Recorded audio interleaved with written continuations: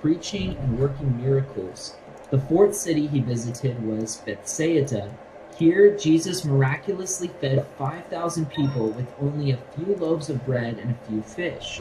But this was nothing compared to what Jesus was about to do. While Jesus was praying on a nearby mountain, his 12 followers got on a boat that probably looked like this to cross the Sea of Galilee. This is a real boat that was discovered at the bottom of the Sea of Galilee and dated to the time of Jesus. While the 12 were sailing, they got caught in a deadly storm, but in the midst of the storm spotted Jesus walking on the water.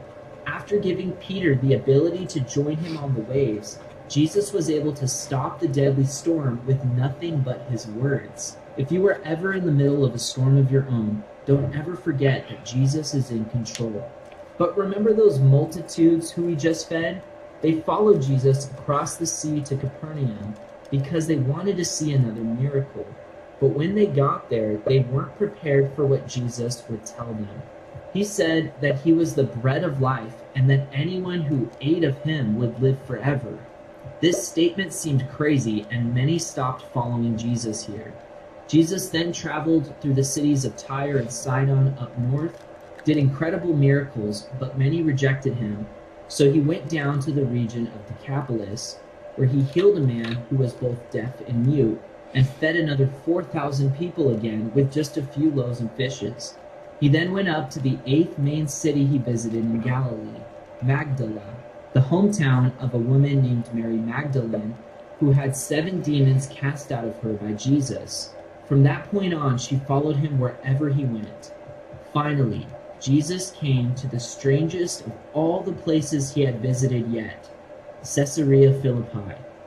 Jesus' followers must have thought he was a little crazy for bringing them on such a long journey here of all places. Take a look at this cave in Caesarea Philippi. In Jesus' time, the Jews believed this cave was an entrance to the underworld. This was a place where the Greeks and Romans would perform disgusting, degrading acts in worship to their gods. This here was a shrine to the Greek god Pan, which is where we get the English word panic from. For all of these reasons, the Jews referred to this place as the gates of hell. And it's here that Jesus told his followers that he would build his church, and not even the gates of hell would prevail against it. Jesus was saying that no matter how evil this world becomes, nothing can stop God's plan for us as Christians who love and believe in him. But Jesus didn't just talk about his power. He took Peter, James, and John up Mount Hermon and revealed his glorious spiritual form to them. This was confirmation that he was far more than a mere human being. He was divine. Jesus' life on earth was nearing its end, which is why he needed to get to Jerusalem. He had something important to announce that would enrage people so much they would try to kill him with rocks. Jesus and his team finally made it to Jerusalem, but were greeted with hostility. The religious leaders accused Jesus of being demon-possessed. Jesus denied it and said that if anyone kept his words, they would never die. The religious leaders furiously responded, "Are you greater than our father Abraham? You're not even 50 years old." But they were not ready for Jesus' response.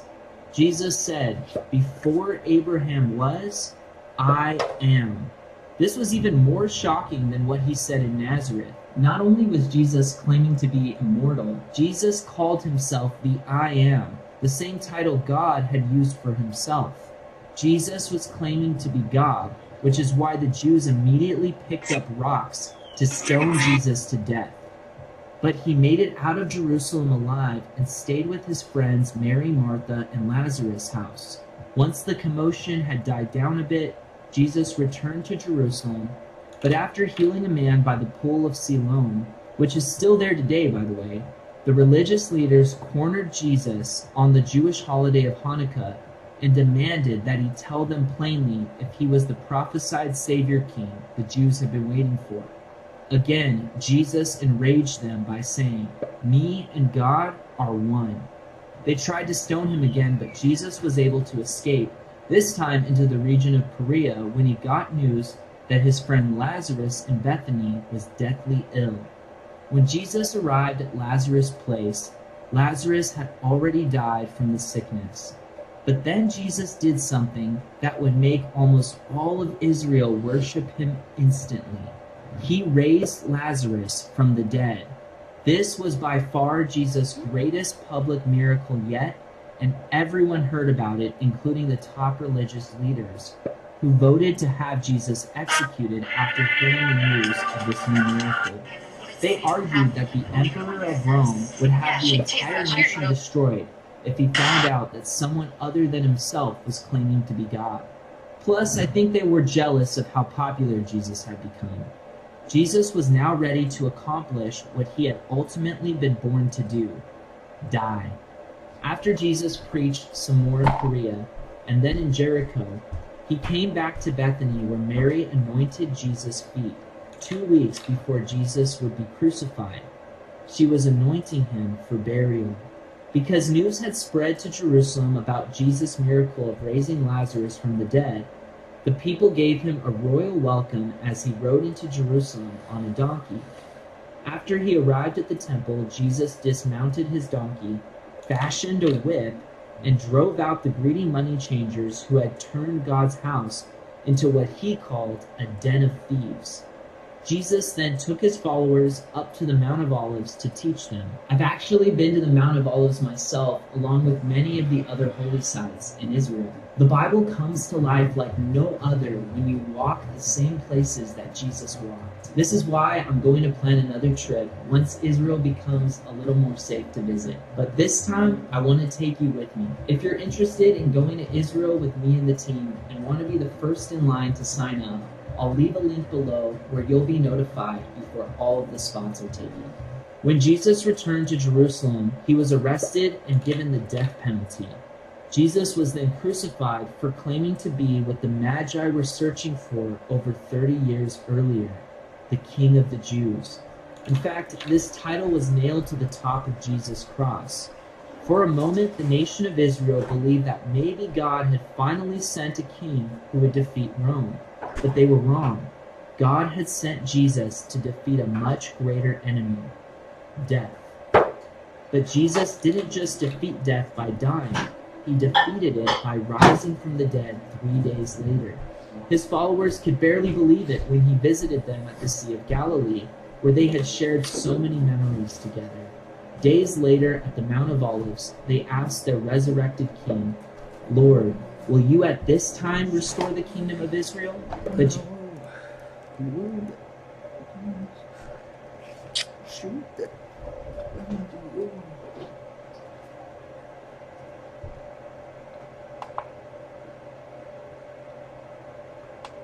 okay. Let's see if I can get this to work. Oh. Does it work?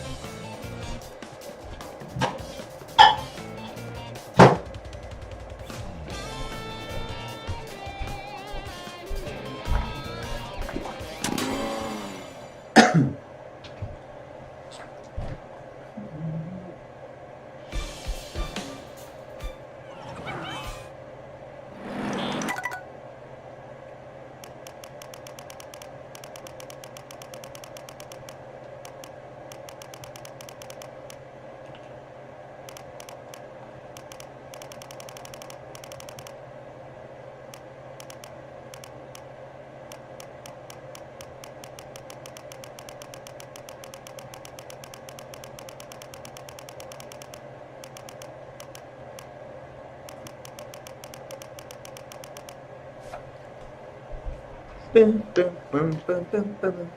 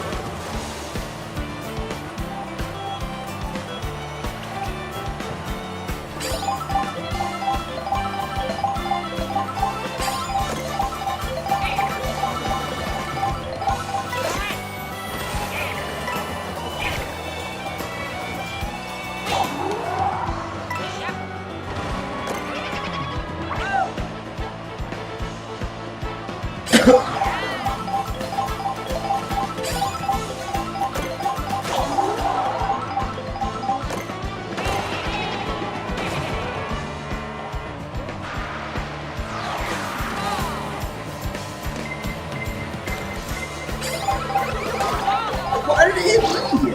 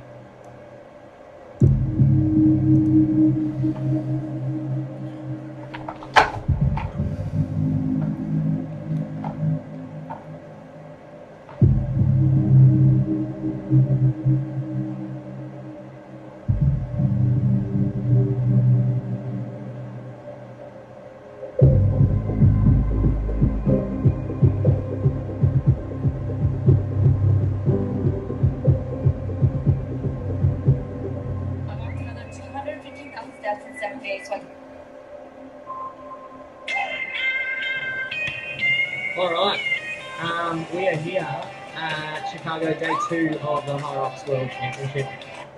Last night, myself, Jess Petro and Joanna Wettrick started off the Proven High Rocks team in the elite races, and today, guys, we've got everyone else in the age groups that are competing. Yeah, so last night was, I guess, my main race, and I'm excited to be able to race again tonight in the Australian Relay, and then tomorrow night again in elite doubles. But I'm so honoured to be here as a coach as well. Obviously to Jess and Joanna and Georgie, but of course everyone else on the Proven High Rocks training program. Now, last night's race, for me personally, I'll be honest, I'm a bit disappointed and gutted about the placement. But hey, like, that's racing, and if you really want to get the most out of your High Rocks journey, right, I'll give you something here. You want to make sure you don't focus on the placement or your time, because if you do, you're just going to beat yourself up. I mean, yeah, I'm disappointed of coming fourth. I'll be completely honest, but I'm proud of the way I came fourth. I'm proud of the way I ended up crawling back, and it is what it is now. There's nothing I can do to change that, and we've got bigger and better things to do today. It's really been the best lead up. Obviously training with the best in the world has also been amazing, taught me a lot mentally and physically, so I'm very lucky to have had the preparation that I've had the last 7 weeks. Georgie's very humble. She's left no stone unturned. Very exciting, and it's amazing having the support we've got here, so it'll be fun. Can't wait. Total race, I think it'd be possible with my 13th. 13th race, yeah. I've done a few doubles and stuff. So if you believe in yourself, it will matter. I manifest this every day. I'm just going to give everything I can. See, as long as I cross that finish line and give everything I've got, I'm happy. So whatever that gets me, it gets me.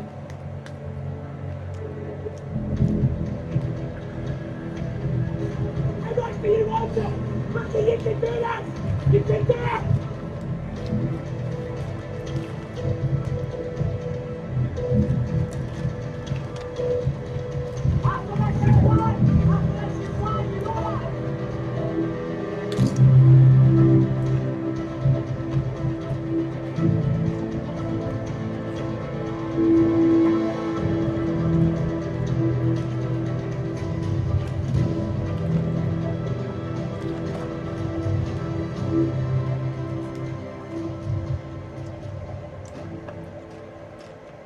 Country relay is happening in about 35 minutes time.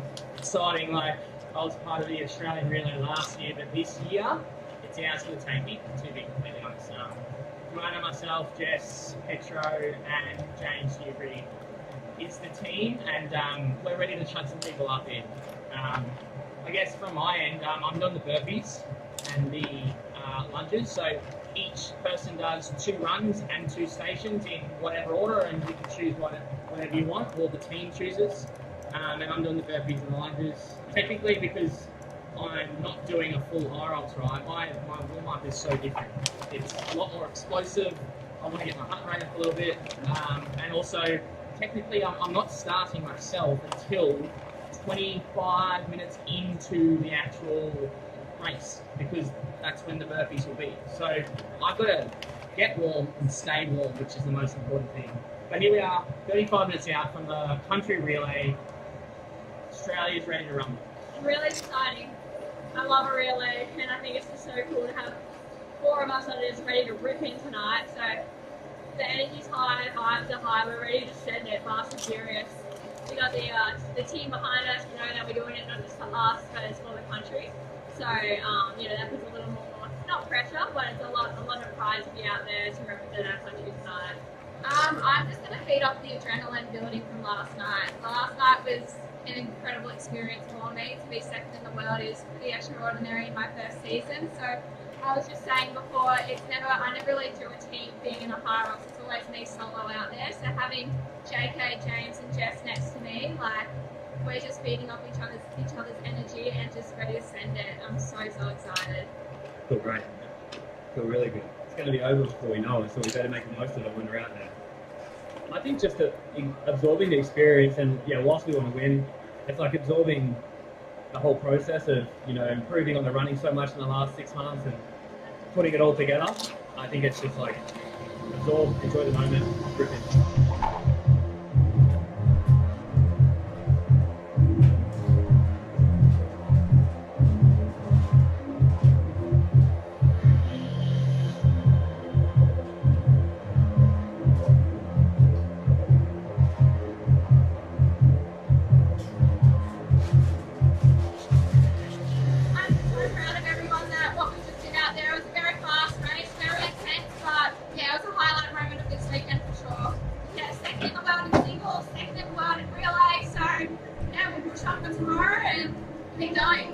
Oh man, that was, it was actually harder than expected.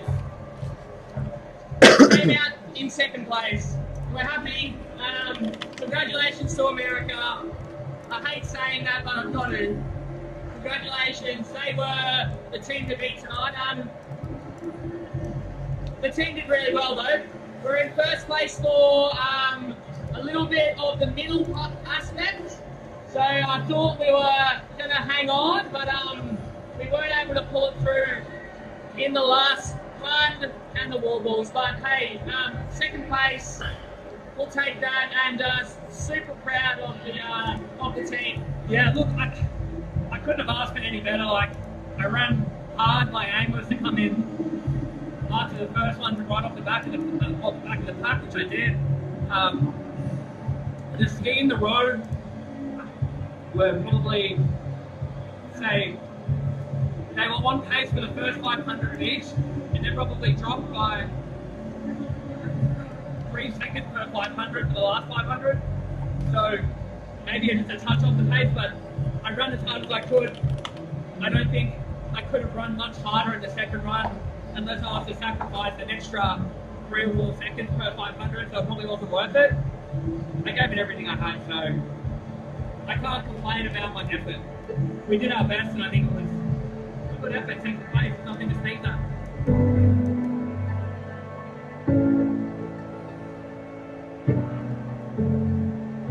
I just feel good. I thought I'd be a little bit more sore, considering I only got 6 hours sleep. But I think once you get moving, it's like the first little blowout, so last night, kind of like gets that body into a bit more fight and flight, so you kind of just deal with the soreness a bit better. Feel good.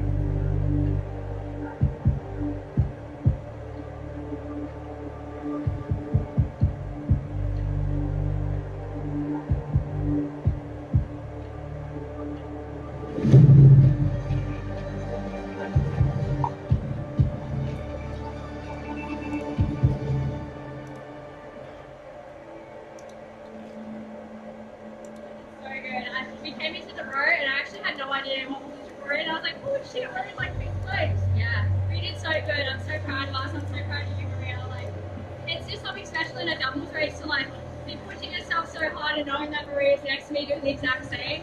Yeah, you better like die for your friend. Yeah, that we did. Yeah, so that's a great question, especially having 3 races throughout the weekend. race doesn't go as declared, you know, that can get in your mind to like affect your next races. And for me, it's about one race at a time, and if that race didn't quite go as you wished, it's out of the head and onto the next. So one race at a time, just focusing on that and that only and executing that. That's just how I kind of got through the weekend.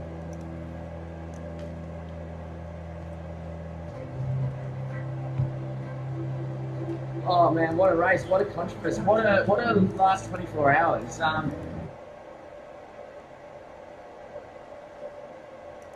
So far, Israel has launched hundreds of ballistic missiles into Iran, striking 35 critical sites during Operation Rising Lion. Now, new reports out today indicate there is damage to the infamous underground nuclear facility in Natanz. The former Israeli ambassador to the United States, Michael Oren, joins us shortly from Tel Aviv, and Fox team coverage is ready. Mark Meredith will have live reaction from the White House. We start, though, with our senior correspondent, Mike Tobin. He is live in Tel Aviv. Are Iranians fleeing Tehran amid this fighting? We know what's going on there in Israel. What's happening in Iran? Well, as far as the missile attacks that are coming out of Iran, their size and intensity have decreased dramatically. We've had a couple of missile attacks today.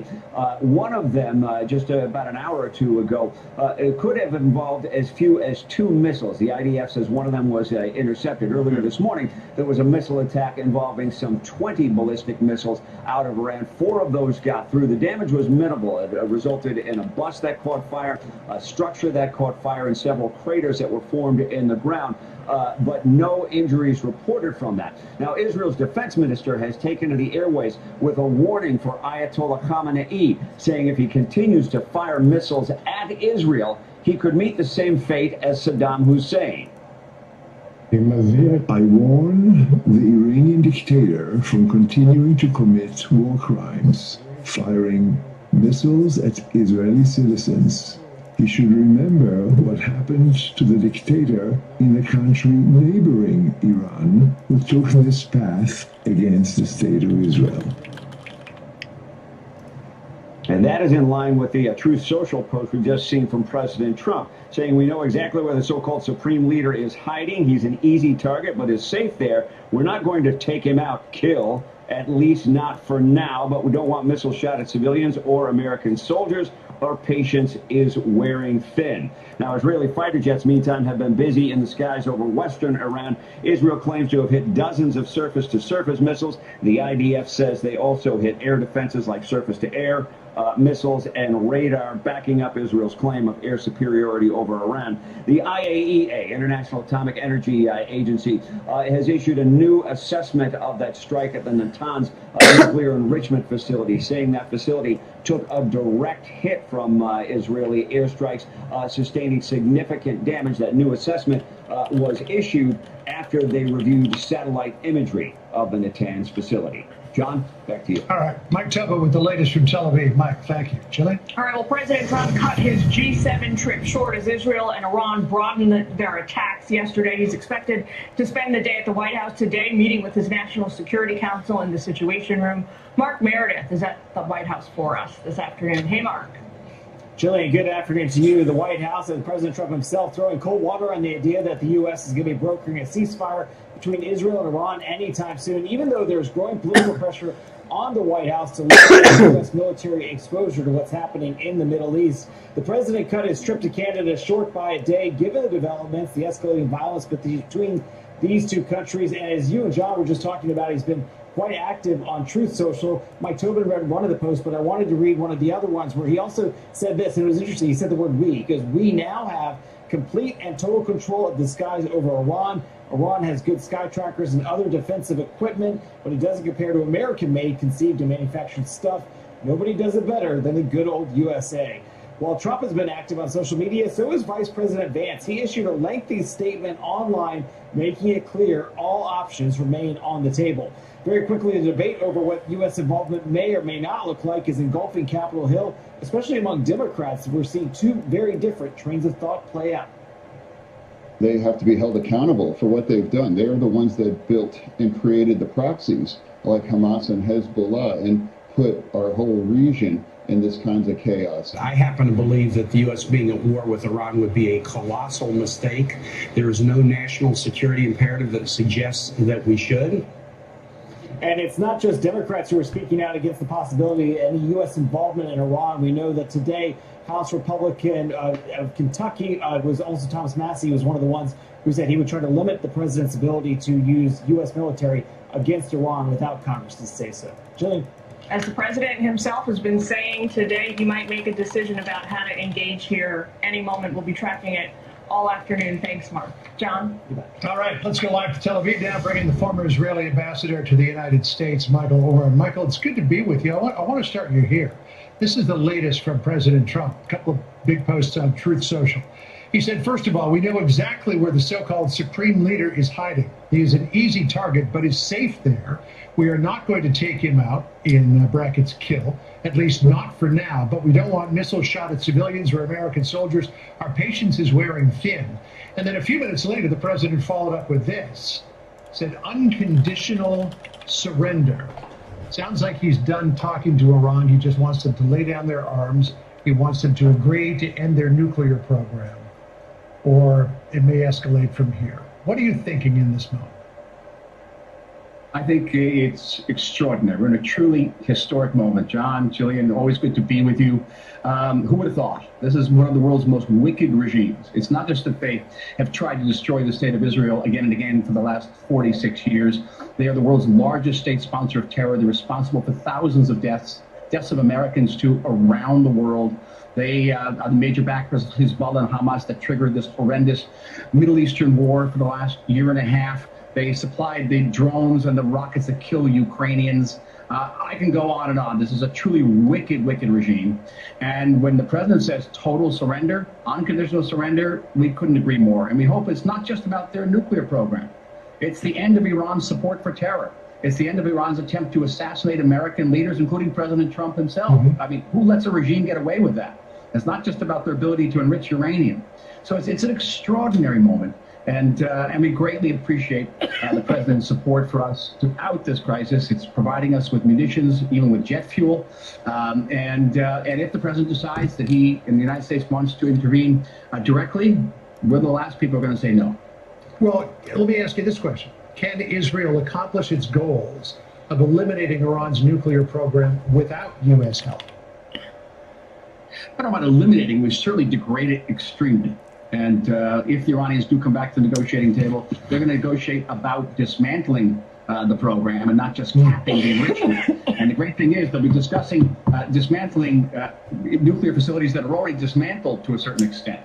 And yes, we do not have strategic bombers. We don't have B-52s or B-1s, B-2s. We have these wonderful American-made jets, F-15s, F-16s, and F-35s. They've just done an extraordinary job, and the president praised American weaponry today, and we couldn't agree more. But again, we don't have planes that can carry these bunker-busting bombs. They weigh 30,000 pounds that can penetrate an underground facility like the facility at Fordo.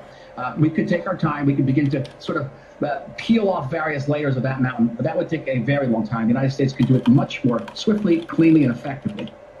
Well, the issue, though, is Fordo.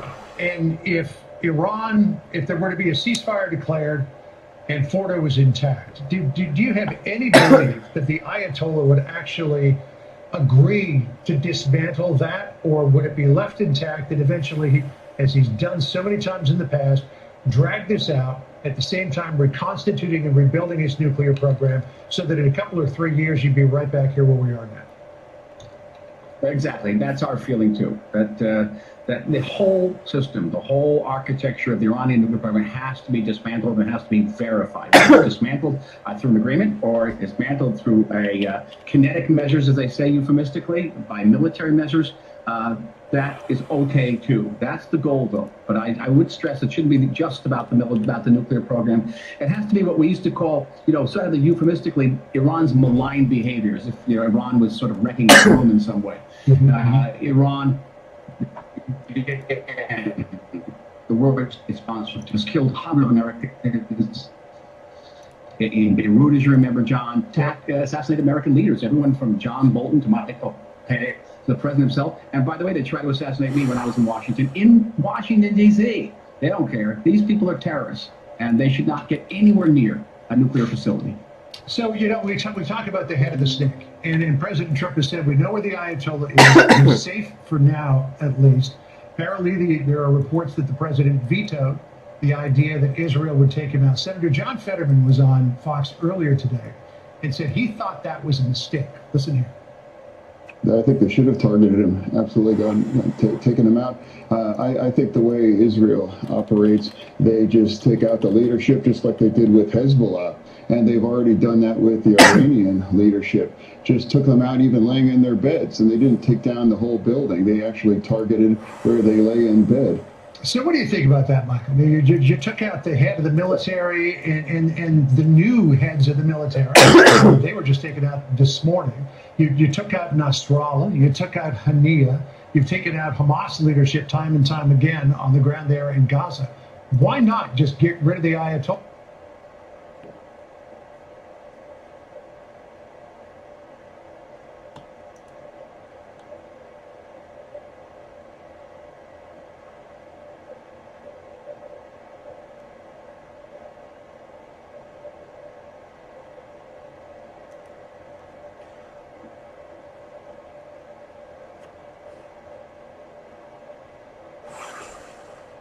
I walked another 215,000 steps in 7 days so I could eat like this and still not be a fat ass. I was supposed to only do 30K for a challenge and I ended up doing it for 3 weeks in a row. And yes, I still like to check my calories even when I'm eating a 3,500 calorie meal. Because we gotta figure out what we're burning off in the gym later, not me. What I've been doing lately is not realistic for the average person. Like, I just have so much time on my hands that I can walk 30,000 steps a day and do a workout. But I eat for a living, so I have absolutely no excuse because I have so much time. I don't know why my voice is so raspy right now, it's annoying me. But anyways, I don't always do 30K steps. I do 20K steps most days. I just happen to do it 3 weeks in a row. But if you want to see what a day of eating looks like, let me know. I can do that too. Anyways, I walked another 215,000.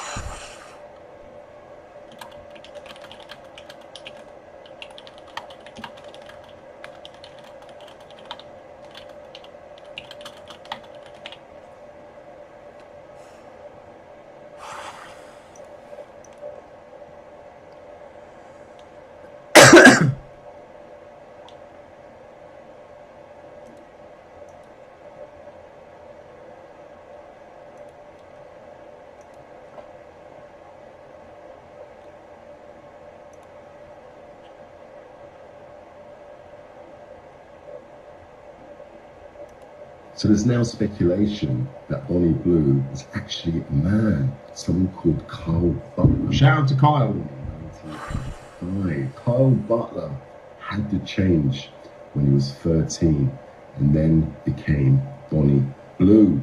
This would be the biggest plot twists of all time. Think how great it would be, man, if he was a dude. All those people that have queued up to be with him, get a plunger. What are you still doing this for? Yeah, he's got a plunge. That's enough evidence for me. I mean, she does. You think though? Look at the bone structure. I mean, she does. I mean, I would believe it, mate. That's a good-looking dude right there. But I tell you what, all day, yeah, their whole life. Kyle Butler, known professional. Kyle. No way, his name's Kyle. She has spoken about her sex change at 13, briefly in a small podcast in 2022, which was later taken down by Blue's request. That's enough evidence for me, ladies and gentlemen. Everyone's been knocking it out to Kyle. Even Andrew Tate tweeted 1,000 retweets, and I'll interview her and find out. Do you know how many people? It's not true. It's not true. No, man. She said about it when she was 13. I mean, not when she was 13. Supposedly. I mean, it's everywhere. Look. Yeah, so there's now speculation that Bonnie, I wouldn't be. Yeah, this is great. This is great because so many people now are going to be thinking that would be the biggest Uno reverse card of all time. I really hope it's true.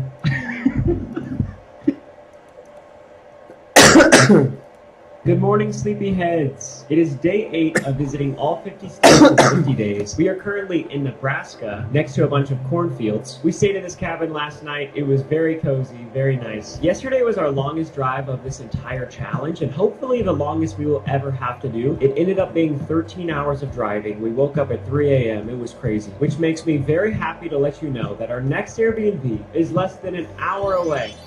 Oh my goodness. And for the first time, we had a slow morning. We're just taking it easy this morning. We're having a great time. Here is the Nebraska morning routine. First things first, I brush my teeth. I actually forgot to last night, which is, that's embarrassing to say. Next, I apply deodorant. After that, I put on this moisturizer Haley got me, hop on my electric e-bike, and unlock a $10,000 donation. Of course it is. Of course, then Haley and I hung out on the porch. Not sure why, but I didn't feel like taking the helmet off just yet. I made a coffee, and now we're here with our trophy that we are going to award to our favorite, coolest house ever in America during this entire 50 days. Are you ready to update our rankings? Oh yeah. Haley, what do you think of the corny cabin? She was quaint and she was cute, and this landscape's gorgeous, and I love a free roaming horse. You can't beat 2 horses right down the street. Oh, they're walking down. Oh, they're actually walking back. Let's give the corny cabin a ranking on 3. 1, 2, 3. It doesn't. Yeah. Even though this is technically last place right now, I feel like this is still an amazing Airbnb. It's beautiful. It's relaxing. Now, if I could have saddled up on a horse, Now we're talking. might have changed things. Our next Airbnb is in Kansas, and it is a dome. That is so cute. Isn't that fun? The only problem is the word dome sounds oddly familiar to Doom.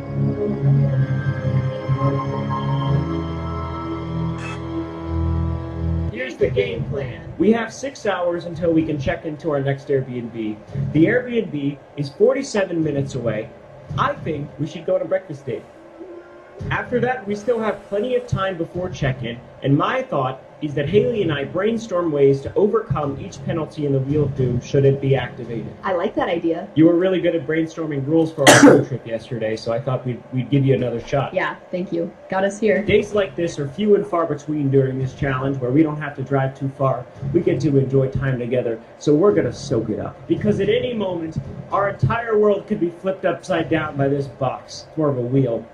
Well, it's a box. It's a wheel in a box. It's a box with a handle with a wheel, with lights and magnetic panels. You ready to go on a date? Please.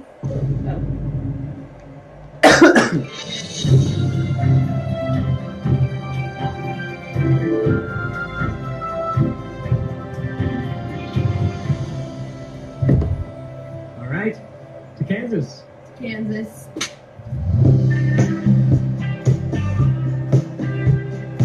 This is the tiniest state sign I've ever seen. It's so cute. We are in Kansas anymore.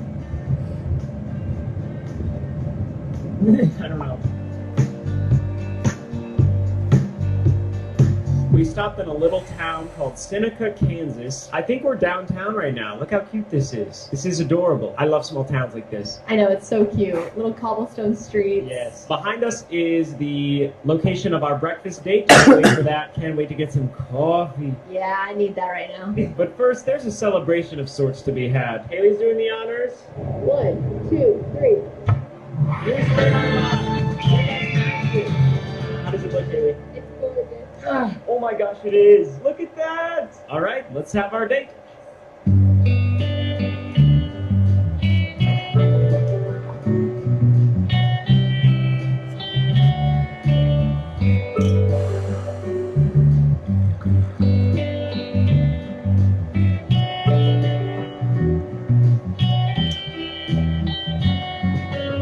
This breakfast burrito is goated. Also really good coffee. In a way, we're kind of also doing like 50 dates in 50 days.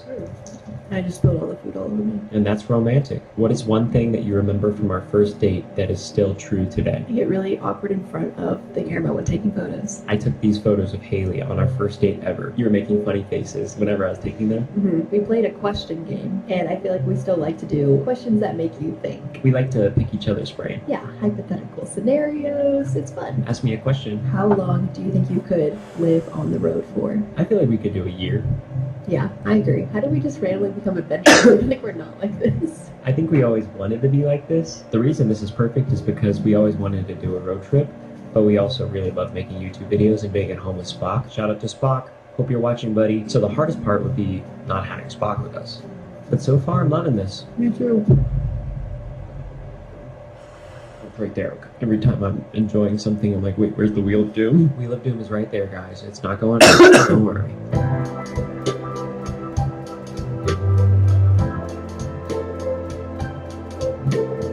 We found another Dino Mart. I love this place. This one's called Sinclair, though. I don't know why it has a different name from Dino Mart. Dino Mart is clearly a cooler name. Does anyone have an explanation for this? Also, this Dino Mart is connected to a McDonald's. So until we can check into our next Airbnb, we're gonna go inside and brainstorm ways that we would respond to different penalties. We step into McDonald's, and what do? We get 4 orders of apple slices. I mean, yeah. I don't think we've discussed enough what we would do if the Wheel of Doom activates and lands on something that could be devastating for this challenge. I don't even think I know all of the options. Open her up.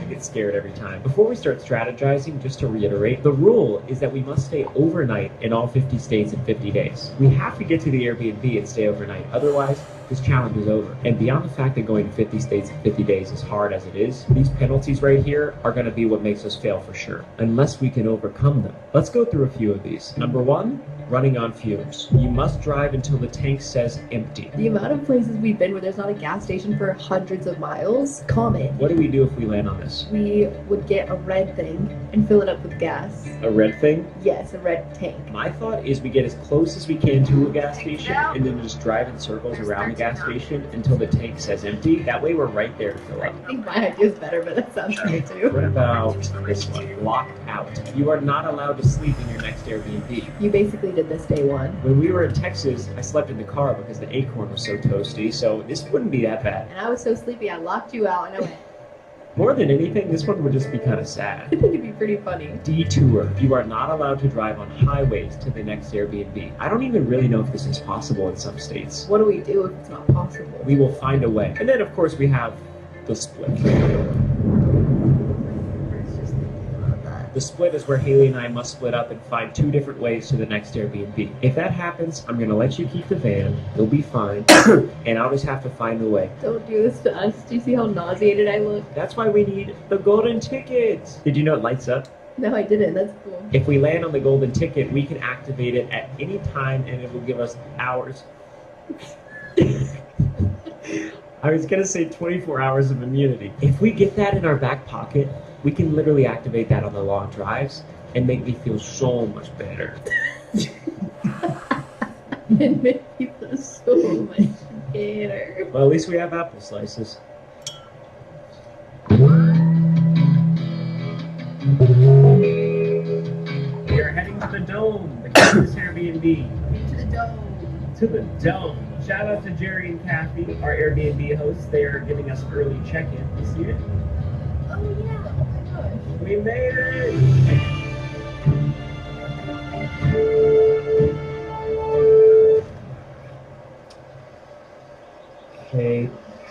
Okay. Some days I feel like I figured this drone out. Some days I feel like I have no idea what I'm doing. Return to home. That was a solid shot. That was pretty good. Please spam the comments with "keep trying drone shots, Ryan." If you guys want me to keep doing the drone shots, please give me some affirmation in the comments. We made it to our Kansas Airbnb. They call it Zone on the Range. It's like a little movie set. It's so cute. Everything about this place is adorable. There's a flower bed with bees buzzing all over it. There's fields of crops. I saw a train in the distance. Perfect grass. Perfect blue sky. It's very nice here. This Airbnb has a perfect 5-star rating. I think that's our first one of the whole series. Well, how many reviews are there? 188. Oh, wow. Okay, that is impressive. It's a guest favorite, and here are some of the amenities inside. Hair dryer. There's a washer and dryer in here. I can't even believe it. It must be big inside. I know. I can't wait to see. There's a 36-inch TV, board games, Wi-Fi. So many of the reviews say things like, "This is the cutest home we've ever visited," or "We absolutely love staying at the Zone." I love that they call it Zone on the Range. That's fun. And also, this was by far the cleanest, nicest, and coolest place my family has ever stayed. You know that's my favorite word. Yep, coolest, whatever that means. It's a good adjective. Okay, Haley, I think we should go inside. Let's go. I'm excited. Oh my god.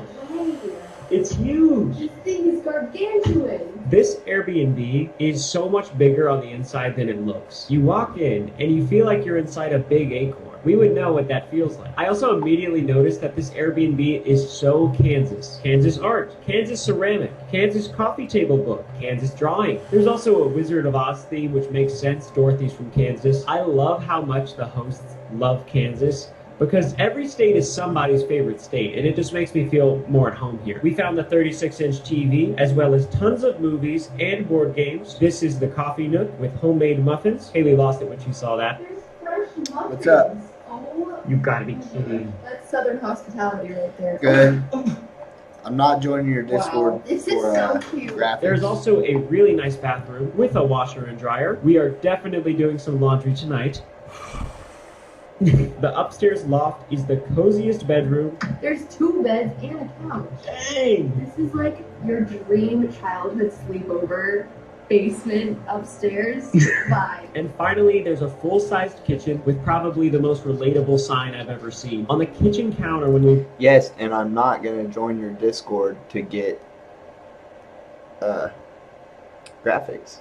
walked in, there was also this notepad that says, FYI, our tap water is safe to drink. And look what is on the top. St. Jude Children's Hospital. Our host must donate to St. Jude. That is unreal. Can you believe that? That's crazy. That does not feel like a coincidence. That is so cool. So Haley and I are going to soak it up, enjoy the place a little bit, and then we will exercise. Ooh. Haley wants me to do her workout today. I think that would be fun.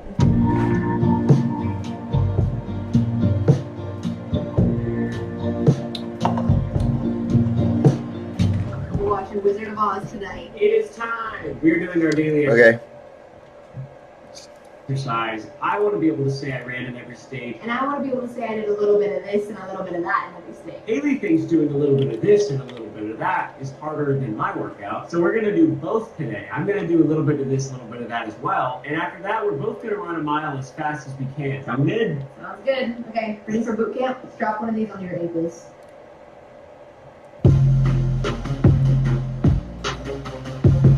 Easy peasy, huh?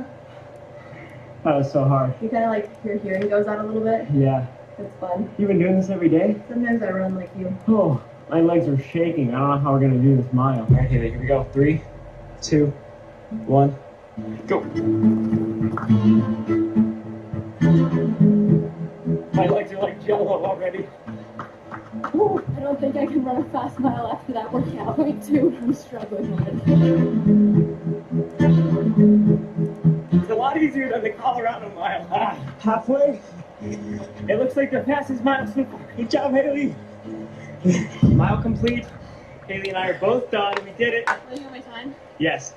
8:51. No way. I'm shocked too. Oh my gosh, Haley. Sub-9 mile for Haley. My time today was 5:36. Oh my gosh. My fastest one as well. Haley, a kid named Liam DM'd me and he was like, I'll buy a bag of Joyride for every mile you run in Kansas. I responded, bet. So I can't just do one. I'm going to run 3 miles. So we'll see if Liam's a man of his word.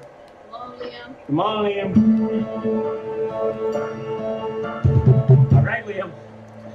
Let's see. That'd be crazy if you sent a selfie with 3 bags of Joyride. Haley and I got our exercises done, and now we are headed to a general store in this tiny town next to our Airbnb. We had snacks last night for dinner. We figured, hey, let's splurge. Maybe we can make some spaghetti. I don't know if spaghetti is something that you can find at a general store. I feel like it should be. Also, yes, we are bringing our child with us. I'm talking about the wheel again. Yeah, I was wondering for a second. You could just start screaming at any moment. Can't live with him, can't live without him. Fingers crossed on spaghetti.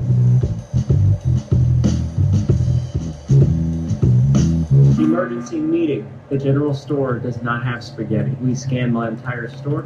No spaghetti in sight. We found lasagna, but I feel like that's not really what we were looking for. They have some frozen foods, such as pizza, and that sounds pretty good. Haley's excited, which means I'm excited. I think we're gonna scan the store, grab some dinner, and watch Wizard of Oz. Let's go.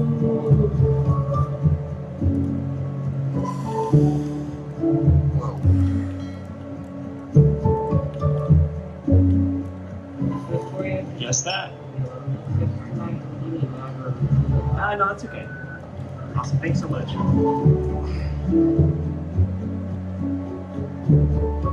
Life is good in Kansas.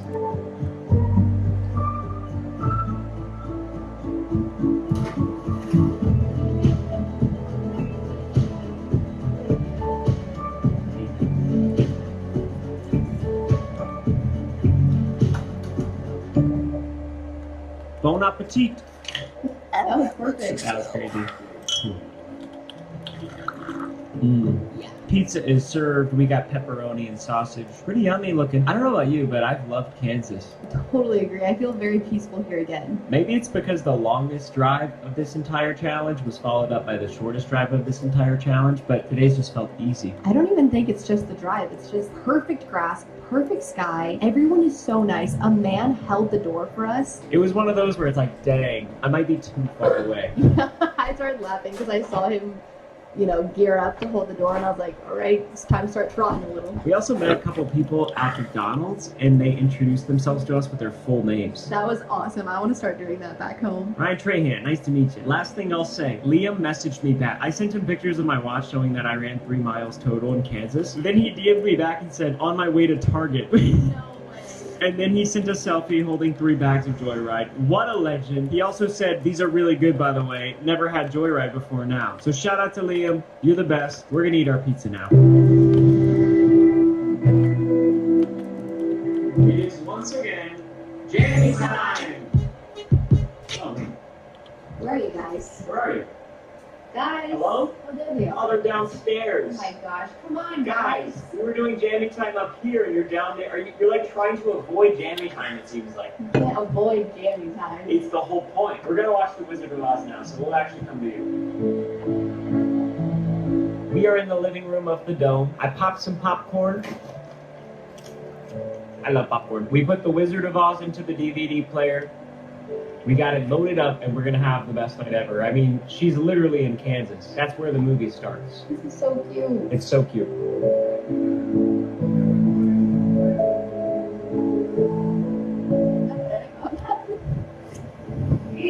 Hey, that was us trying to say in bed backwards. By the end of this series, we're just going to be saying everything at the same time. Good morning, sleepyheads. It's about that time, my favorite part of the video. We are going to read donations. As I've said, me and Haley are living the dream. This is always something I wanted to do with her, going to all 50 states. But our goal and our mission is to try to raise $1 million for St. Jude. Right before we started this adventure, I actually met a girl named Emily who watches my videos. Hi, Emily. And she told me that St. Jude saved her life. When she was 16, she had not been feeling well for a very long time. And finally, doctors realized that she actually had cancer. They immediately life-flighted her to Memphis to St. Jude, where she got life-saving care. And to this day, she says, St. Jude saved my life. I would not be here without St. Jude. That is just one story of so many, and obviously that hits close to home because Emily watches my videos, and I was making videos at that time. A good reminder with St. Jude is that no patient or family ever receives a bill from St. Jude. Not for food, not for travel, not for treatment, not for housing, and donations like this are what makes it possible. So that's one of the many reasons this means so much to me, and why reading donations every night is my favorite part, especially because the wheel of doom hasn't gone off yet. All right, Haley, you want to check with me? Yesterday, we were at about $295,000. Unbelievable. Here we go. 3, 2, 1. Oh my gosh. Did someone do what I think they did? We are at $354,249 raised. Crazy. Of course, Electric E-Bikes donated $10,000. You guys are amazing. I'm loving the bike. It folds into the car. That's awesome. Use code LUFU in the Fortnite item shop. Donated $10,000. Dang! Code LUFU. Holy moly. They said, love this series and so hyped you have Haley alongside. Makes it so much more special. I agree. Me and my partner love watching you guys from Australia. Love from Loser Fruit and Marcus. Oh, it's Loser Fruit. We met her at the Lego event. Oh, no way. Yes, that's awesome.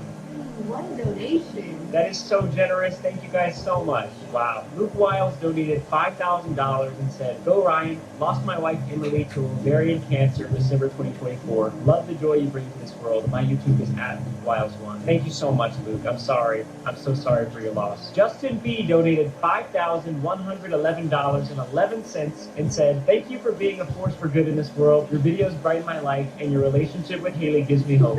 Doki Bird donated $5,001. Thank you, Doki Bird. I like saying that. Harper and Charlotte Benjamin donated $5,670.67 and said, for my daughter's birthdays, Harper is 13 this month, Charlotte 11 next. Keep up the awesome work, and edits too. Been following y'all since the Penny series. Brooklyn and Bailey donated $7,500. We love this. As fellow YouTubers who did a 50-state road trip for philanthropy, we wish you the best of good luck.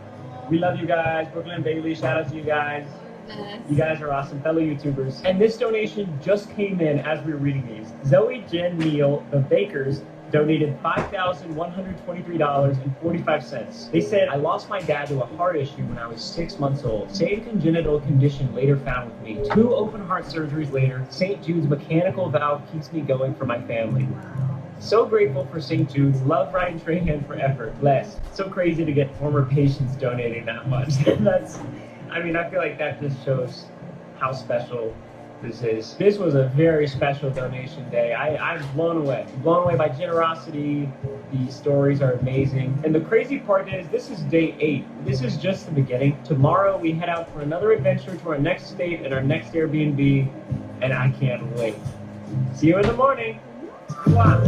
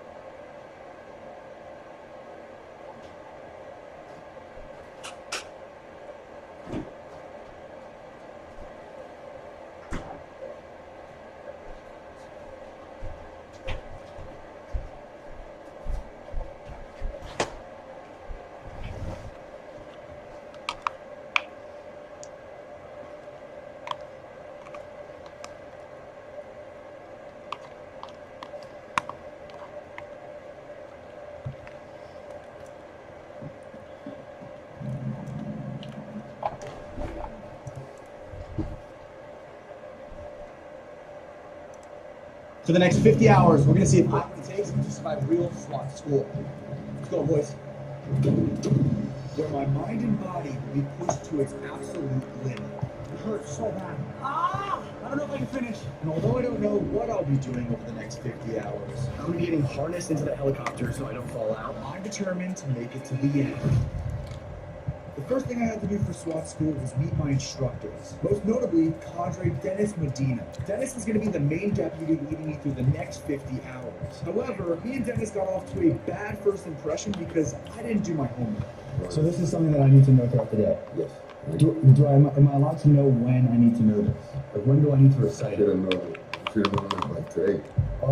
7 o'clock. So we're already like 20 minutes behind. Okay. So decided not to be there. Okay.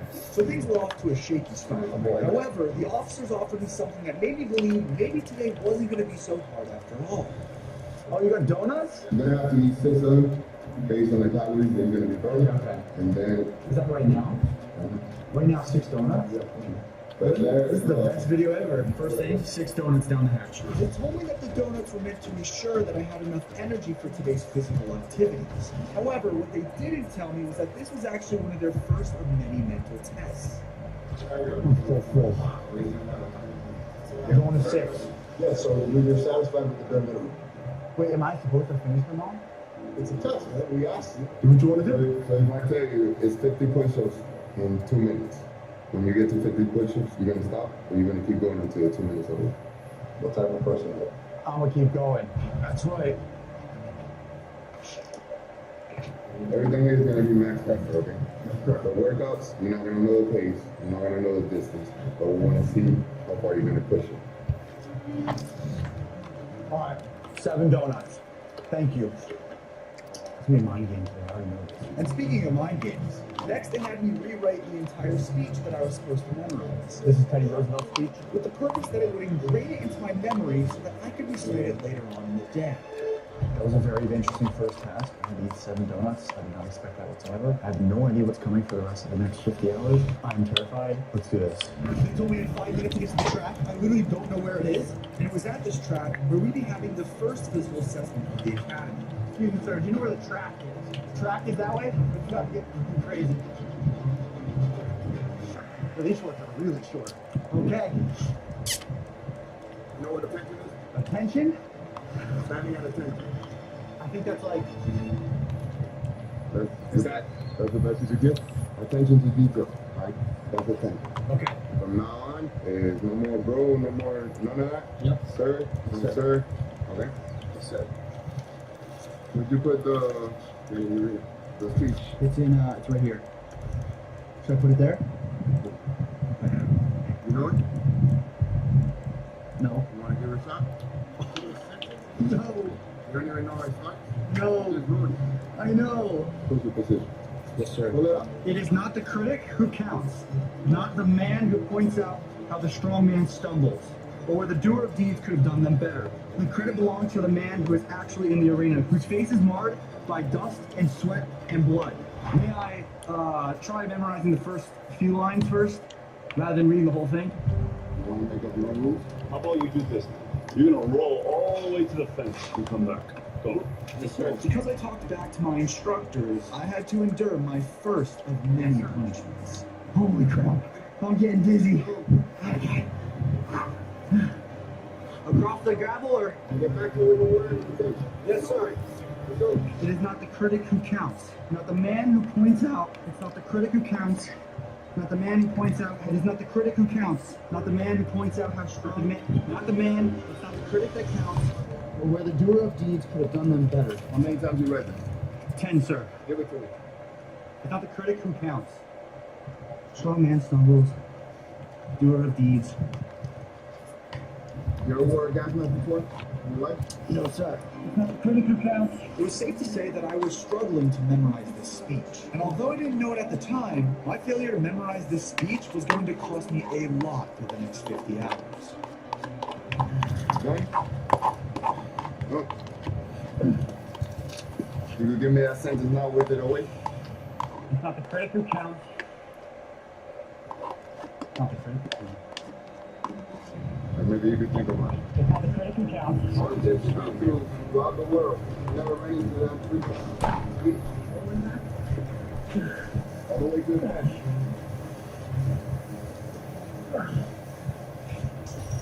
Yeah. That little bit means something. Okay? Yes, sir. Attention to detail. Needless to say, I failed this first memory test. So right now we're going to do an assessment. We want to see where he's at running. But without any time to breathe, they threw me into the first of many runs in the academy. And the objective of this was simple. Start running and don't stop until they tell me to. We're off, we're officially off, baby! I have no idea how far I'm supposed to go or how fast! Not knowing how far I'm supposed to run, but also expected to run fast, I think was intended to mess with my head. How many laps do you think I'll do?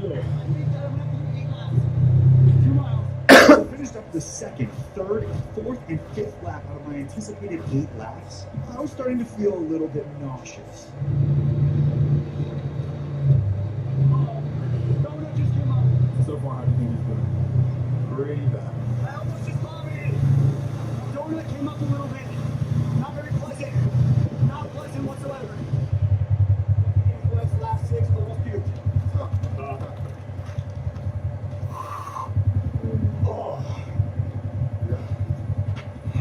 How was it? A little harder than I expected. Get water. Stomach definitely. Get water, hydrate. You got to do it again. Again, following my 6 laps around the track, which was equivalent to about 1.5 miles, they had me do another 6 laps.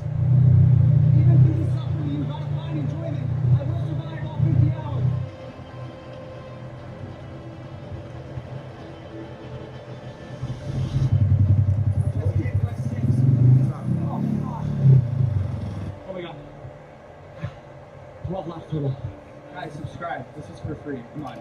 Hit the subscribe button and notification now. If it looks sexy, don't answer. Once the running was complete, they had me gear up with their typical 65 pounds of SWAT pack, which made running to the next challenge a lot more difficult. Holy shit. Oh my god. You're gonna go around this burn to the other side. Walking. Double time. Double time. Oh my god. My head is so heavy. I feel like a little kid in a giant backpack.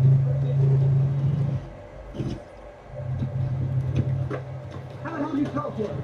I'm a USPSA Grandmaster shooter, one of the FDO certified instructors, and I'm one of the lead instructors for 98 SRT. This is a controlled environment at our training facility. Don't try this on your own or at home. To pass the shooting test, I was expected to get 36 out of 40 rounds in a narrow zone on the target known as the peanut. And all that has to be done under strict time constraints. Go over the time, and I fail. That's easy work. I told you I'm the best. Moving out. Safety's off. However, I would have no chance of passing the test if I couldn't even shoot properly in the first place. Where's the dot? There it is. Yep. Holy shit. Good. Good. Perfect. Safety on and my fingers off the trigger. Wait, did I actually do the same hole every time? You did. Yeah, I'm a natural. It just took you 20 seconds. Oh.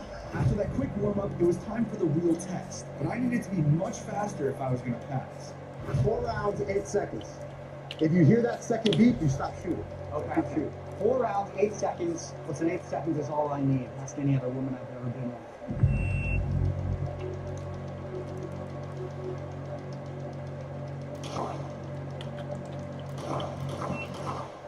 Did I get them all? No. What did I get? I got 1. You shot 3 rounds at 785. Okay. So you got a 4 shot. Yeah, it keeps track. What? I'll shoot. Okay, let me see what it's really like.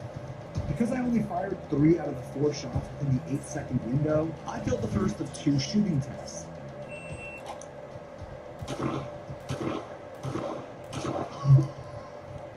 Four seconds. For the next test, I really need to get them in the peanut zone. I had to fire 6 rounds, reload, and then fire another 6 rounds. You got 15 seconds.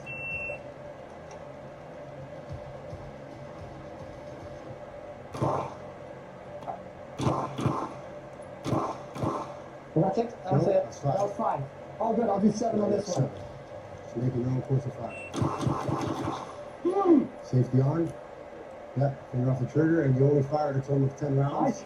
So technically, you'd already be DQ. Fail to follow instructions, DQ, and he has more than 2, 3, 4. Here he has 5 out. So basically, what you just did, you DQ'd him because you also shot his target. I hit your target? Going that great. So why is that important for us? Now you just killed an innocent bystander. Oh, gosh. Right there, like Cadre Medina said, both guys are disqualified. So Really? you shoot another target, that's it. Wow. Does that happen? Yeah, it does. Wow. So unfortunately, I failed the shooting test. But that didn't mean I wasn't going to keep going. I already know this is a bad thing. You got 50 pounds on my back. Let's go. What are we doing? Should I follow you or what? So you just follow. Just keep up. Oh, my God. Oh, I'm going to chafe. That's not good. Oh, this is going to be bad. Okay. I didn't know we were doing this. We're going on the main road. What the hell? Are you actually going to run it? Shout out the cameraman. Immediately following the shooting, there was another run. Well, they're not slowing down. And for this one, the officers led the way. You guys do this a lot? Same. I have no idea how far we're running. But my heart rate has to be so high right now. Wait up, guys! My heart rate right now is 173, according to my Whoop. I'm coming. I'm coming. As this extremely intense run continued, I was beginning to fall behind from the rest of the guys. It just got significantly hotter. Bro, they're so much farther than me. And then right when I thought this run couldn't get any more exhausting, they added more weight to carry. All right, so I can now pick this up. This has felt lonely. I'm so thankful that I have you guys here with me. If it wasn't for you guys supporting, I wouldn't be able to challenge myself like this. I wouldn't have opportunities to do this. So I appreciate you being here. I'm not doing this for myself. I'm doing this for you guys. It hurts so bad. Ah! Ah! Ah! Oh! Okay, now we take off everything and we run back. Woo! You have no idea how good it feels to have no weight.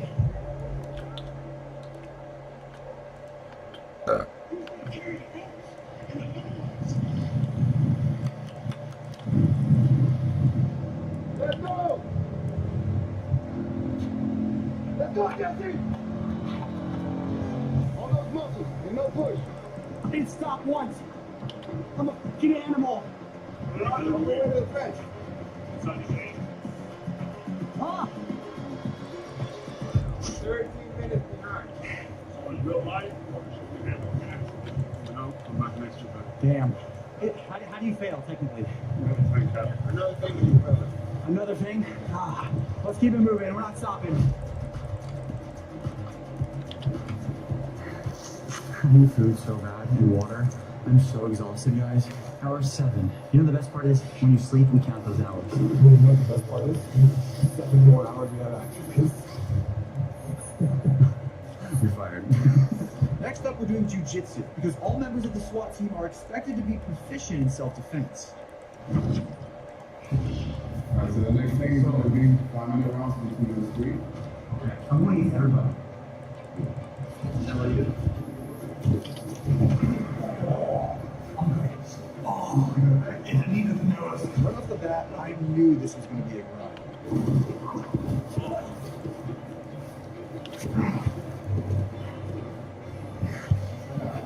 But after a little bit, I actually started to think I was getting the hang of it. You see that?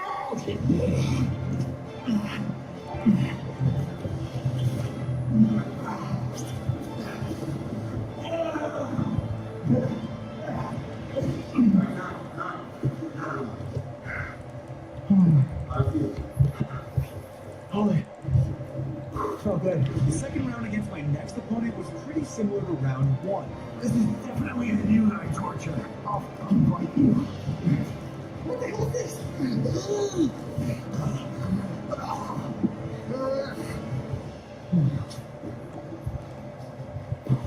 Good job. 2 rounds survived. All I had to do was last 1 more. But my final opponent is someone I have history with. I mean, yeah, bro. Last time me and Dennis were opponents, our match got cut short. So this time, I wanted my revenge. I'm gonna hit with my teeth.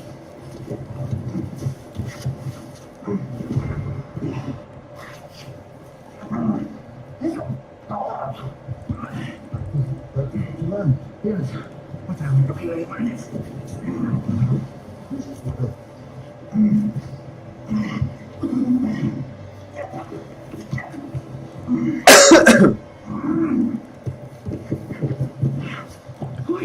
oh, I didn't do that.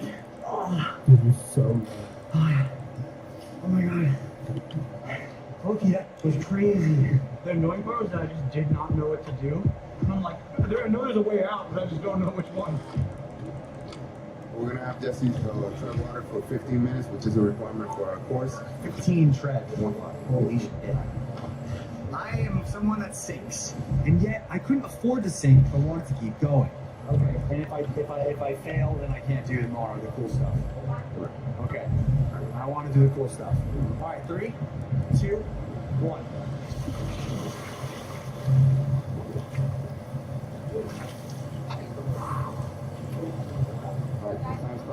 My toe is cut for sure. What the? As a person who doesn't have a lot of practice with swimming, 15 minutes is a long time. And when you're not very good at treading water, it feels like an eternity.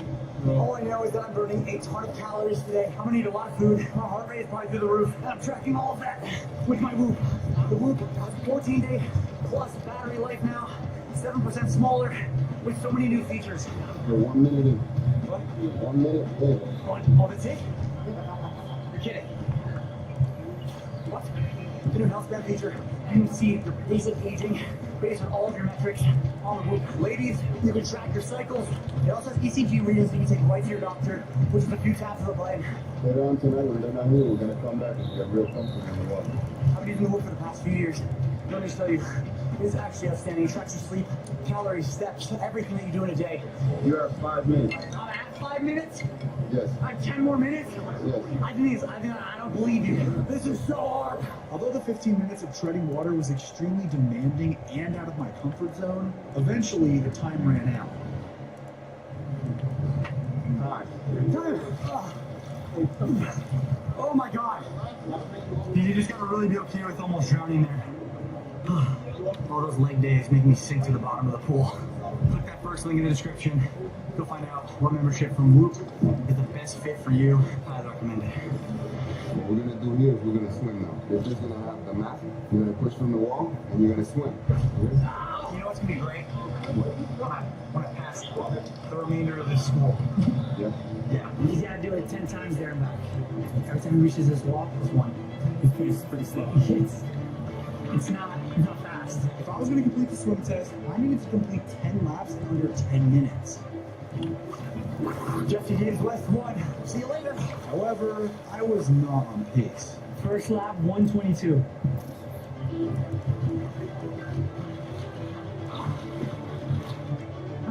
Jesse James West 2. I can't block. I suck as with it. Although I was trying as hard as I possibly could, after about 3 laps, I could not take it any longer. That's a different word. So get out of water. I need to learn how to swim properly. You see, it's actually called strategy. If you know you're going to fail on like the 3rd lap, why would you do 7 more? It makes no sense. You're going to fail. So you basically are quit. That's what you consider. Don't worry. Hey, we're gonna have plenty of time in the water tonight, and you're gonna be a great swimmer. 10 hours in, I don't know how much more I can take. Thankfully, the next challenge is not the way. This is Call of Duty in real life. Tell me this isn't a map. I'm just. Number one thing is for you not to hit that handle with your hand. Yes. Up next, I'm going to be learning forcible entry, or basically how to break into a building. Oh. Slide your head. Okay. Good? Yeah, I'm good. Piece of steel.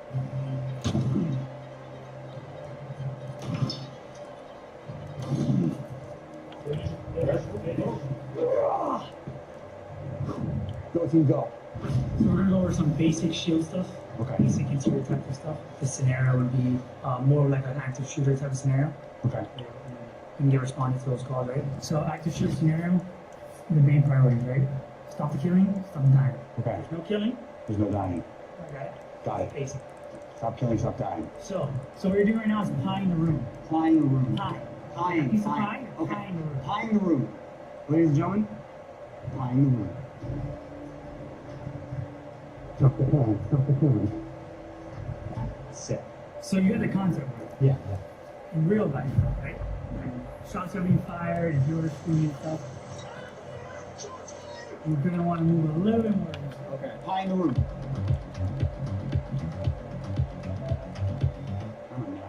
Although I nailed my second attempt at pieing the room, I definitely didn't nail handling this big firearm. Oh my god. Oh my god. Oh my god. Shame. Shame. Shame. Shame. 11. 12, because I dropped my weapon. Can we get back to training? Yes. Is that fast enough? In real life, you're probably gonna be running. Like sprint? Basically, yeah. After a couple more runs of learning how to properly clear a room in the event of an active shooter, it had me simulate what would happen if one of my teammates got shot.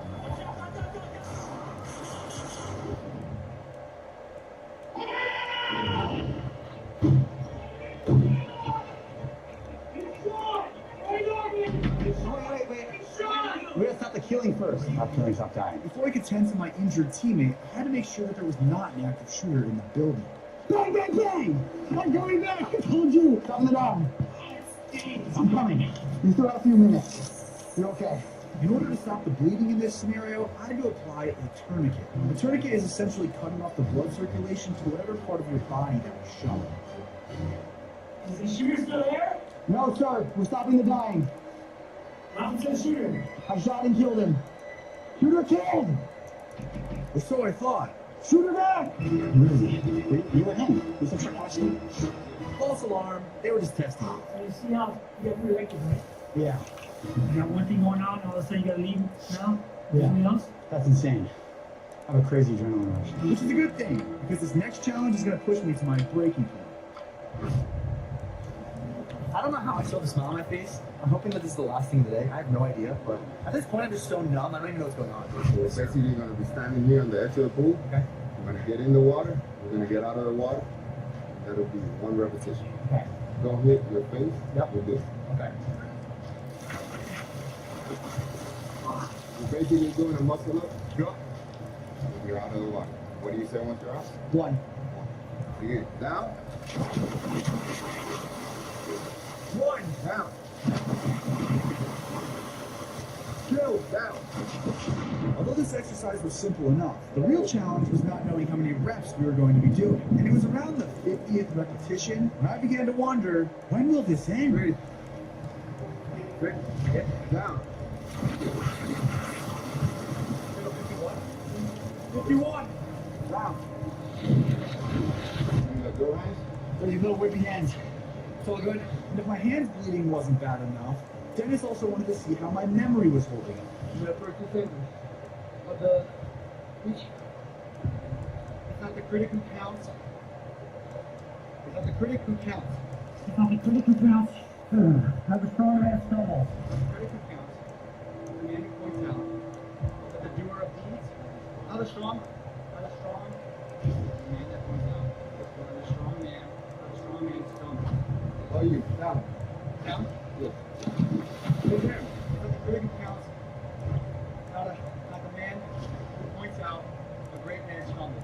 Wrong. Go again. What number are we on, Jesse? 96.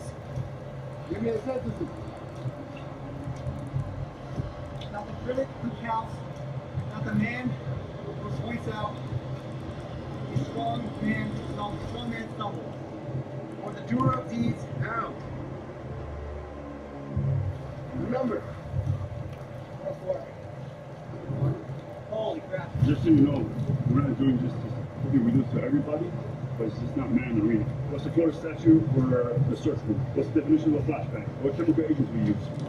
You gotta know that, and you gotta know the definition. What is this? Paddleboard? Paddleboard? Really? Boogie board? You don't have that reboot? I'm from Jersey, Maryland. We like boogie board on the shore. For the final challenge of the day, it was back in the pool to put my swimming abilities to the test. And since we learned earlier in the day that my swimming is not up to standard for this SWAT team, they were going to require me to wear a PFD, or a personal flotation device. It was also during this demonstration when I met a guy named Orlando. And Orlando made this final swimming challenge an absolute nightmare. You're going to kick all the way to the end and back. Okay. You're going to come out of the water and you're going to do flutter kicks. Everybody's hanging back waiting for you, Jesse. Take your time, bro. You're against the house. When you get the concrete bellies your back. 31.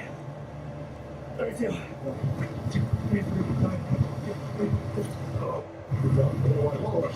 23. After all that I've done on just the first day of this SWAT academy, it was during this swim when I finally reached my breaking point.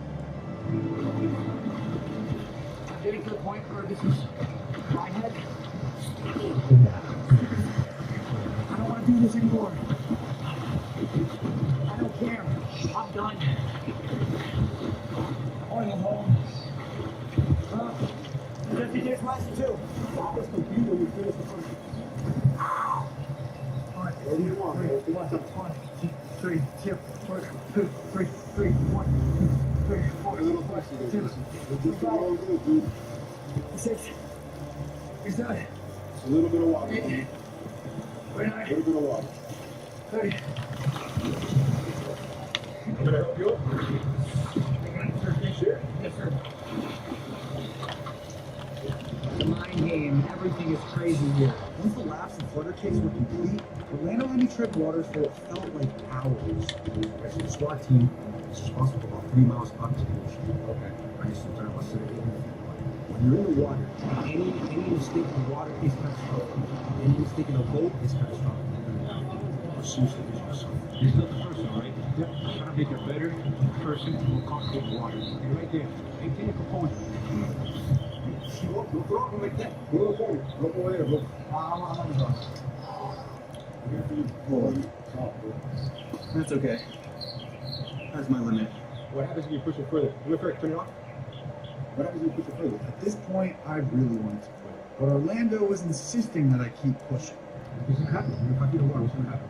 So fire risk. I'm sure nothing will happen. So I quit. This is a passive hitting right? Just in the I quit. If anywhere you can push it, it's here. When you're in, you're safe zone. Thank you. I appreciate you. Everything has a purpose. Yeah. Like, the minimum thing that you think doesn't, there's a reason behind it. Not only for our life, like in an operation, so you can learn something and you don't mess it up, but to make sure you're not trying to outsmart the program. Alrighty. See you tomorrow? 7 o'clock. 7 o'clock. Day one made me almost quit right there at the end. I was hoping day two would be a little easier. Gentlemen, morning. How are all of you? We're gonna do a gas mask run right now. Okay. And the reason that we're doing that is because in a lot of search warrants that or call-outs, we gas the individual subject inside the house, and we gotta be proficient operating in this condition, right? Running with restricted air. For the start of day two, the officers wasted no time with elevating my heart rate. I got 1 speed and it's fast. And although this run wasn't very long, the gas mask restricted my airflow, making it a very unenjoyable experience. The gas mask basically restricts air, therefore making it even harder to run.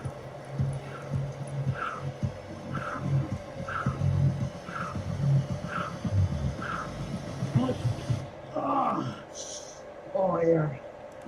Heavy. Sweaty one. But unfortunately, that won't be the last time I wear a gas mask here at the SWAT Academy. But after that run, I was super tired. What better way to cool off from the run than getting back in the water? But this water was a little bit more intense than just a swimming pool. We're in front of the helicopter that I will be going on. I'm going to be getting harnessed into the helicopter so I don't fall out. Because apparently helicopters are dangerous. What are the chances that like we can't film the next clip? You know what I'm saying? Well, this is one of the most dangerous places around 240. Don't say that. 50-50. In the Marine Corps, they told us when you join, you get a jar of marbles. It's filled with white marbles, but there's one black marble in there. Every time you get in a helicopter, you take one out. One day it's a black marble, and that helicopter's gonna crash. The same principle works here, but our equipment's worse. So I had like 5 marbles. But this wasn't just a normal helicopter ride. This was a water rescue drill where the officers jump out of the helicopter and then are picked up by utility guards. Now, unfortunately, I wasn't able to participate in this activity because I'm not a good enough swimmer. However, there was one swimming activity that I was allowed to do. This is called casting? Boat casting? Boat casting is essentially just jumping off a speeding boat into the open water for water rescue purposes. And although I have a life jacket on, once I dismounted, I'd be alone in the water, expected to swim to the life.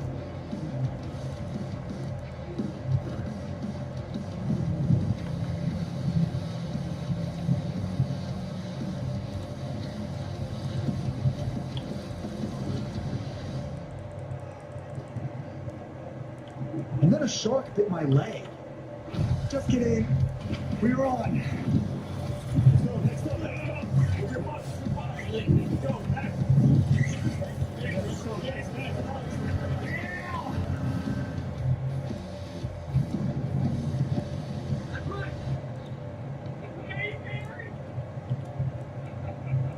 Alex for Katy Perry. Up next, it was time to bust out the ropes. And for once, I wasn't going to be using them in the bedroom.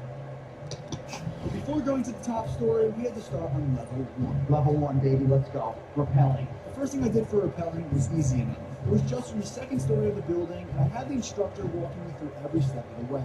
Okay. Now wrap your lever there? Yep. It still definitely wasn't simple by any means. Do I do this or like? Just go down. Eventually you're going to have to start.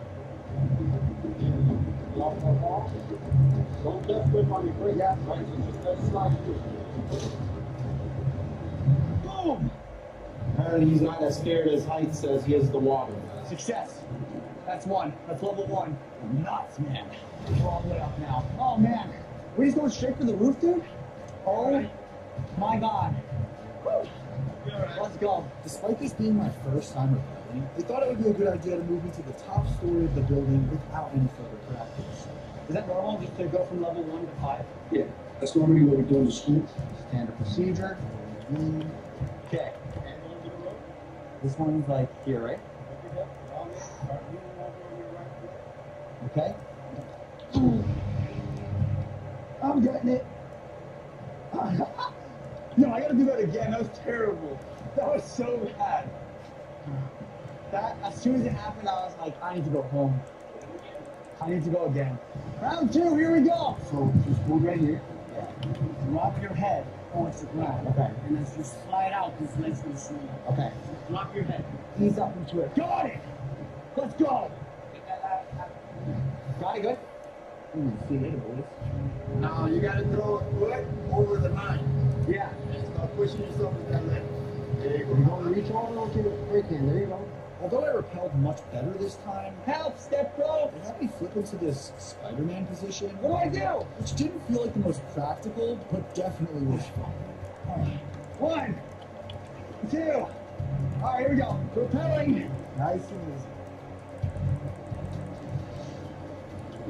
Bam! Best one yet. Best one yet. I think we ended on that one. Up next, we have the final challenge of the Academy. This one might be the most dangerous. This is a controlled environment. We have medical agents everywhere. Do not try to recreate this or do it at home. We are doing this very safely.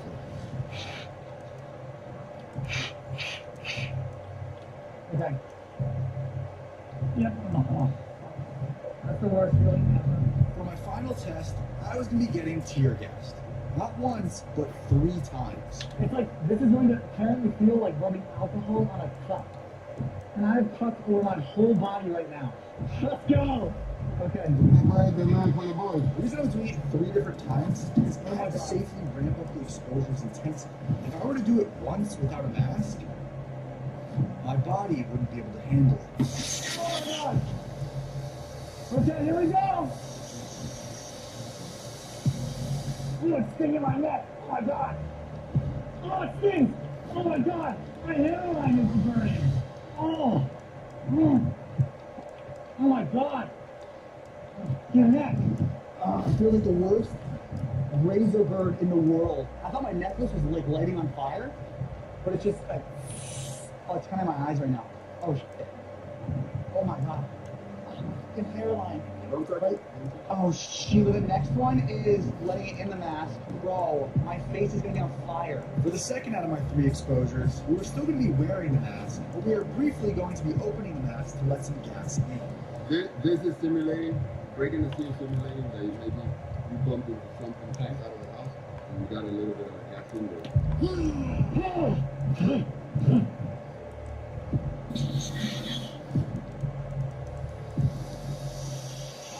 Oh my god, oh my god. Oh my god. What's up, bro?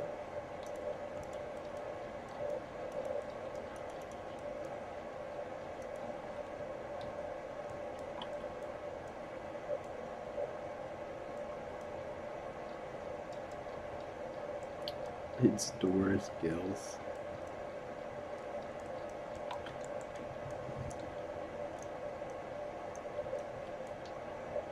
I just need one more creeper.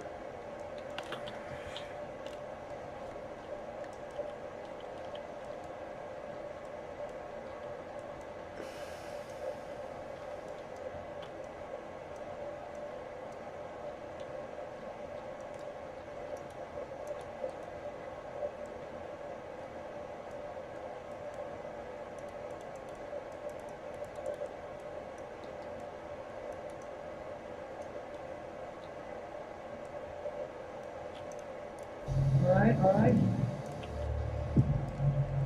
Yeah, it is. I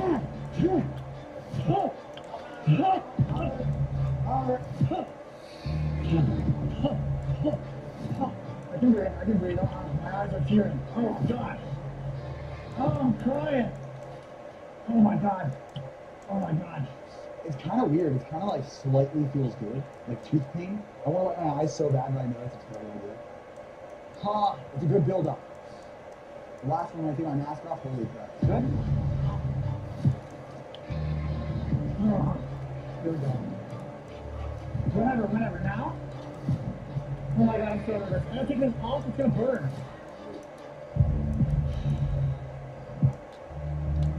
Road to 10 million subscribers! Ah, subscribe! Command B! It's not the critical case! Ah! Oh my god! Oh my god! Oh my god! Oh my god! Ah! Oh! Guys, please subscribe. Again, we're under the supervision of safety professionals and medical professionals. Dude, there's a weird feeling about it, like an ice bath, where it just shocks your nervous system to where you're almost like, whoa! Oh, with me somehow surviving the tear gas, all that was left was just one more run. Nah. It's literally the last thing, the last event. All right, let's finish strong. Let's finish big. Let's finish right there. All together, let's finish. This is workout. Let's go. Our goal is to get to the beach and into the water. Over the past 50 hours at the SWAT Academy, I was pushed to my absolute limits. I can see the finish line! It really opened my eyes to what the men and women of this SWAT team do for the greater good of their community. Let's go! I do this because I want to show you guys that there are no limits. I'm not doing this for myself. I'm doing this for you guys. I want to show you everything's possible.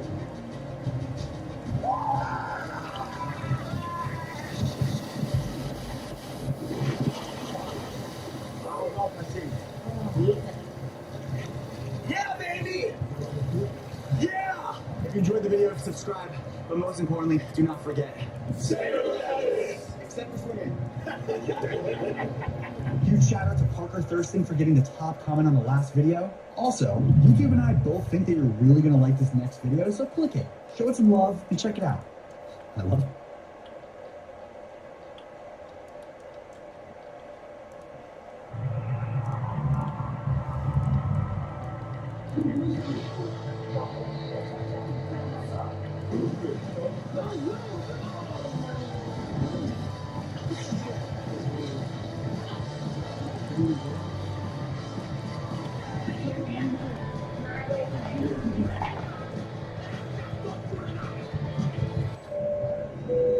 The Applegate prank, a joke of this generation that preys on the plebs of society.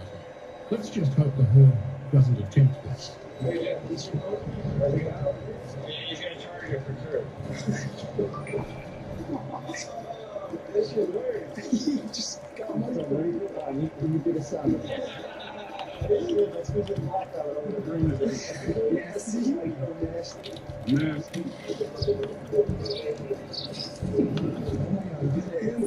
Just looking at confused. Hey, what are you doing? He's stealing money. Get him. Chase him. Stop calling him.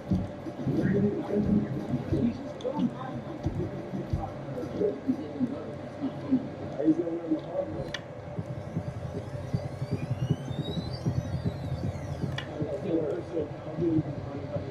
I was gonna get hurt. You hurt.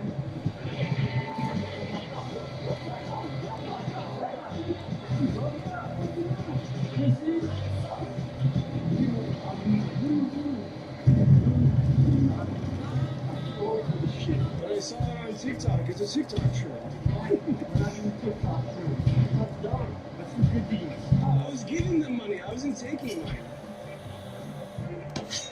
I can't. Oh. Make sure you hear with one eye. First thing you want to do is get your shoulder one eye haircut, you'll pull one of the lines out. Yeah, I'm using it to trim around my mouth area. From the skin of my. You know how much hair I've used in my life? Yeah, give a fuck about a little fucking kid's fucking. Can you teach me what's on? To experience. Cool. You want to start off on a lower level, like. I'm not joining your Discord. You can do what you do in your sleep. It's the only type of people on Twitch. Perfect. See those little guys? Not ideal, I don't like the straight version. But really what you got. A pair of clippers. Yes, John. Dumbass fucking street fight. It's just funny that we're together for about an hour and we're already fighting in the streets of Boston. What's going on, guys? This is not you want to portray the kids. Actually, I'm making podcasts. You want violence. Oh, yeah. If my friends get attacked, yeah, you won't jump in. What do you mean? Yeah. I was walking away like that. When I was like, you guys? And he goes like this. What the fuck are you doing? And then I started backing up. I was like, okay, Backing up to you guys. I'm gonna do what he did. And you back up for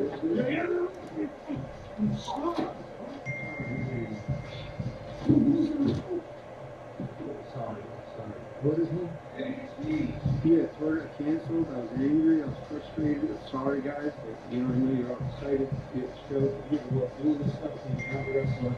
Shit happens, you know? And if you go for an hour and you're getting pissed, we can street. Just us now, pal. Everybody else left. Cody left. Bruce left. Whatever. I got the best guy. If it just would have made me fucking do a better show than anyone. You know? That's why we shop telling me sort of before every show. Sometimes I'll even ingest it. But I wouldn't recommend that, but a nice teaspoon of this will really get you feeling nice. Here's what it is. The man, this is the boss of Boston. The man, all his jokes are very misogynistic. Sorry. You know, the majority of them. When you come home from work, pick a fight with your wife. She can go to the bar and get hammered. Be a man. Let's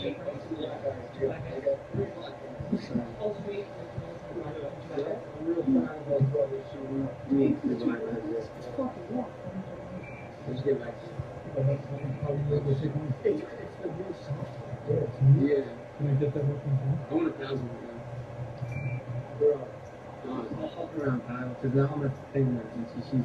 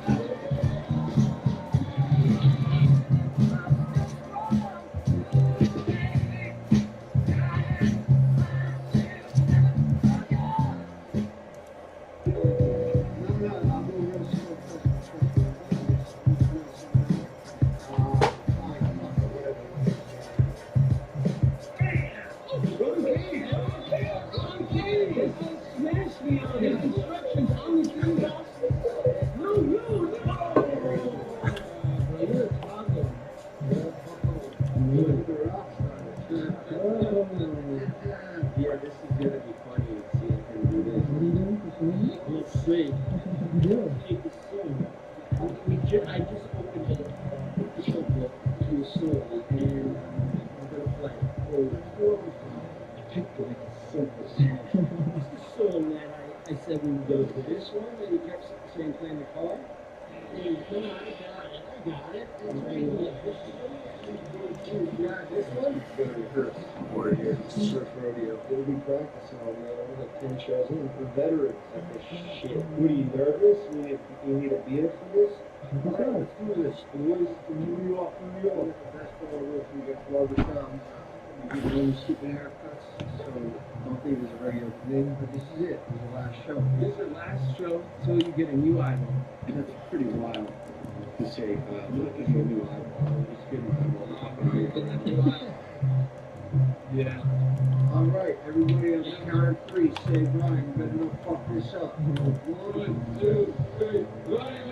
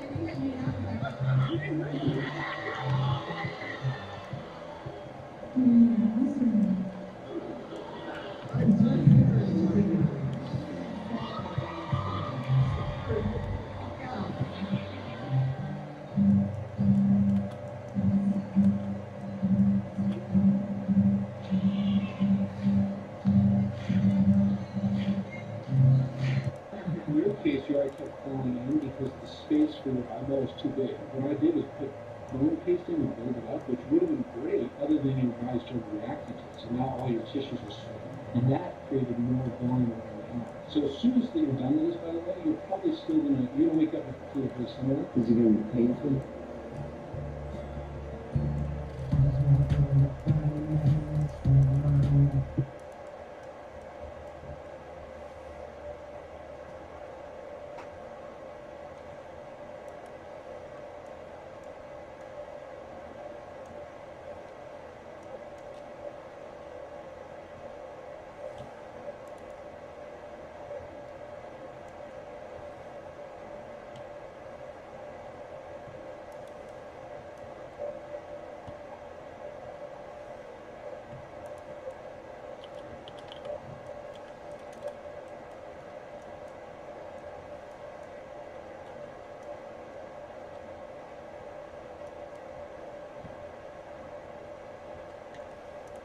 Today, we've been invited to fly first class on the world's newest airline on their inaugural flight from Manchester to New York. Global Airlines went as big as you possibly can with their first plane. It is a double-decker A380, which is the largest passenger plane in the world. Probably the coolest thing about this new airline is it was founded by a guy named James Asquith, who just happens to be the exact same age as me. I felt like I had accomplished a lot in the first 36 years of my life, but he took it to a whole new level. He was the youngest person in the world to travel to every country. He got famous on social media. He started a company called Holiday Swap, which, if you Google, the internet says is worth $400 million, and now he is starting an airline. He's like the modern day Richard Branson. If you don't know, he's the guy that founded all the Virgin brands. This is going to be such an interesting video to look back on 10 years from now, because either Global Airlines will have gone out of business and no one will remember them, or it's going to be this massive airline with a huge fleet, and it's going to be absolutely crazy that we were on their first plane. But no matter what happens 10 years from now, I think today is going to be an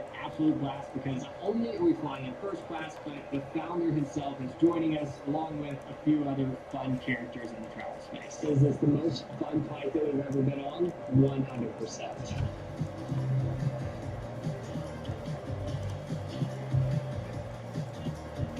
Before we get started, I just wanted to let you know that our company, Daily Drop, is currently having a summer sale, and you can get $50 off a year-long membership. I'll leave more information down in the description that you can check out, but more on that. Where do we go?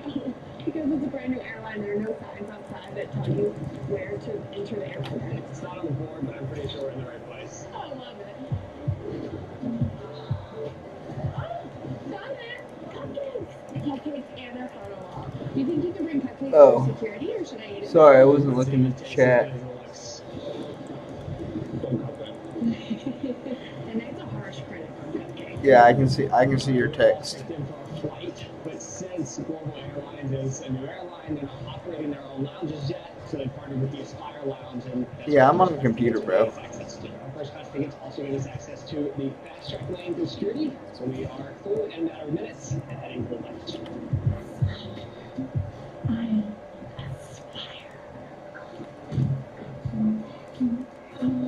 So this is the same lounge that we get access to, basically, if we were flying any other airline, because we have priority pass. But the reserve table is a very nice touch. There it is. That is the world's one and only.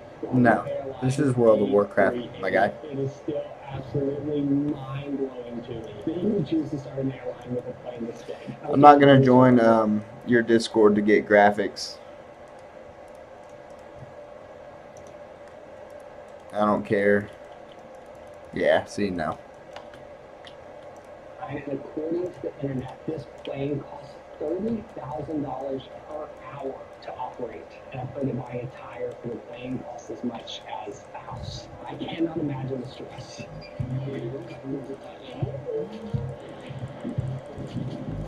I mean, sure, if you got like a website or something. I'm not joining your Discord. This is actually so incredible. Nope. To get to board an A380 from the ground and just get a true perspective of how massive it is. Look at how big the plane is and how big the engines are. Absolutely massive. Also, the vibe is totally different on an inaugural flight. Everybody is just so excited to be here, and normally, like, you'd be getting on really quickly and people will be yelling at you if you were trying to film and you're holding people up, and that's what everybody's doing right now. This is so fun. How close do you think I can get?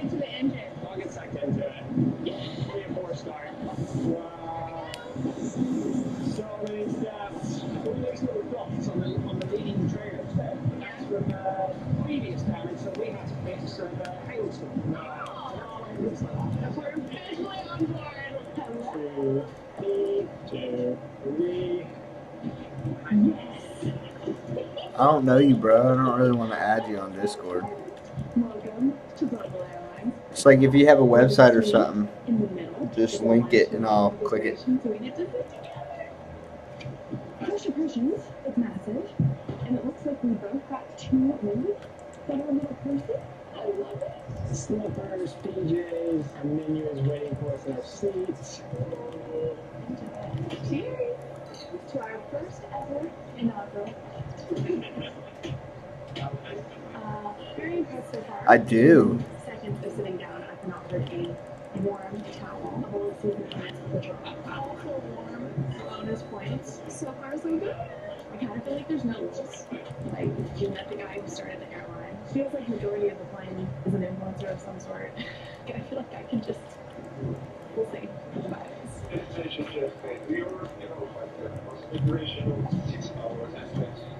I'm very sad that this flight is only 6 hours and 20 minutes, but the good news is it's a daytime flight, which means that we don't have to sleep. No! Sleep! Oh, that is beautiful. Great. Wow. Cheers. Cheers. Whoa. I think rosé champagne might be my favorite beverage. No. We're doing a cheers. You can only do this when you're flying with the founder of an airline. What do you think? I didn't think about it. Oh,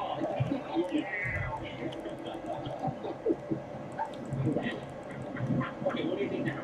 That is a once-in-a-lifetime moment, and I'm not a caviar expert, but it is delicious. I've only eaten caviar a handful of times, and they've all been on either first-class flights, first-class trains, and at one time at my home. So I'm no expert. However, James told me that this is his favorite caviar in the world. Roland caviar. Beautiful presentation, but Roland caviar. Beautiful presentation, but especially this. Branded napkin. Caviar, if you're doing it the right way, served in a pearl spoon, because any other material will inhibit the perfect taste of the caviar. Something like that. I like to start with the sour cream as my base, and all the other toppings stick to it really well. You know what? I was confused why this was a double-sided spoon, and now I understand. I can use one side of the spoon for all the toppings, and the other side of the spoon caviar. There we go. Bon appetit. Wow. No, bro. James is sitting right there, so I feel a lot of pressure. I gotta say. I'm not gonna buy your dang art. Fishy. Hey, for fish eggs, to be fishy. There's like eat fishy, and then there's like too much fishy. I think it's a great balance. Maybe if you go sub to my YouTube. I gotta give a huge shout out to my flight attendant, Camila. I was up front talking when the caviar came out, and when I got back to my seat, she brought me my warm bread. And she told me that she waited until I got to my seat to bring out the bread so it didn't get cold. That is first class service. For my starter, I ordered the beetroot and goat cheese salad. Never had a goat cheese, very different way. Plated beautifully, by the way. Nate got the tomato mozzarella one, and I must say, I'm jealous.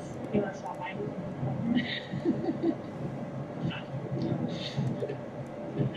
This is somehow a good theme on this flight. Stop. Shut your mouth. Shut your mouth. I'm not eating it too. What do you want me to do?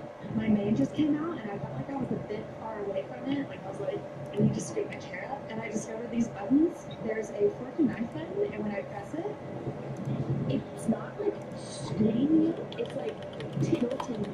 Am I right? The founder of the airline just downed a glass of champagne right behind me. Real quick, normally we interrupt these videos talking about other companies and then those ads allow us to be able to have these amazing experiences. The points to the daily newsletter called Daily Drop that keeps you up to date with all the best deals, and it also teaches you the easiest ways to earn a ton of points. And last but not least, the final piece of the puzzle is Daily Drop Pro. These are all the tools that we wish we had when we first started using Mazel Points. The goal with this tool is to help you maximize the value of your points. And we do that in a few different ways. First, we make it super easy for you to find flights bookable with points. Just run one search and we search flights bookable with points on over 140 different airlines. You can also search for hotels bookable with points anywhere in the world. And we've just released a new feature that we're super excited called Points Deal Notifications. So we are constantly searching the internet for the most high-value points redemptions. And anytime we find an amazing deal, we send you a notification through the Daily Drop app. So that way you don't have to waste a ton of time searching for flights. And last but not least, if you don't have a ton of points yet, we also search millions of different flight combinations every day to find the best deals that are bookable with cash. And then anytime we find a deal that meets your travel preferences, we also send you a notification in the app. So even if you don't have a lot of points, if you are booking flights, we should be able to save you a ton of money. So let me wrap this up. Mazel Points 101 is our completely free course. Then you have the daily newsletter, which is also completely free. The only thing we charge for is Daily Drop Pro. And right now we are in the middle of our summer sale, which means you can get $50 off. So you can get a year-long membership for $99. I'll leave a link in the description below, or you can scan the QR code here on the screen to grab that deal. Even if now isn't a great time for you to sign up for Pro, we would still love for you to sign up for the free newsletter to start learning. Mazel Points opened up the world of travel to Kara and I years ago, and we would love to pass that on to as many of you as possible. Okay, back to the point. Okay, first of all, show us your sleeve. This is James, our new friend. He's joining us for lunch. What's your channel about though? So I do trip reports, I do trip reports on airlines, similar to you guys, just not as good. So you guys are absolutely the number one reason why I got involved in YouTube. Like, you were like top inspiration. Yay! Seriously, I mean it. You guys do good stuff. One glass away from crying. No, I mean, I've won and I'm already crying, so there we go. Don't let your dinner go cold. Enjoy your meal. You should have done that. Oh, I know. We don't have these complications of business. I don't have a sliding door. See you later. My main is basically like a deconstructed coconut curd. It's got coconut puree, lentils, chickpeas. Yeah. Gumroad, branched out to pescatarian. We got the cod with miso. This is a very generous. I don't see it, bro. The miso glaze is actually amazing. Are you ready for this? Mm-hmm. I'm on my analytics page. And bok choy, and like, you honestly don't even need the fish. Like, just the veggies with the miso. Yeah. So good. I mean, I love mine. Love that. Last but not least, for dessert, we're having vegan chocolate avocado mousse. It has chocolate on the side, oats, and coconut. Very excited about this. Sorry. From the way it was shaped, I thought maybe it was going to be the chocolate avocado covered in chocolate. What's your Instagram, though? And I'll look at it.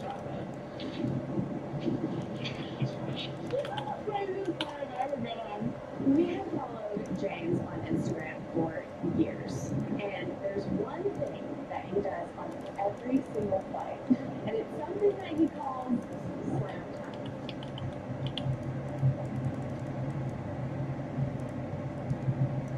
I feel like my whole career is left in the front. Okay, guys, you guys ready?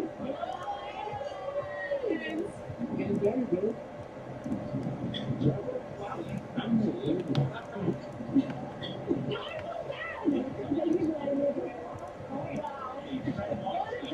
Are you ready for this? This is Kara having a Welcome to our first ever Global Airlines first class seat tour. In my opinion, there are three essential pillars when flying first class.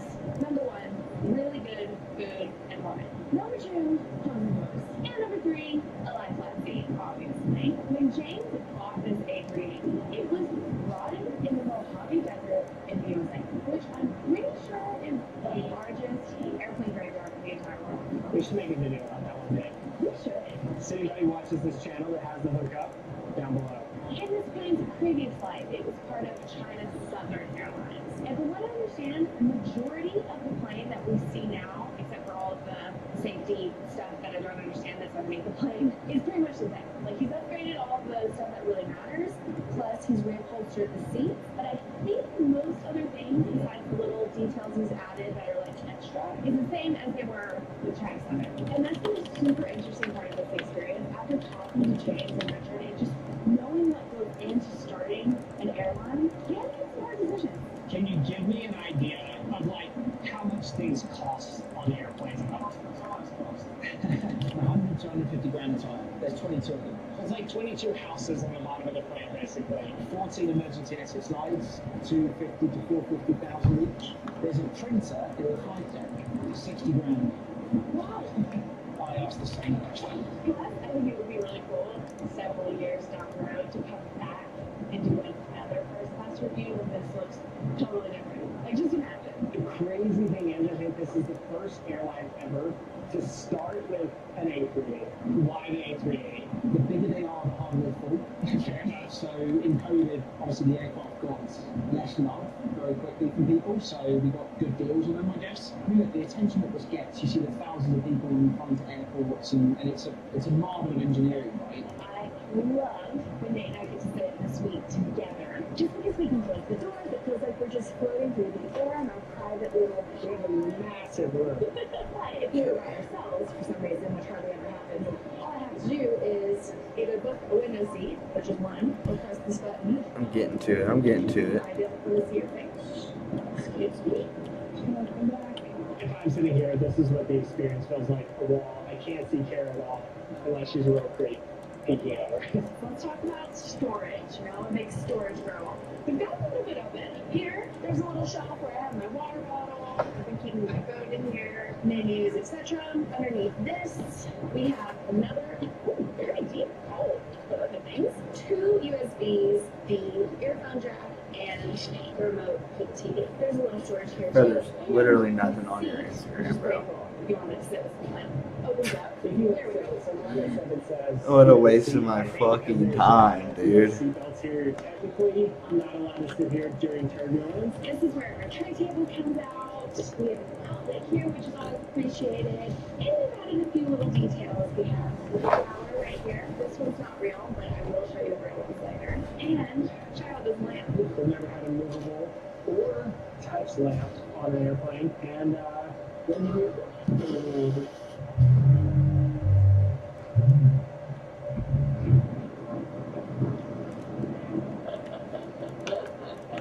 it's removable, and if you wanted to, and all the lights on the plane went out, you could always. Never had a lantern on a plane before. I'm gonna find something to clean up. I know now that mobile airlines will one day put their neat touch on this airplane, but for now, it's an airplane. But it has everything. It has the pillars. There's a lot of guys. It's totally nailed. Oh, TV. So, we got on board, they told us that none of the TVs are hooked up, so they don't work. However, you can scan a QR code and connect to their online entertainment on whatever device that you have. And this is a normal thing, like Southwest or planes that don't have screens do that. But I've never been on a first class flight that already has a screen that doesn't use the screen. The hard product with like the screens and stuff hasn't been changed out. Talk to me about that. If you wanted to change all this, we wouldn't be flying this aircraft probably for another 12 or 18 months. So it takes that long to actually get that kind of stuff done. Yeah, we could have done that, and this aircraft would still be on the ground, or we could do the overhaul that we've done, and we could put the aircraft back in the sky, and we can carry you guys to the moon. And that's what we chose to do. Global has provided jammies, which are very excited about, and flippers, which I will go try them out, and that one, even though it's the middle of the day. It's just part of the experience. Oh dear, I'm just gonna hit pause right here. That noise that you just heard was me turning off my mic. So this next little scene has no audio, like none whatsoever. So the next couple minutes is going to be future me attempting to fill in what past me was trying to tell you about the bathroom after several glasses of champagne. Here we go. Now I'm just gonna hit play and let's see what happens. Here I come through the curtain. Oh, here's the bathroom. Oh. There's Nate scaring me. Here, actually, I'm just getting the camera so that we can film this cute little transition where it goes from vacant to occupied. How cool is that? Now I'm like, bathroom tour. Okay, now I'm for real ready to give you a bathroom tour. I'm pretty sure I just said first I have to eat, so checking to see if my mic's on is clearly not. What am I talking about? I really have no idea. Okay, so before we do anything, obviously I have to change into my jammies. boop, jump transition. I really do love this jeans. I like the color, I really like the hood, and check out the logo. The hood even has a zipper. At the time, I didn't realize this, but the hood actually zips all the way to the top. I mean, it's slightly scary. I'm going to show you some details of the bathroom, starting with this cup of real flowers. Oh, and there's soap and lotion. Wow, I was really into this soap and lotion. I thought they smelled really good. I just forgot that I had slippers. And put those in there. Branded. Now it looks like it's time for the nudity kit review. I really like the bag. I like that it has handles. The camera was being so annoying. I couldn't get it to stay on the sink. Like it kept falling. So this is me trying to get it to stay. Stay. Stay. Okay, back to the nudity kit. It's like a dental kit, tissue, earbuds, a wooden brush. I have to use a little hair and brush. Good job. My hair is sagging, so I put some lotion in it. And the camera just fell. This is me trying to put it back up again. Getting clearly frustrated. We got a Globularians eye mask, socks, a metal pin. I was very excited about this. I always use my pins. When Nate steals them, I couldn't get it to focus, but you know the pins. Let's see what's in this little bag. A mirror. Not sure what I was trying to accomplish here. A perfect. What was that? What was that? What was that? I was very impressed with this little perfume. Velvet Cologne. Of course, I had to test it. It smells so yummy. Oop, and the camera just fell again. I couldn't figure out what this was for a minute, but turns out it was a roller, like a essential oils roller thing. And you guessed it, I am testing this on the spot. I think I just gave it a 10 out of 10. And that wraps up that one. Back to the art. Party on the front! Cheers, guys. It's so fun. Hello. What's going on in Mitchell? This is what business class looks like. Hey, Jay. This is great. It's so bright and cheery right here. 2, 3 windows. 3 windows. This is economy event ticket. So what we've done is they've done business class service in the front, and this is economy service here, but it'll break this kind of harmony kind of which should be fine. So socks, eye mask, toothbrush, a pen. Just in pen that size. So good. And so it's beautiful. It's really, really nice, and you can't knock it, you know. And even though the IP isn't working, I'm not even muting it. I even chose the pajamas. How good any of the zipper. I mean, it's slightly scary. Favorite and least favorite part of business class? Least favorite part? I don't know, maybe I didn't make it to 8 glasses of champagne. You only got 7. The best part though is the space. Like, I mean, I'm not a small guy, you know, I'm 6 foot odd, so I can fully lie flat, so I can chilling. I mean, it's great, and I've still got space. And the best bit is I hate the time and got business. That is a win. Would you like a drink? Yes. Can I get you anything? Yeah, okay. Is this your vodka? I would be upstairs on the A380 is the Sky Bar, where it looks like you can just go do whatever you want, whenever you want. Is that how it works? The first flight from Glasgow didn't get glowing reviews. What is your response to that? We have pretty different experiences, I guess, in many ways. So I think a lot of the reviews were more in the business class cabin. That was where things were difficult, right? A lot of the reviews we have from the independent Times, guys like this in economy, loved it. Like, you're never going to get it right on day one. We know that, we knew it all along. So I think if we go back to the start, the big problem that we had at Global was setting this tone of we want to go back to the golden age of travel. And the reality is, like, it's never going to be where we want on day one. But our intentions are good. We want to keep improving and growing from here. Yeah, the fact of the matter is, I can sit here and I can blame many different people for why that flight didn't happen in terms of like catering getting on board and products getting on board. But you know, it is what it is. The reviews from the flight afterwards back home were wonderful. But at the end of the day, you get a few people in the aviation space that like to kind of do your hit and runs. I'm guilty of it myself. Actually, you were a harsh critic. I was. But the thing I never did was I never called out anyone individually. And like anyone, we're going to make tons of mistakes along the way. We've made tons of mistakes along the way. But the intentions are right.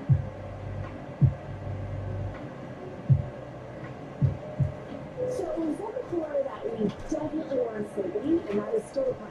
However, we were hanging out at the Sky Bar, and they told us that there was turbulence and everybody had to come back to their seats with their seatbelts on. So we figured why not see what's left. There's only one inaugural flight experience. That is really going. Fly flat, obviously. We've got this memory foam mattress. Actually, like, really good. Cute little pillow. James is just crazy. So they're saying the things. Nice thick blankets, branded with this beautiful, shiny gold and silver glow airline, similar to the Japanese. I don't need to lie down for too long because I love falling asleep. I'm having several lines in the middle of the day, but I'm having experienced it. Is this the fanciest seafood we've ever flown in? No. Is this the most fun flight that we've ever been on? 100%. Agreed. Anything you want to ask for it? You can look at the camera. This is Hot Wings. This camera. We only have one, so thank you for looking at this camera. I think what I would say is for me, everything has people. You know, there's always people behind a project. There's always people behind any kind of development, any kind of business, any kind of dream that you kind of really want to put into this company. I think it's really important to remember all of those people and all of the work, all of the dedication, and all of the literally the blood, sweat, and tears that goes into this. Hopefully we look back on this day and it's like, can you believe that we flew on the first plane that Global Airlines ever owned? And now they're everywhere and they're a huge brand. Everybody knows who they are. And how cool would it be if this is like the new Emirates or the new Singapore Airlines? It's an airline that everybody wants to fly. And I think it has jets. It has people who really care at the top, and I think that's what's important. I would do anything to land in New York and turn around and go right. This is not long enough. The people on this plane are so much fun. It was just such an unexpected part of this trip. I don't want to feel it.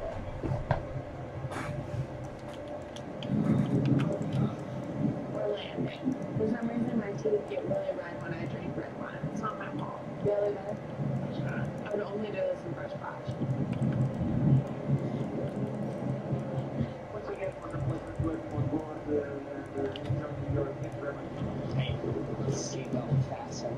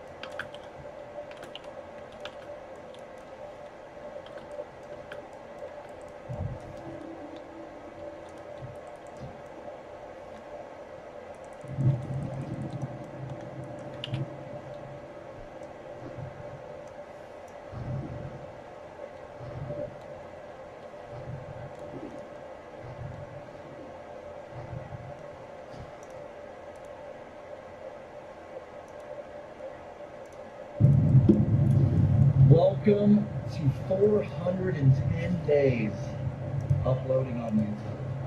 I don't think that's right. Well, it's not consecutive. You do 409. It's still 410.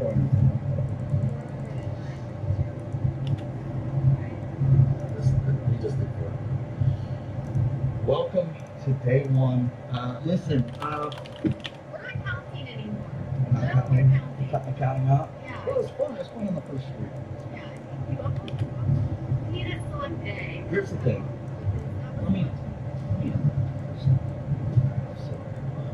Brittany and I have given this a lot of thought. We're talking about how do we, what do we want to do from, we did our strengths. It wasn't like we came back to YouTube for a week or a month. We did 409 days in a row. This is something I'm proud of. I'm excited about it. We took 3 little days off, all right? But in them days, we thought, we contemplated, we prayed, and we came up with the best solution for what we should do moving forward. You remember all that? We have decided that we actually have no idea what we're doing. We have no plan, guys. We don't have a plan, but we're here. Welcome. It should be a very fun day today. I hope you felt that maybe you missed the videos. 3 days. First day, I had this gut-wrenching feeling. Like 4 p.m. I'm not posting, and then by the next day I was finally able to relax, and then film day. So it goes quick. Thanks for being a part of all this. Let's kick this day off. We have a lot of We're changing it up today. Yeah. I'm excited. I am sad. How are you sad? Because the gone. The old boys are all grown up, moved out. We'll get into all that. Let's start with some things we're gonna knock out real quick with you. And you guys want to see some BS, dude? Look at this. This is me coming back today. 31% recovered. You'd think after 3 days, Daddy'd be feeling good. I'm hurting. That retired life, I think.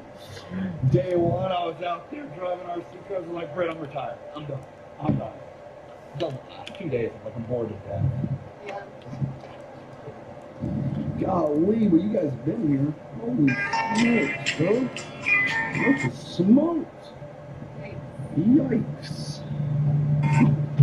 How does it feel to be back at not only back filming, but at the laundromat? You know what I just realized?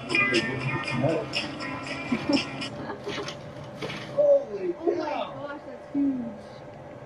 Oh my god, my recovery score just went up. That's what happens when you Instacart. You don't pay attention.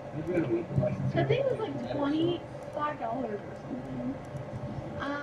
So I bought that because we were gonna make pina coladas with the slushy machine, but they didn't have the pina colada mix. So now we just have to do this by itself. I guess. Next shot's me just laying on the ground. I also just noticed the first few shots of this video was in 30 frames, so sorry about that. Probably looks weird. Well, a way to welcome back. Well, that's okay. My aunt studied at her bills. I did 1080p. Oh, that's what these are. They're fine. Wait, really? Oh, well, I was always shooting in 4K. I shoot in 4K. I just exported it wrong. I know. I'm terrible. I barely reached that. Wow. Okay, so obviously, Oh, that's Kane. Kane's computer. We can take that back with us. Wow, guys, lots of mail. We are, believe it or not, today we're leaving town. So that's a tough one. Where do we even start here? It's a little, there's a lot to do. A lot to do. Get this container crack open and see if we have.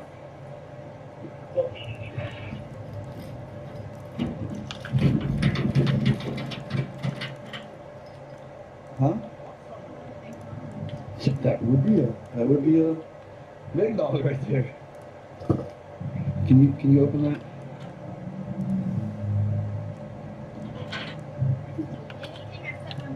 What's that? Ooh. Okay. Now open it.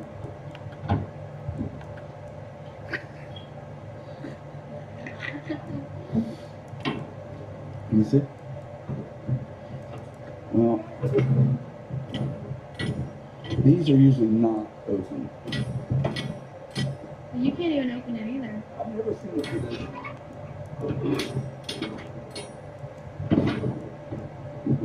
See, because you started. You think? I've never seen this side open.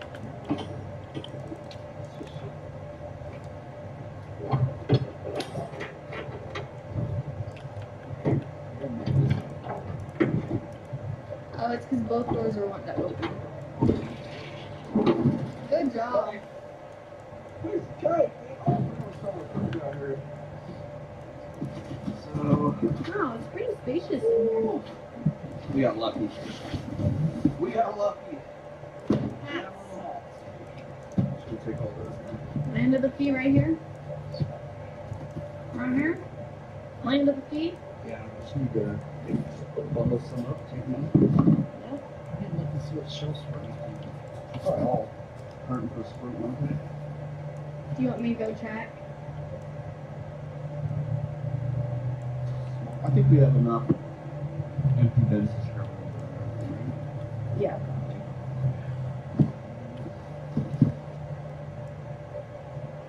Or 2X.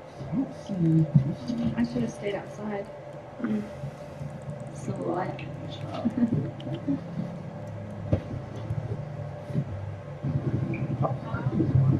We're They look good. We need some pink. Oh, we need laundry hats too, green. but there's only one out. I need one of these. So I'll take it. I need the last one. Fine. Here you go. Can I have it? Camo hat. As we say, we're going to stock up as much as we can real quick before we leave. Help me leave. No, we're girls. Now that shelf looks terrible. Yeah, that one's perfect. Youth is back. Don't even look for it. I'm just going to put on your placeholder from now on so I can send it to them.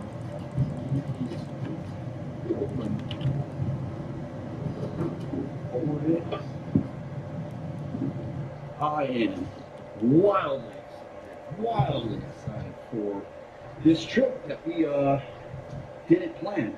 It's going to be no plans whatsoever. A lot like this channel right now. No plans whatsoever. We are going to hop in. Older boys are on a trip. Me, Brittany, and the little ones are going on a trip. And it should be, it's spontaneous.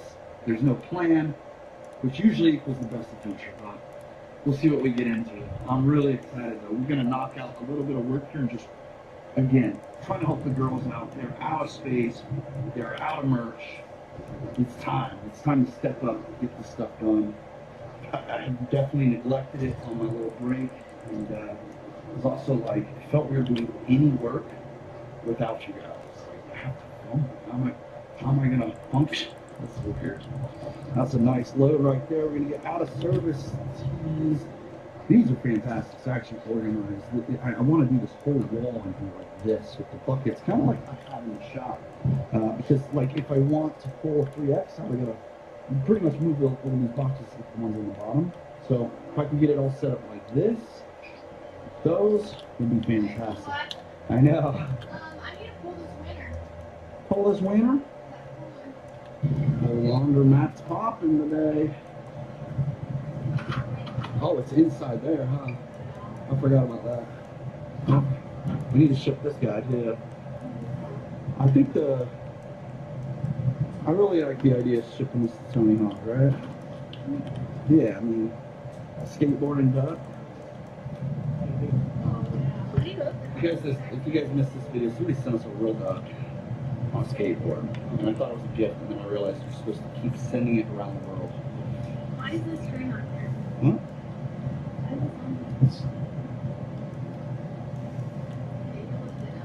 I feel like it's gonna fall on me. How do you want to do this? I don't know. Just let somebody pick one out. I gotta get the little No, do you know where where it is? right here, right? This is it? So I did, you buy a full bottle of lotion or spend over $50. You had a chance to win this third bag. That's cool. Cool. This Savannah. This faces. Sheesh. And your winner is someone in this box. My winner's in that box. Well, I say you just dump it over and pick one. Shake the sucker up. And... Yeah, to see if one falls out. Did you participate? Oh, you gotta let her just reach in and grab one. What if you picked your own though? That would be fishy. Oh yeah, you can get your hand in there. Flipped it over. Wanna come pull one? You gonna do it? Alright, you pull it and read it. What's your name? Julie, alright. You're a regular here, yeah? Let's see who Julie picks. Wow, you put most on yours? She put Braille on it, knowing she'd get to pull it. And... Struggle bus. How do you know? Oh, dang. Alright, who is it? Michelle Schaefer. Michelle Schaefer. Do you know who congrats. Do you know who Michelle Schaefer is? Nice. It's like a nice regular. Okay, yeah, message her and let her know she won. Or do you want to call her? Where the Lord. Alright, you gotta look how much is always going on at this place. It's like, it's always interesting, that's for sure. That is a heaping load of out of order tees right there. Already looking so much better. And luckily for the girls, these are not how they're supposed to go. Brittany and I are crazy hurries, so they always offer to fold them for us, so they look like that. But we can at least put them in the right spots, and then as they get free time, they'll just medium. We have more medium. Wait, I didn't get mediums? I'll go grab medium real quick. I have everything. I do. I hate to do it, but we have no choice right now. It'll be for the best. And hopefully, well, we'll get there when we get there. Move it or lose it, sister. Did you get the stuff you ordered? Okay. All right, go ahead. Go ahead, girl. All right, in order to help the ladies out a little bit, we are moving everything out here until we get back. And then if you guys are down, I can break this up if you want. But if you're down, I say we just do like 2 hours. It'll be the longest video we've ever made. Every package of mail, all in one video. I think we do it right here at the picnic table. That'd be fun. Yeah, right? Nice little summer vibe. Bust that bottle of rum out. Do some fan mail. That's what we're doing. That's just not gonna make it till lunchtime. Well, luckily, we have this beautiful container that we can put this in here till we get back. Let's just line it up. Guys, this is next level. Next level. I'm gonna free up the girl's space. Soak your foot! This is like a train of... Baby, don't get lippy. Lip. Oh my god. I'm carrying that attitude around with you. Can you shut that door for me? Please.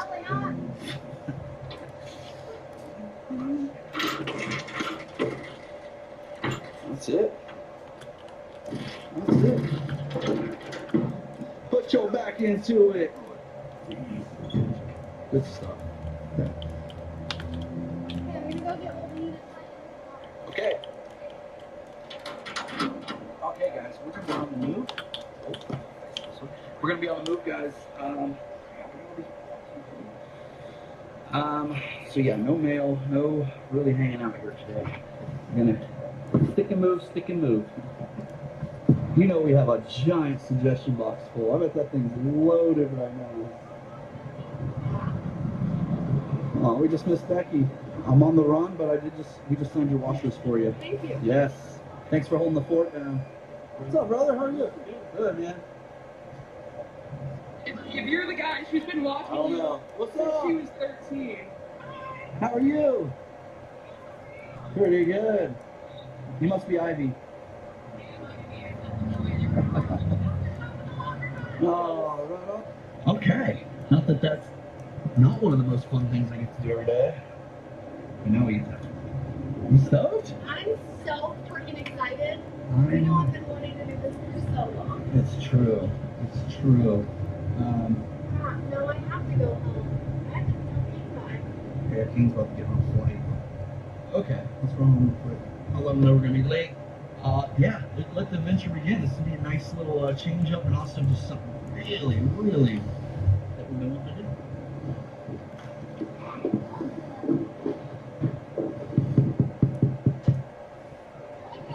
It's your dad. You ready to go on an adventure? Get in the car. Get in the car. Get in the car. We're going on a trip. We're going on a trip. Have we ever done a trip with just the little ones? This is our first.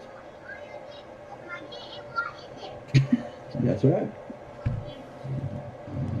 Okay, I want to explain to you why we're here right now, why this trip is even happening. It's a really cool story. I was at the airport, maybe, what was that, 2 months ago? I don't know. But Brittany and I have come to this RCD sales so many times on camera. Like, I don't know how many times. Well, at the airport, a guy named Ryan came up to me, introduced himself, because I always see what RCD sales. I'm like, yeah, Brittany, I've never been able to pull the trigger on a freaking camper or RV. You know, I like these little ones for her and I. She likes these huge ones. We've just never been able to decide. And he's like, look, just come by. Let me just give you something for a week. Go out with your family, have fun, no strings attached. Literally no strings attached. And I go, well, first of all, that's epic. Basically, I want it to be a win-win. Anybody that provides freaking epicness, memories to my family, let's not give back. Shout out to RCD Sales, right here off 70. Let's go meet Ryan and see what they got for us. Open up. Open up. I'm excited to see what they got for us. Go. Brittany, Ryan, I don't know if I've ever... These are my littlest ones, Knox and Cora. Meet you. Bam, get in there, dude. Get in there. If there's anything wrong with the RV whenever you drive, I want you to blame him fully. Okay. All right, it will be him. It'll be up to him to pay for it. He can come work here for a few summers. Hey, we'll be starting Well, dude, we're stoked, man. Stoked. Excited to see what you got. Terry, he's one of our guys that he's actually our manager for the motorhome side. So I think since you guys have been here before, we split and have now a total side and motorhome side. Matt, this is really cool. And I can't say how many times I've just come here. Yeah. And look, it's been days just looking at this stuff. It's almost like there's too many options.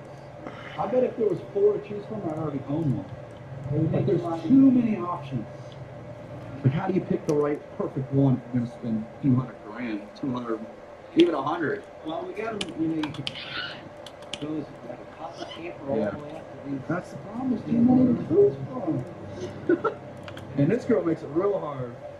So when you reached out, with the young ones, I was like, I think This is class C, an overhead, but then when I got on and looked, I got this full diesel, full body paint. You have to put def in that sucker?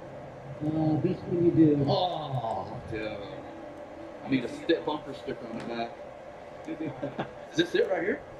Oh, yeah. Come on, guys, let's be fun. This is what we used to use. Oh, this is a rig. When we were growing up. When we take these class C's. Now, we didn't have anything This looks really fancy. Over top the trunk. Back when you didn't have Yeah. Those were the days, dude. When we were kids, there was no seatbelts. Ever. Actually, I rode in the bed of the truck. My parents put a cap and blankets and pillows. All the way to the Carolinas every year like that. Wow, this is sweet. Yeah. You guys want to see it? We good to go in? Yeah. Hey, I'm going to turn you guys over to Terry. Okay? I just want to make sure you guys are good. Thank you, brother. All right. Seriously. Awesome. Thank you. I have a bunch of dealers here right now. Okay. Oh, man. Awesome, thank you. Hey, Shout out Ryan. your zipper's down. Oh, it's a brand of pants. Is this going to be our house this week? Awesome. Docs, there's where you drive. Put together for you guys too. Oh, Have cool. all of your essentials that you're going to need. All this stuff? Binder, yes. Yep. Okay. You can leave them page. This here is I have my contact information. Okay. Specifications of the unit, some information, so if you guys need anything. So that's Sweet. Knox, come here. Come here. Up here. Okay, hang on. Let me show you. What's this, bud?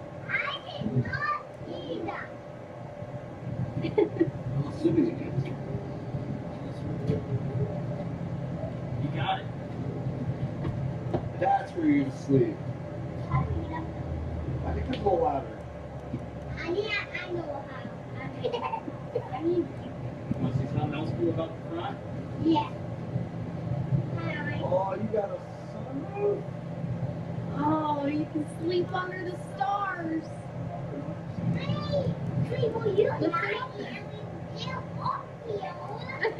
We just forget you're sleeping and just drive away. It'll be bumpy. Okay, so how does like generator work, things like that? Yep, I'll show you everything. So as soon as you turn on, you'll have to hit the battery disconnect button, which is this right here. So that's going to control pretty much the function of the entire house. This is a solar controller as well. There's a 100-watt solar panel on the top that's going to trickle charge the batteries. So you guys should not have dead batteries. But just make sure you turn that off if you guys are leaving for long periods of time because your batteries will die even with the trickle charge. So we're hopping out, we're gonna go hike for 2 hours, just kill the whole thing. Yep, just kill the whole thing. Yep. When we're in here, Yes, keep it on. And then right up here, this is the main control board. It's the motherboard here. I'll show you how everything works. So there's a light master. This means everything off. Everything off. The shade, you just hold it to close it or open it, and it will start there. And then you have, this is going to be your drain, trash, flash, and propane as well. Propane is only going to show 100% just because you have to allow for some air being in there. The generator, it's on right now. It's actually pretty quiet compared to most coaches, which is nice. is the party on or just the generator? Yep, totally on. Yep. Is that always on when the generator's on? No, actually you can turn on the generator and just pull the engine. But if you want to run out the side modes, you have to start the engine, and then you also have to apply the brake as well. So make sure that's applied. On the slides or just go on out and if you guys so touch TV? No, it's just the touch of a button here. And you're just going to hold this, but the parking brake has to be engaged. Oh, okay. Parking brake. Yeah, okay. Parking brake has to be engaged, and the engine has to be turned on. It took me 5 hours. The awning here, there's a button for that as well. All you do is just hold it. So it'll just start to come in until you'll just hear a click at the very end, and you'll know that it's all ready. But easy peasy. Same thing with this. This is a slide out as well, right behind us. This refrigerator is obviously the original build. It was an 80-year-old couple that owned this thing, so it's. Oh, that's gonna be tempting. That's amazing. You can drive the slide. You cannot. Yeah,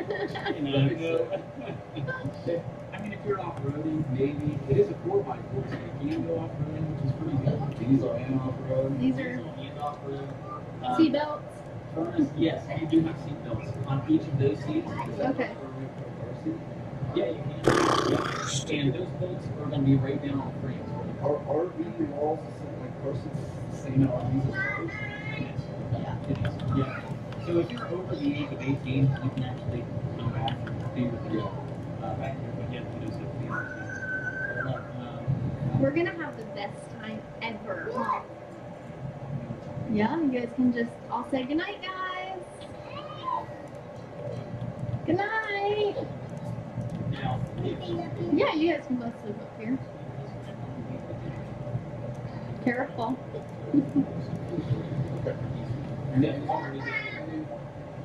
That's good for a whole night. Everything. You just leave that thing. Yeah, it's good for the whole night. That's awesome. Yeah. I'm not used to this. Yeah, I have. Not this model, but looks pretty similar to the one I have. Because if you want me to take down a tester, I can. Yeah, you know, it's up to you. It can be solid. I mean, once we put the slides in. Yeah, I mean we've rented a few. Let me try this. Okay. Yeah, go right ahead. Camper? And then to retract them, that parking brake as well needs to be engaged. Yes. Yep. And the engine needs to be on.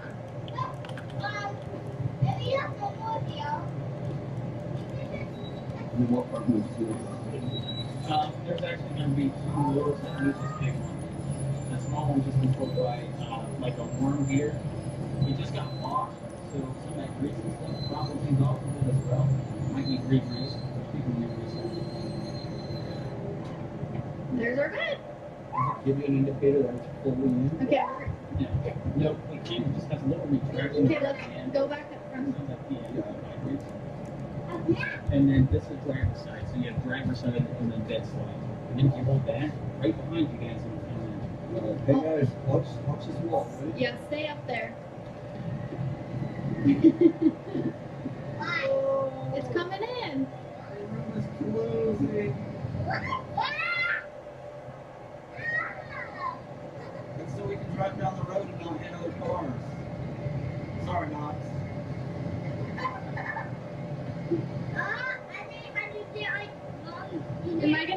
smashed?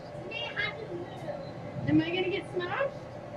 You have to move. Yeah, just like that. Right behind you, that's induction. It's not controlled by gas, it's still kind of right here. So you just light it and you're ready to go. Next Bluetooth again. Okay.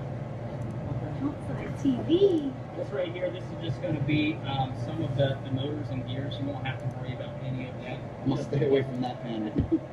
This right here, this is going to be your 50 amp.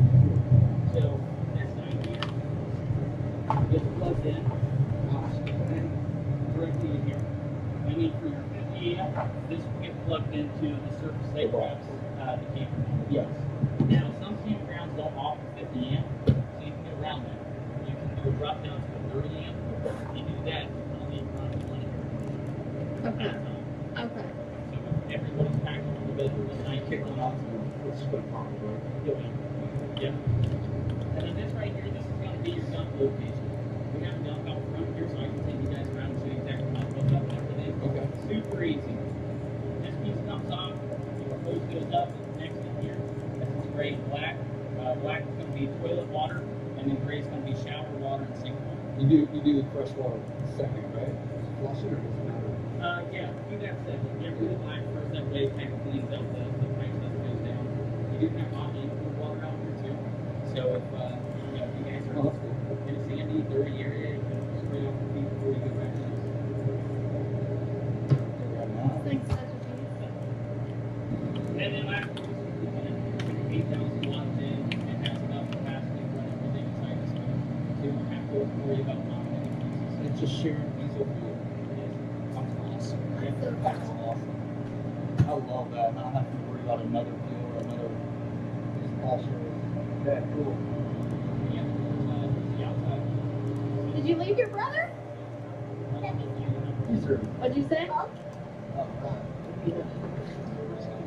What did you say? What did you say? Best day ever. Best day ever? We're still in the parking lot, so we don't have to buckle here. But I'll put your persons there for when we really get ready to leave. Okay?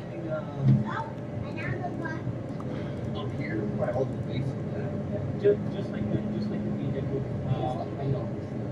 You're looking at road six. That's going to be really going to be a road to where you're going. 13 feet. Everything's I was on Warped Tour back in 2006, maybe. Had a little camper top of the truck. Time to empty that toilet. And our hose somehow flew off. And that sucker was disgusting. I'll never forget it. I'll never forget the smell. So this always takes me back. I'm dead. Alright, so we pull this bottom plug. Yep. And just twist off. Goes up under, no, goes up under, no. This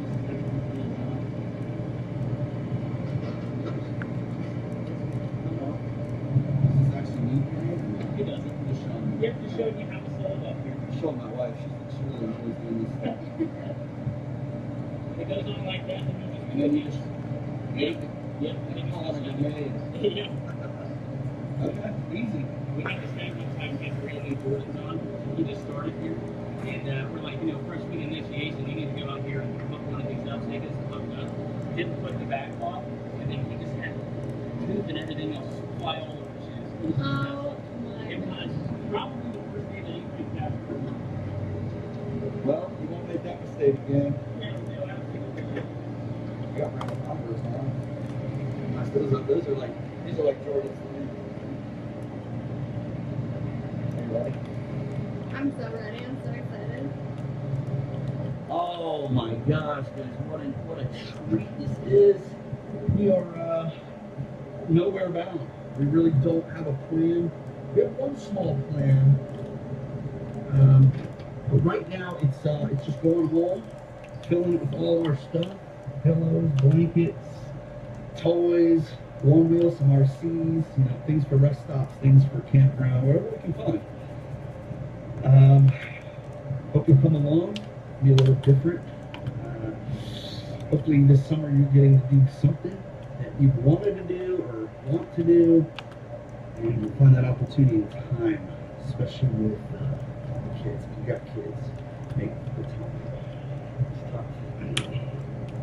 Back in the house, we're going to load up. I think we're going to stay out for 5 days, something like that. Man, this thing kind of matches the house a little bit. It's almost perfect. You know, with Brooks inside packing the boring stuff, we don't even know. We're getting the important stuff. You know, things we can't live without for 5 days. Got some Kinetic, look what I found. 5 cans of watermelon hiding back there. Taking my one wheel, both the kids' cars, my RC. Yeah, I mean that's a pretty setup. That's like rest stops, campground. You get bored, you need to hop out for a little bit. Did I record our last camping trip? I can't remember. I took the kids, all the kids. We rented a camp a lot like this. I don't know. It wasn't as nice as this one. It was very similar, Class C. And we went up to Niagara Falls. And I have no memory from everything. We just went as a family out there. I don't know. Some of you will know. But I hope to just find adventure on this trip. That's the goal, right? What are my kids going to do? Right? It's not going to be sitting on the iPads. It's just not. They're never going to know. But what can we do with no plan and nowhere to go? We can sleep wherever we want, eat when we want. We basically have a little house like this. There's really no excuse for comfort. What can we do? Now, bud, we already went fishing. We already took the boat fishing. Now, that looks like the essentials right there, for sure. And I probably said this in other videos, but I feel like most of my greatest memories with Mom and Dad, the trips they took us on. So those are the things I remember a lot. And they weren't extravagant. I remember staying on a beach in a tent as kids, and it was. I never once remember thinking that was uncomfortable or kids don't care. We didn't care. So yeah, the trips. I hope to be able to do more of that. Alright, get ready. It is. Okay, so exterior.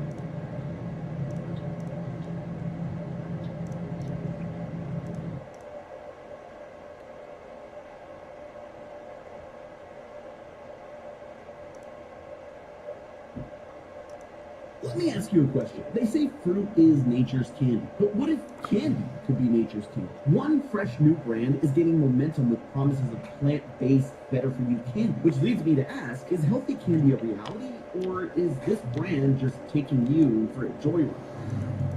Hello, Internet! Welcome to Food Theory, the show that's made with absolutely no junk, except in the trunk. And speaking of junk, I've been traveling a lot lately. For work, for fun, for running away from the authorities, you know, typical things for me. But flying means I don't necessarily eat the best stuff. I get whatever's hanging up in the overpriced store in whatever airport I'm in, because eating a Biscoff cookie for a 5-hour flight is like torture for me. This is usually meant a mixture of Nerds, Skittles, Snickers, Doritos, and Mints, because after all that, I need them. But lately, there's a new curly-headed sensation that's changed my go-to airport snack. Ryan Trahan, the king of reviewing one-star reviews, has invaded Candyland with his new candy product, Joyride. And business is booming. In just under a year, Joyride has catapulted itself to become the #2 selling sugary candy in all of Target, falling just short of Nerds and beating out the likes of Starburst, Skittles, Sour Patch Kids, and all the other candies that start with us. That's not only successful for a YouTuber product, my guy has become some sort of Gen Z Willy Wonka, winning the hearts and stomachs of customers everywhere,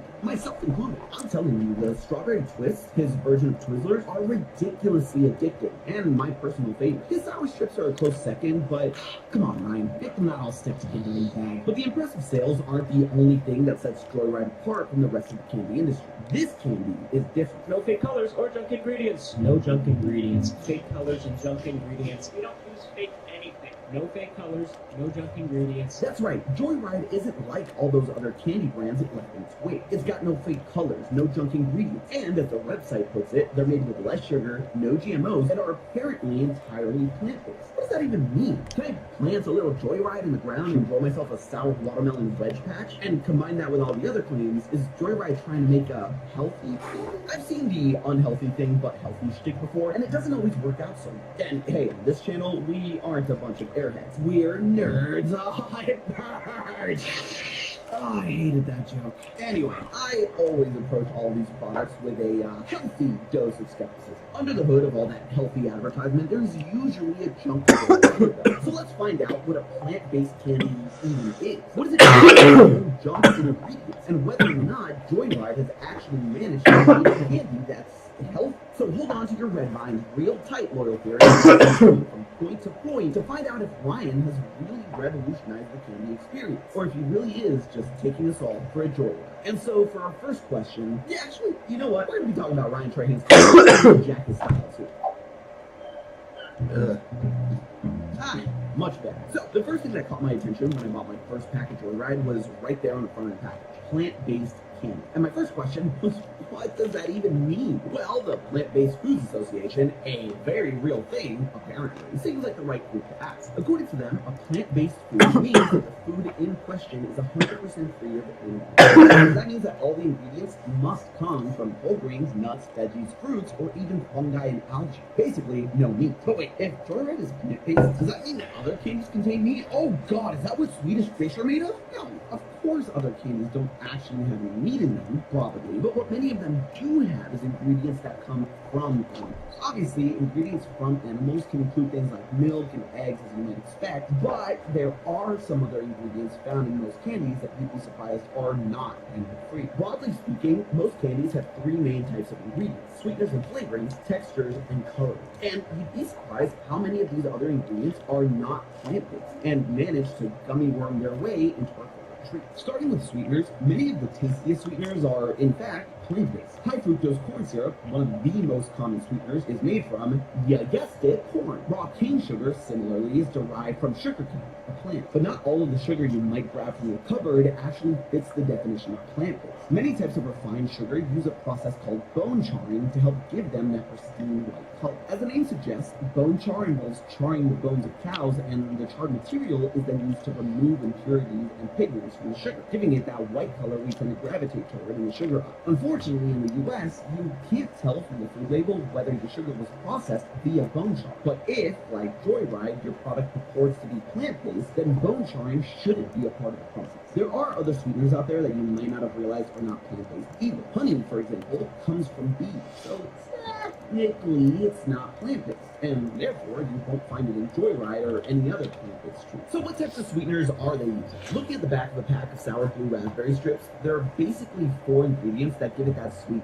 flavor. There's regular sugar, likely made without bone char, glycerin, and I'm almost 100% sure it's vegetable glycerin, a sweetener that can be extracted from things like soybeans and coconuts, stevia, a 0-calorie sweetener that comes from the stevia plant, and the biggest sweetener found in the candy is allulose. Allulose is a natural sweetener found in things like figs, raisins, and maple syrup. So check, all plant-based sweeteners. On to our next type of candy ingredient, texturizer. The stuff that gives candy its texture. Come on, that one was obvious. Texturizers give candy its shape, consistency, and mouthfeel. And there's one big ingredient that's found in many of our candies and desserts that a lot of you may not have known wasn't plant-based, and that's gelatin. That's right, the ooey gooey stuff we find in our jellos, marshmallows, and gummy bears comes from animals. Specifically, it's made by extracting collagen from the bones, cartilage, and skin of various animals, including cows, pigs, and fish. And so, if you're Joyride and you don't want to do that, you need an alternative. Introducing agar. That's right, the jelly you might find in your local scientist petri dish is not only a solid alternative to gelatin, but it's made from seaweed and not boiling animal bones.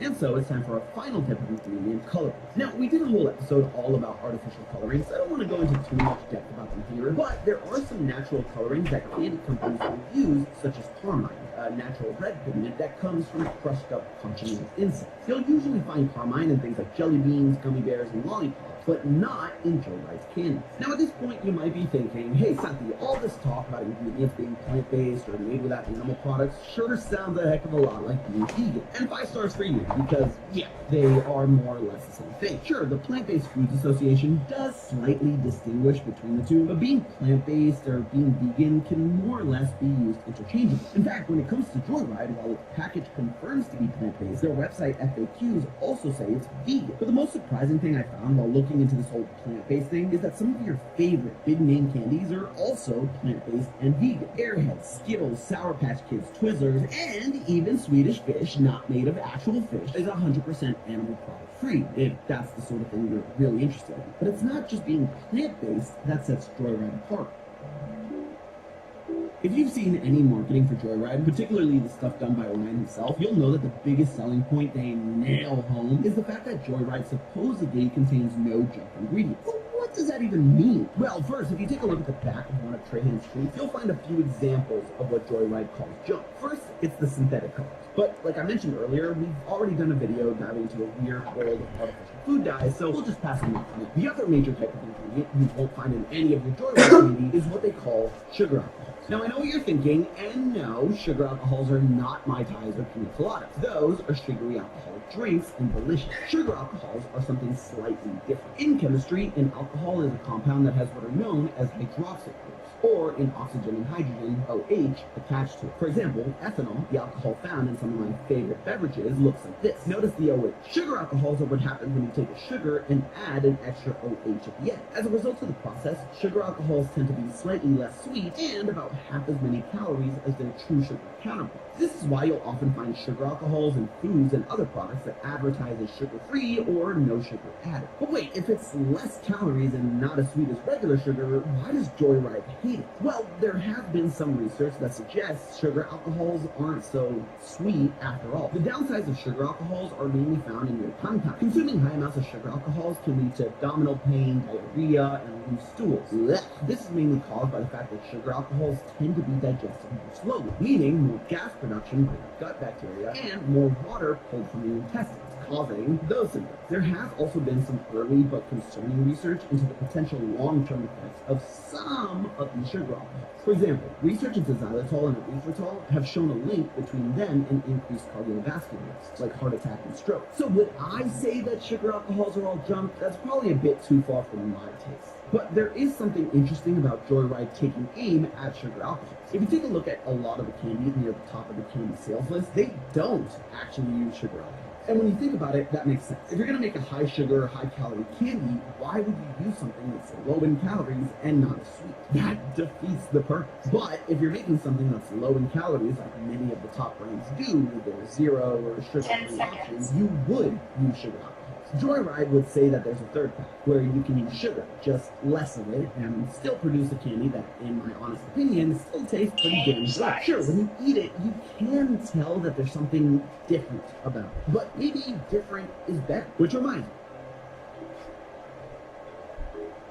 So now we figured out what the heck a plant-based candy is and what junk ingredients Joyride avoids. But now it's time for the big question. Is Joyride healthy? I mean, just because something's plant-based doesn't mean it's good for you. Ask Tom over at Game Theory how my apple pie turned out. Oh, right, you can't see me. I keep forgetting that. He's allergic to apple, and he's not having a great time. Don't worry, I have the EpiPen right here, somewhere. Maybe if you subscribe, it'll pop up. Anyway, let's start by taking a look at the good old-fashioned nutrition facts. We've already looked at the ingredients list to death, but what about the other stuff? The calories, the macros? Well, let's compare Joyride's flagship product, the Sour Blue Raspberry Strips, to their main rival, Sour Strips Blue Raspberry. Yeah, I know, confusing name. But Sour Strips is the brand that Joyride just passed on their climb up the target chart. They also have the same serving sizes, so it should be a fair comparison. Joyride's candy has 70 calories per serving, compared to Sour Strips' 110. Joyride has just 4 grams of total sugars per 4 pieces, while Sour Strips has over quadrupled that amount. On the flip side, Joyride does have slightly more sodium at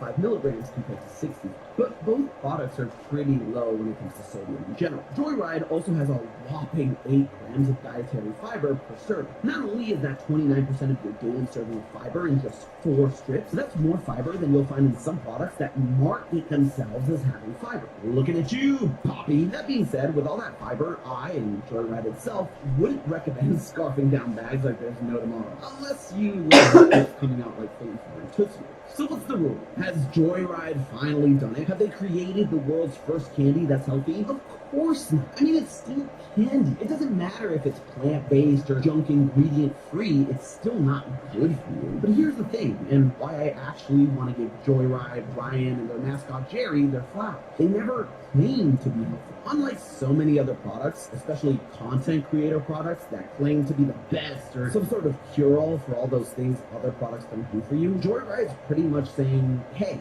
no candy is good for you. But if you're going to indulge and have candy, ours is slightly better. It's honestly a breath of fresh air in the marketing world where everything is so heightened. There's a reason why it's selling so well and why people are gravitating towards it. The candy doesn't promise to transform your love life. Skittles. Instead, it's a product that's just being honest with it. All the fancy motion graphics and marketing slogans are stripped away like so many shiny wrappers on a picked over Halloween. And what's left is some refreshing authenticity. And I can literally feel some of you typing in the comments, you forget to add hashtag ad. Well, first, you're so creative. Look at you go. Second, I'm just calling things like I see them. And that doesn't always mean tearing down or exposing a company. Sometimes it's giving credit where credit is due. So I guess if we're gonna wrap up this little Ryan Trahan format, I'd give Joyride 5 stars. But hey, that's just a theory.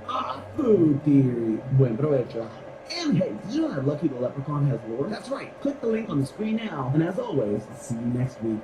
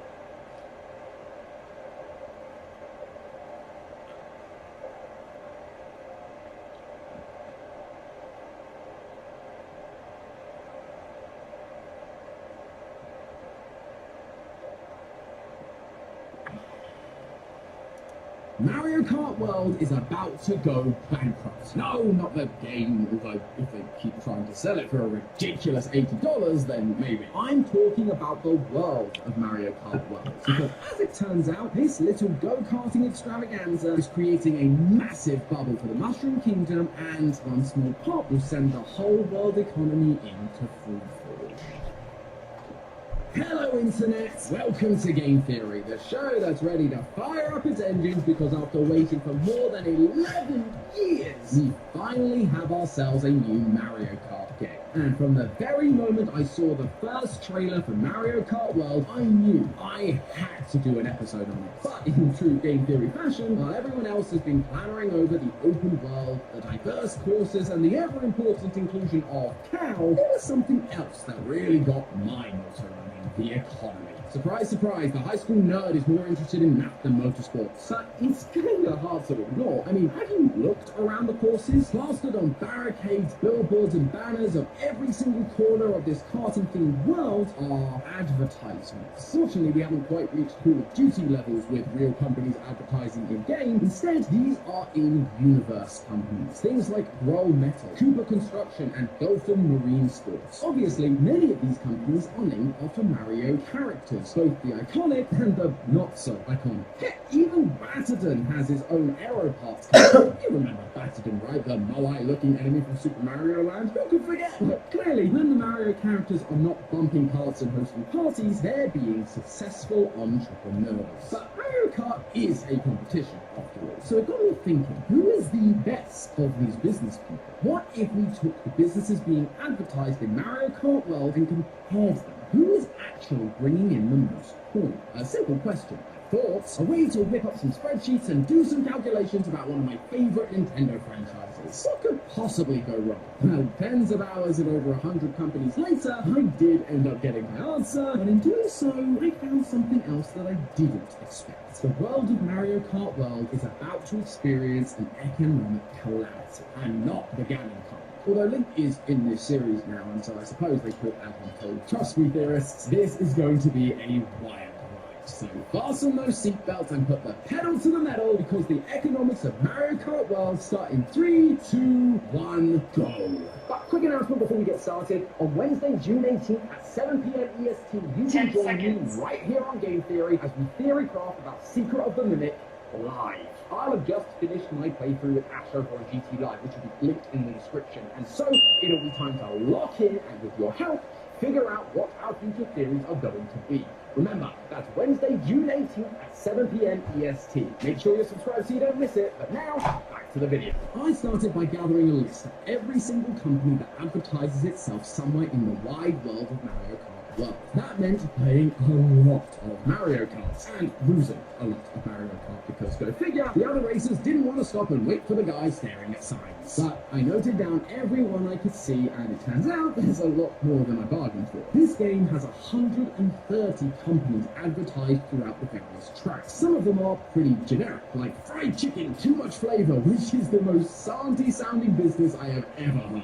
Or they're branded around Mario items. And while companies like Banana Natural Oil are no doubt important to the economy in this universe, it's not going to help us figure out which character is winning the battle of the businesses. Donkey Kong may have a lot of them, but it doesn't have a monopoly on bananas. Although, even excluding those, we still end up having a list that's 118 companies long. But this is where we really begin to start heading down the multi-mode hole. We may have all the names of the businesses owned by our colorful cast of characters, but we still have no idea how much they actually make. And since Shigeru Miyamoto did not respond to my request for the Q4 earnings reports for all of these companies, I guess I'm going to have to get creative here. You see, these may be fictional businesses, but the products they're promoting do reflect products and services that we see in the real world. So we just need to find equivalent companies in the real world and use that company's financials in place of the Mario version. Specifically, let's take a look at the company's annual revenue, the amount they make before taxes and expenses. Also, unless it's clear that this fictional company is really small, it's probably best that we assume the equivalent companies are the largest in the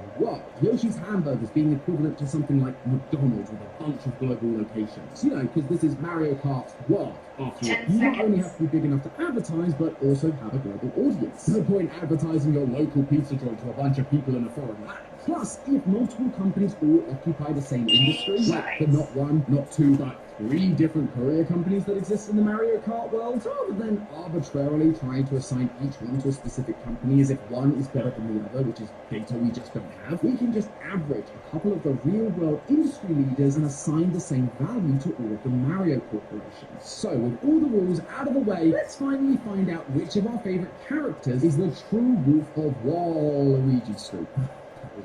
And who better to start us off than Mr. Jumpman himself, Mario. It is his name in the box, or the virtual game card. Anyway, I thought that would make figuring out his financial status the easiest, but Mario actually has some pretty diverse business dealings. Just look at this ad here. The kill switch case was switched to item. Everything the Switch 2 can do, the kill switch can too. Detachable Joy-Cons. Perfect. Friction fix. Ooh, a strong 10 seconds. Over 100 pounds of crush-proof protection. Screen protector application. Ergonomic grip. The kill switch case was switched to Available now. Save up to $35 by going to dbrand.com/game-theorists. Link in the description. Well, that was weird. Anyway, where was I? Oh, right, Mario. If we take a look at the ads around the track, you can see 5 companies that bear the iconic plumber's name. The first, longtime fans of Mario Kart should recognize, and that's Mario Kart TV, the media company that's responsible for filming and broadcasting all of the karting shenanigans.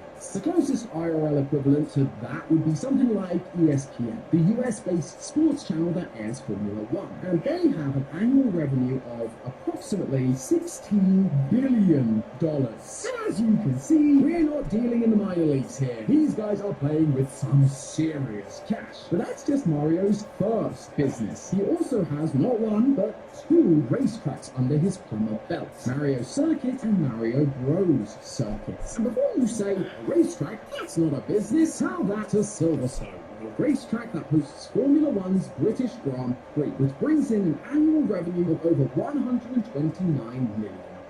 And speaking of the Mario Bros, there is an official Mario Bros company in-game as well. It's not particularly clear what exactly this business does, but considering that the logo looks just like the original video game back when our boys were just humble plumbers clearing out pipes, I think it's safe to assume that just like in the Mario movie, this is their plumbing business. But given that they're so busy these days saving princesses, going go-karting and hosting parties that are totally not rigged, they'll likely have had to grow the business so that they can continue serving the international market that desperately wants to have their pipes cleaned by the famous brothers.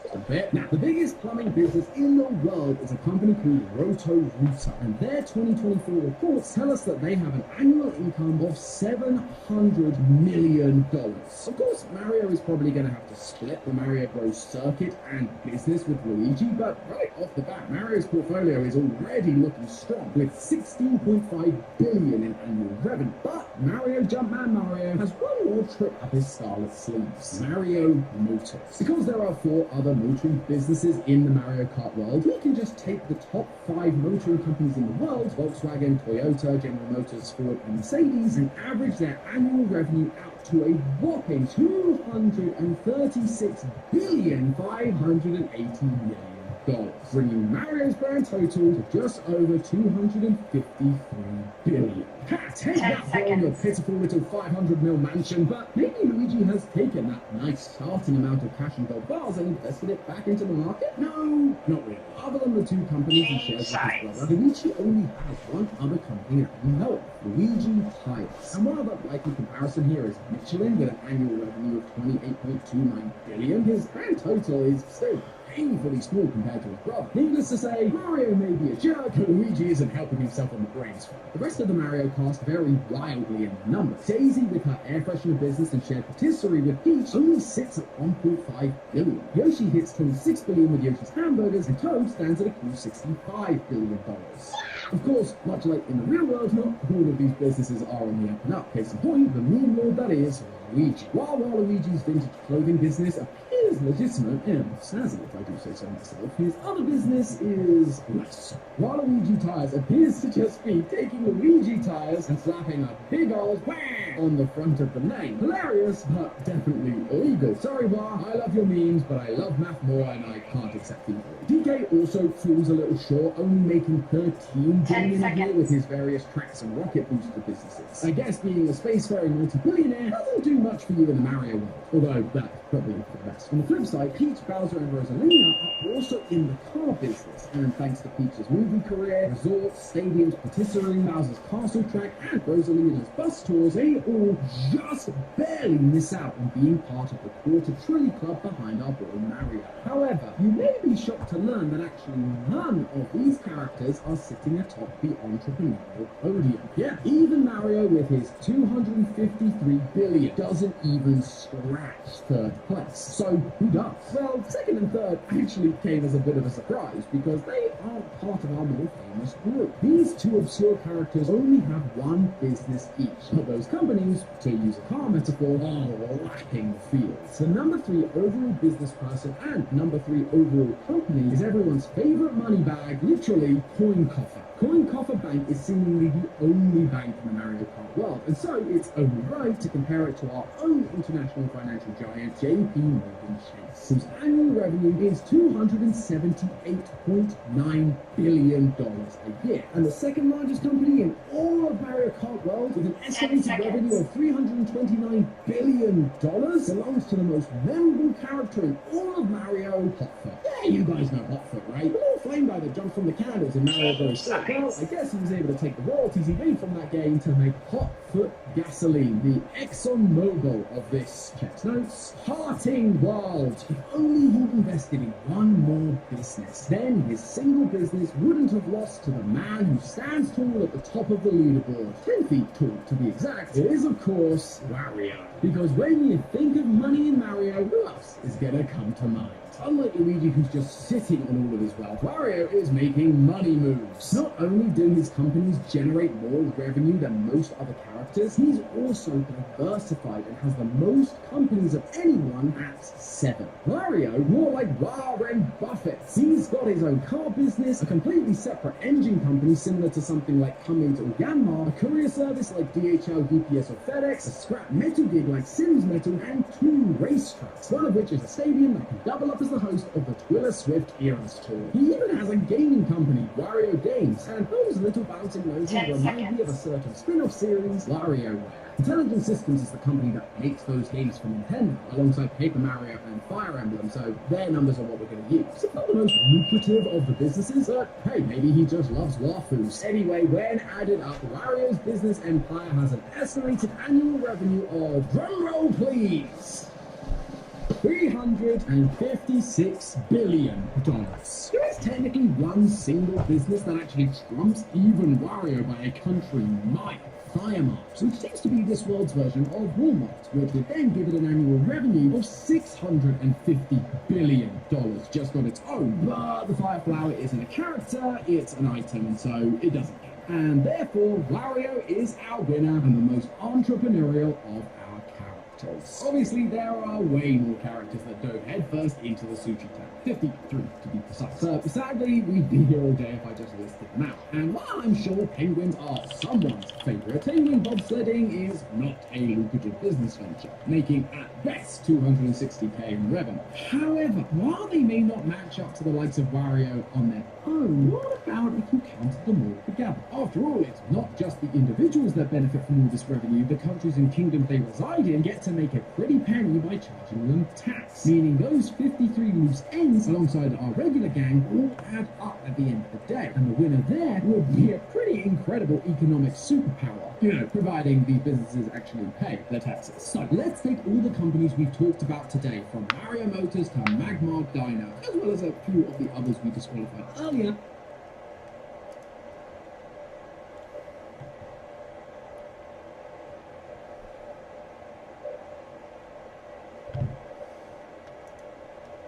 This is absolutely crazy.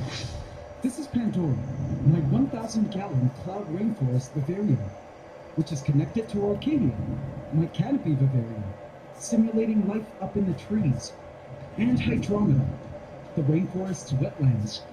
Within this vivarium trinity lives a thriving, biodiverse ecosystem of plants, fungi, and creatures, all involved in a giant food web. It's my personal biological project to study how ecosystems work in the wild. And I'm currently using a wheel, called the Wheel of Gaia, to determine the ecological events that happen in our rainforest. And last week, the Wheel of Gaia landed on New Amphibia, which was perfect, because I had just the creatures for the introduction.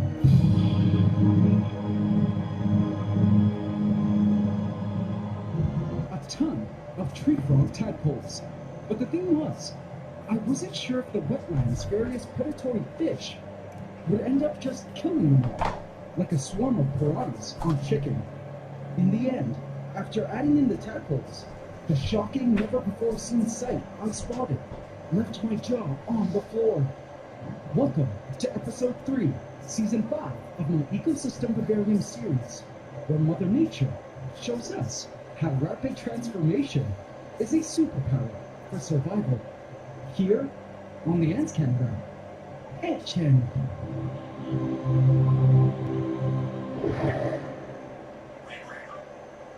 Please subscribe to my channel.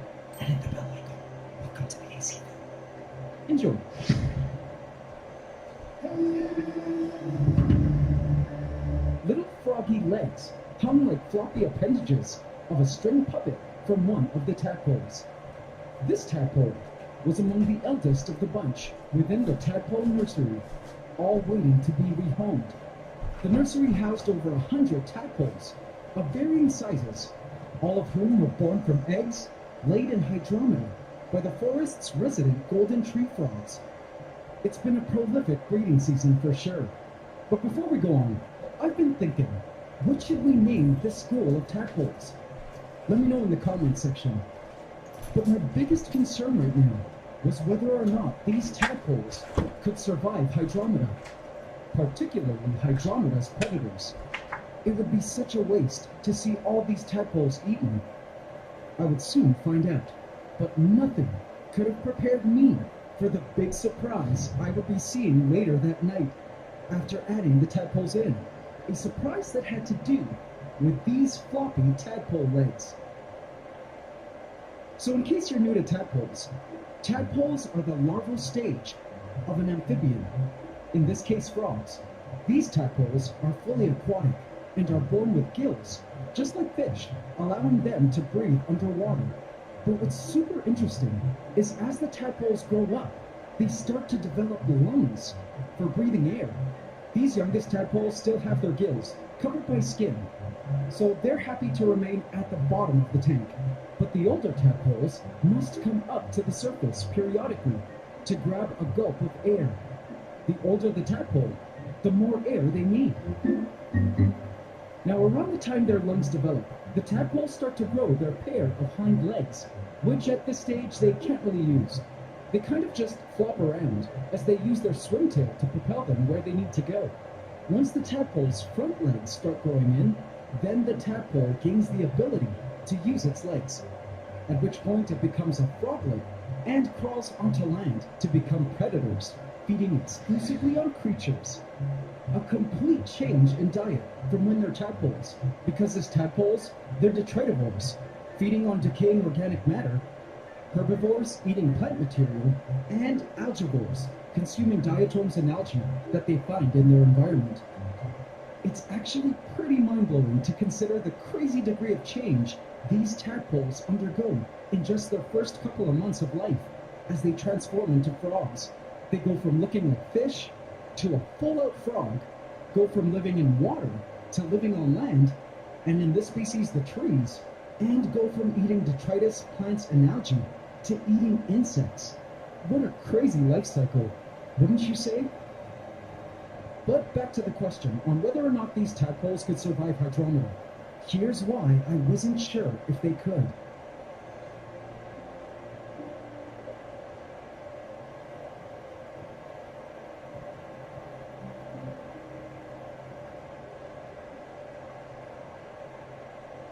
Presenting hydromeda.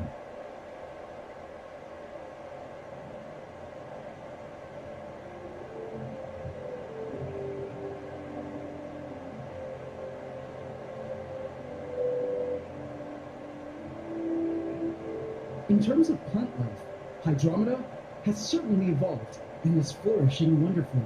The aquatic vegetation has grown in quite well. Check out the variety of plant life encrusted on the hills of our wetlands.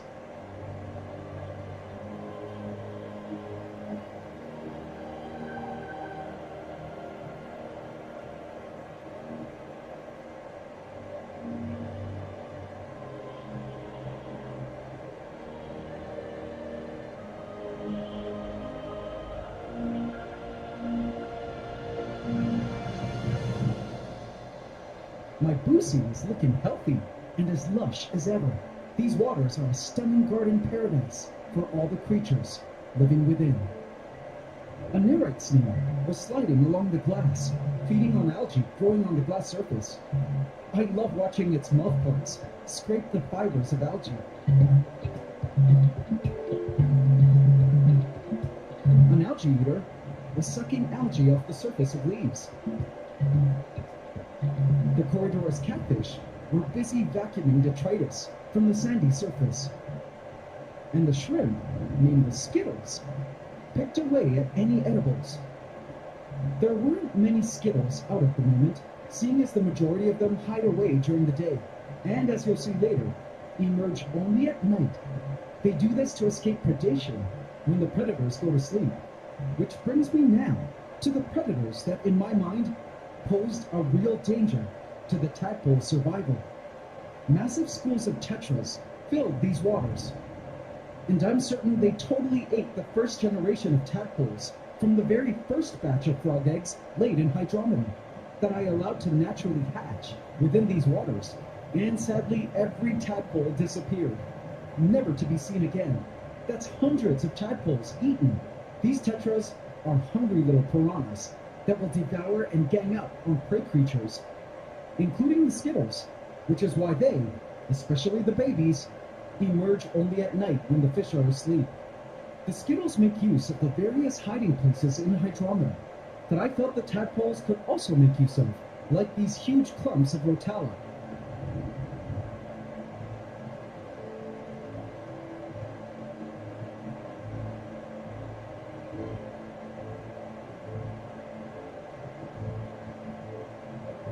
And the massive mountains of driftwood.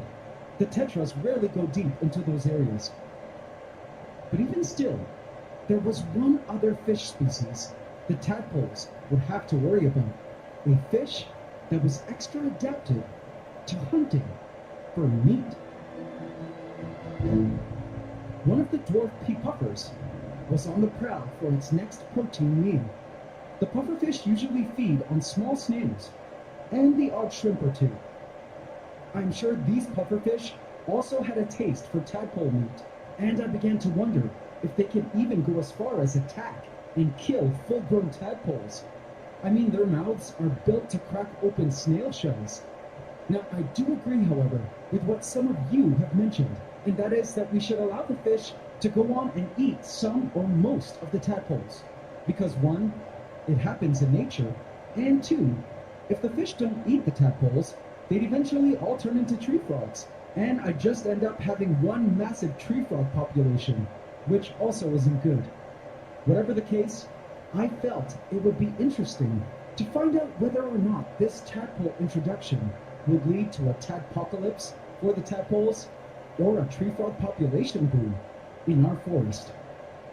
But the predation issue aside, the tadpoles did have enough food in Hydromeda. In terms of decaying organic matter and vegetation, Hydromeda had plenty of both. Also, see the fuzz on the surface of the sand?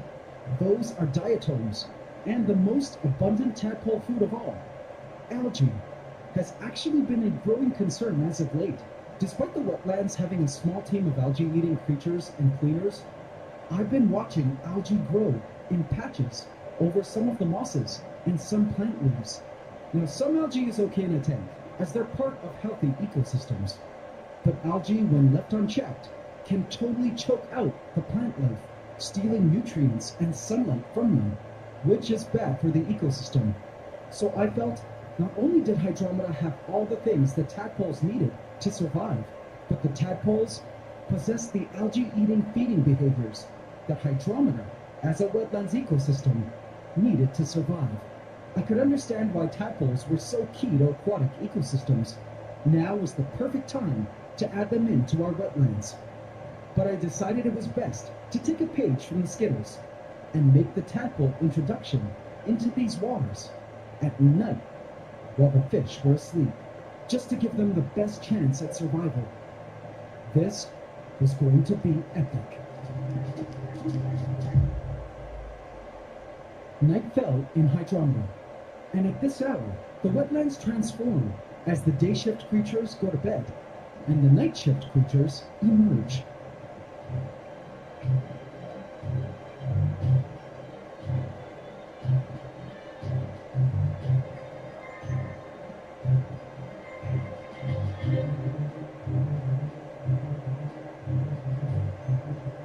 This species of Corydoras catfish loves foraging for food at night.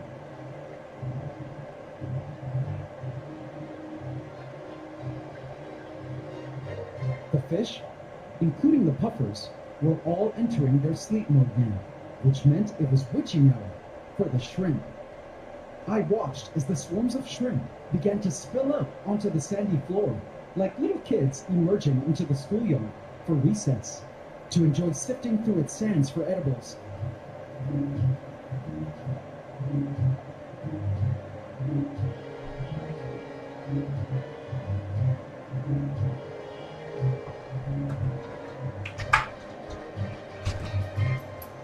Suddenly, a flash of pink caught my eye.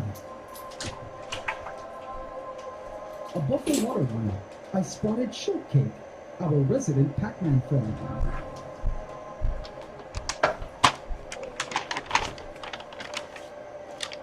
What's up, Lisa Warner, if you're still here? She was also up and waiting for food to scuttle by.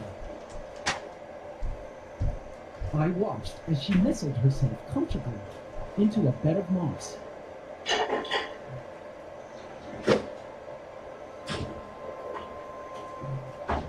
I then spotted up in the branches. The tree frogs had also emerged, the parents of the tadpoles. They were out hunting for prey.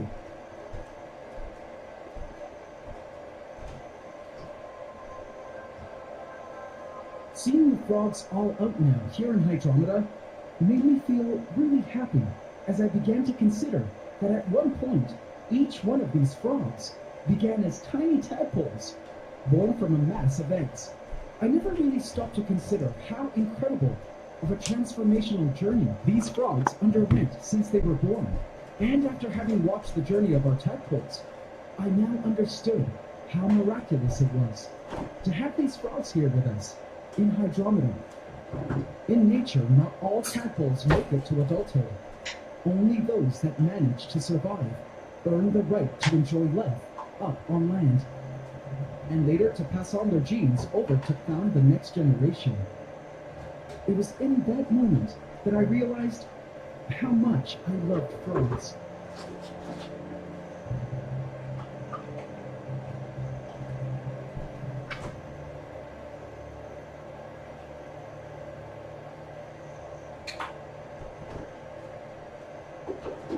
And so it was time.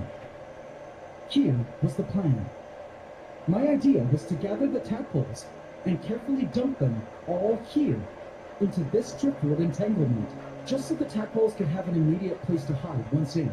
It would also not alarm the fish, as dumping the tadpoles here, where the water enters the sump filter, would keep as much of the scent of the tadpoles as possible from floating to the rest of the tank. AC family, let's do this. I began to collect the tadpoles.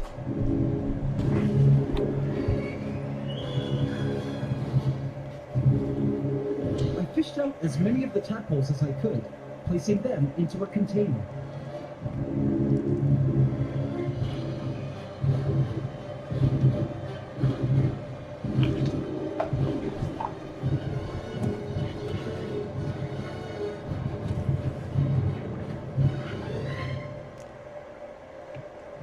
Come with me, my precious tadpoles.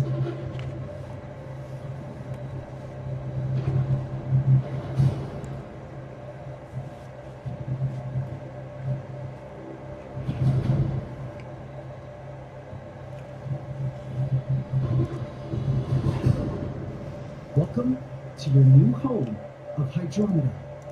I carefully dumped the tadpoles into the waters.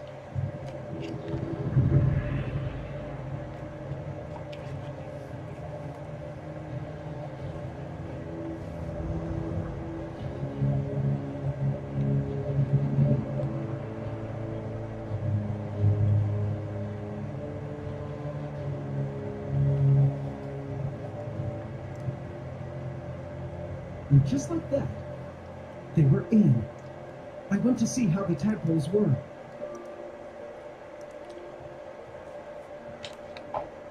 I spotted a few with legs, swimming and surfacing for air.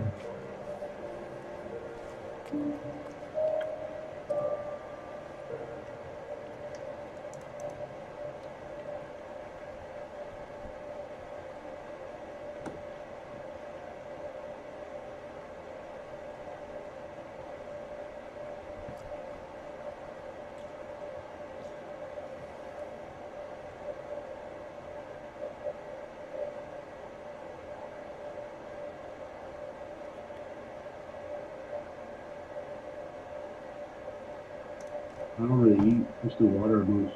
You don't eat? Really. You fast, Neighbor? You eat like once a day. Like I ate that burger because we're streaming and it's like man shit. You know? Okay, we weren't streaming. What would you have for dinner? Probably water. Yeah. The hell? You don't ever feel weak or lightheaded? Like, Yeah. Sometimes I'll eat a couple times a week. what would you eat? What was it? Bone broth with kimchi and sauerkraut. Oh, you're on the permanent track. Do you drink green juice and shit too? I drink like celery juice sometimes. Yeah. Coconut water. I'm hella healthy. We're healthy.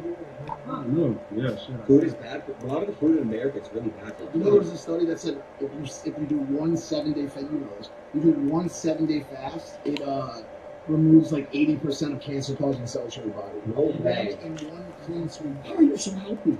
I don't know. I mean, I really honestly just coffee and cigarettes. I'm sick because all that tobacco I ground it up.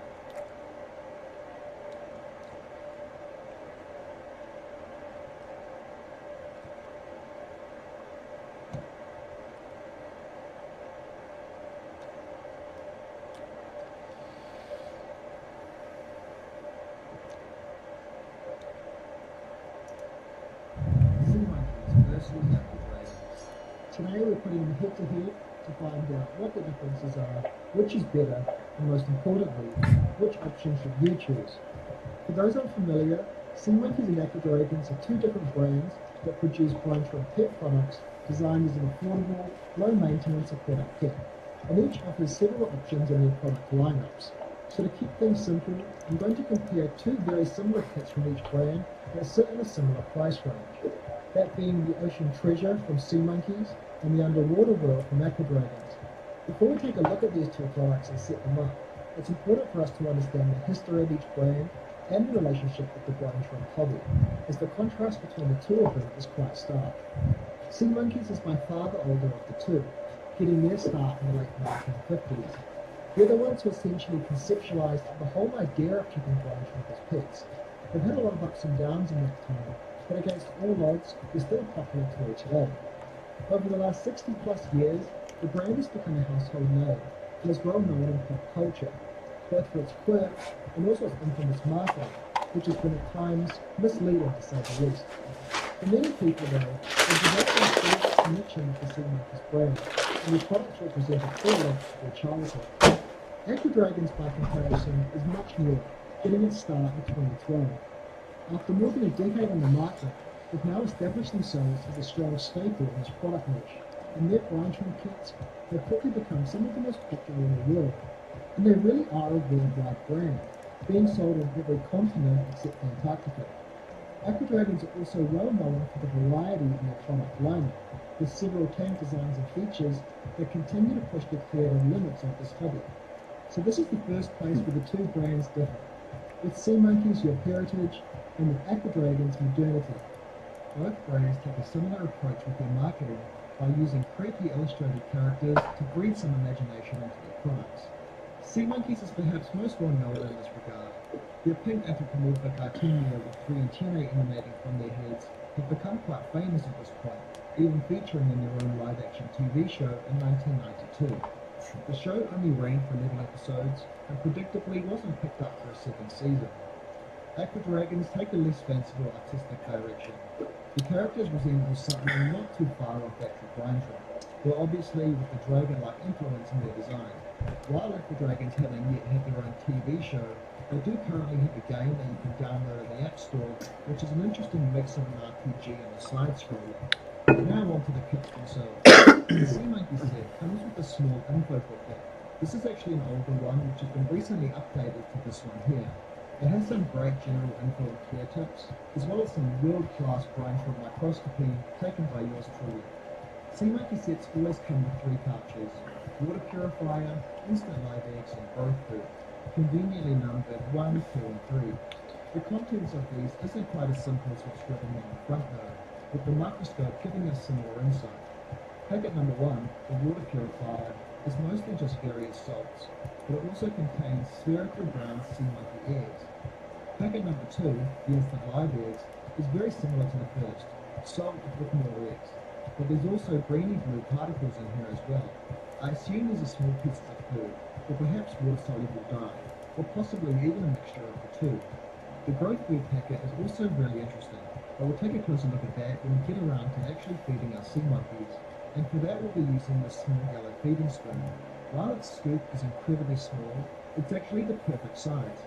More elaborate sea monkey kits, such as this Ocean Treasure set, also come with a water pump tool, which is basically just for aerating the tank water to give the sea monkeys more oxygen. But this tool isn't included with some of the lower budget sets like the Ocean Zoo, so that's important to keep in mind. Aqua Dragons, on the other hand, takes a slightly more simple approach with their packets, where they only have two, one with the salt and eggs, and the other with the Aqua Dragon food. Microscopic footage of this egg packet shows us that it's pretty much as described. The salt and egg packet contains, well, salt and Aqua Dragon eggs. Just as with the sea monkey growth food, we'll take a closer look at this Aqua Dragon food once our pets are ready for their first feeding, for which we'll be using this included spoon. Aqua Dragons produces this spoon in various different colours depending on which set you're using, but most often, like with this kit, it's green. The more elaborate Aqua Dragon kits also include a small pipette to manually oxygenate the tank water. These are also useful tools for moving smaller Aqua Dragons around, so it's always nice when they're included. Next up are the tanks. Over the last 60 years, sea monkeys have seen a huge variety of tanks with different gimmicks, several of which I've reviewed on the channel and have grown quite fond of. They even have additional oddities like racetracks that let you race your Grandtron, and wearables like watches and necklaces that allow you to take your pets with you on the go. The end of the 20th century was a wild time. Today the sea monkey product range is still quite diverse, with designs that have become well known for their high quality. The dome-shaped Magic Castle and Mars Aquariums are their two themed tanks, while the Ocean Volcano and Ocean Zoo offer more simple options. The tank we'll be taking a look at today, though, is one of their newer additions, the Ocean Treasure. This flat tank is around 300 mils in volume, has a cold base and lid, and a textured rocky substrate on the bottom, with the treasure chest ornaments sitting atop it. The tank walls also have the famous magnifying bubbles, which make this design instantly recognisable as a sea monkey product. Aqua Dragons, by comparison, has an equally impressive product range. Despite their short 10-year history, it's quite amazing to see just how many tanks they've managed to produce. They have several that are quite simple in design, everything from an egg-shaped aquarium to the sleek Hatch and Grow tank, which is a minimalist's dream. The newest tank, the Aqua Dragons Volcano, has really taken things up a notch, with an internal rotating light and even lava food which turns your pets red. This underwater world tank is quite simple though. It's also around 300 mils, and just like the Ocean Treasure, its shape is quite two-dimensional. This increases the surface area, which allows the tank to get more light, promoting the growth of beneficial microalgae, as well as making it easier to watch your pets as they swim around. My one gripe with this tank is fortunately something that can be easily solved. The decorative coral tank wrap is simply just a plastic covering, which can be carefully removed with a small knife. You need to be diligent, but with a bit of finesse, it comes off cleanly.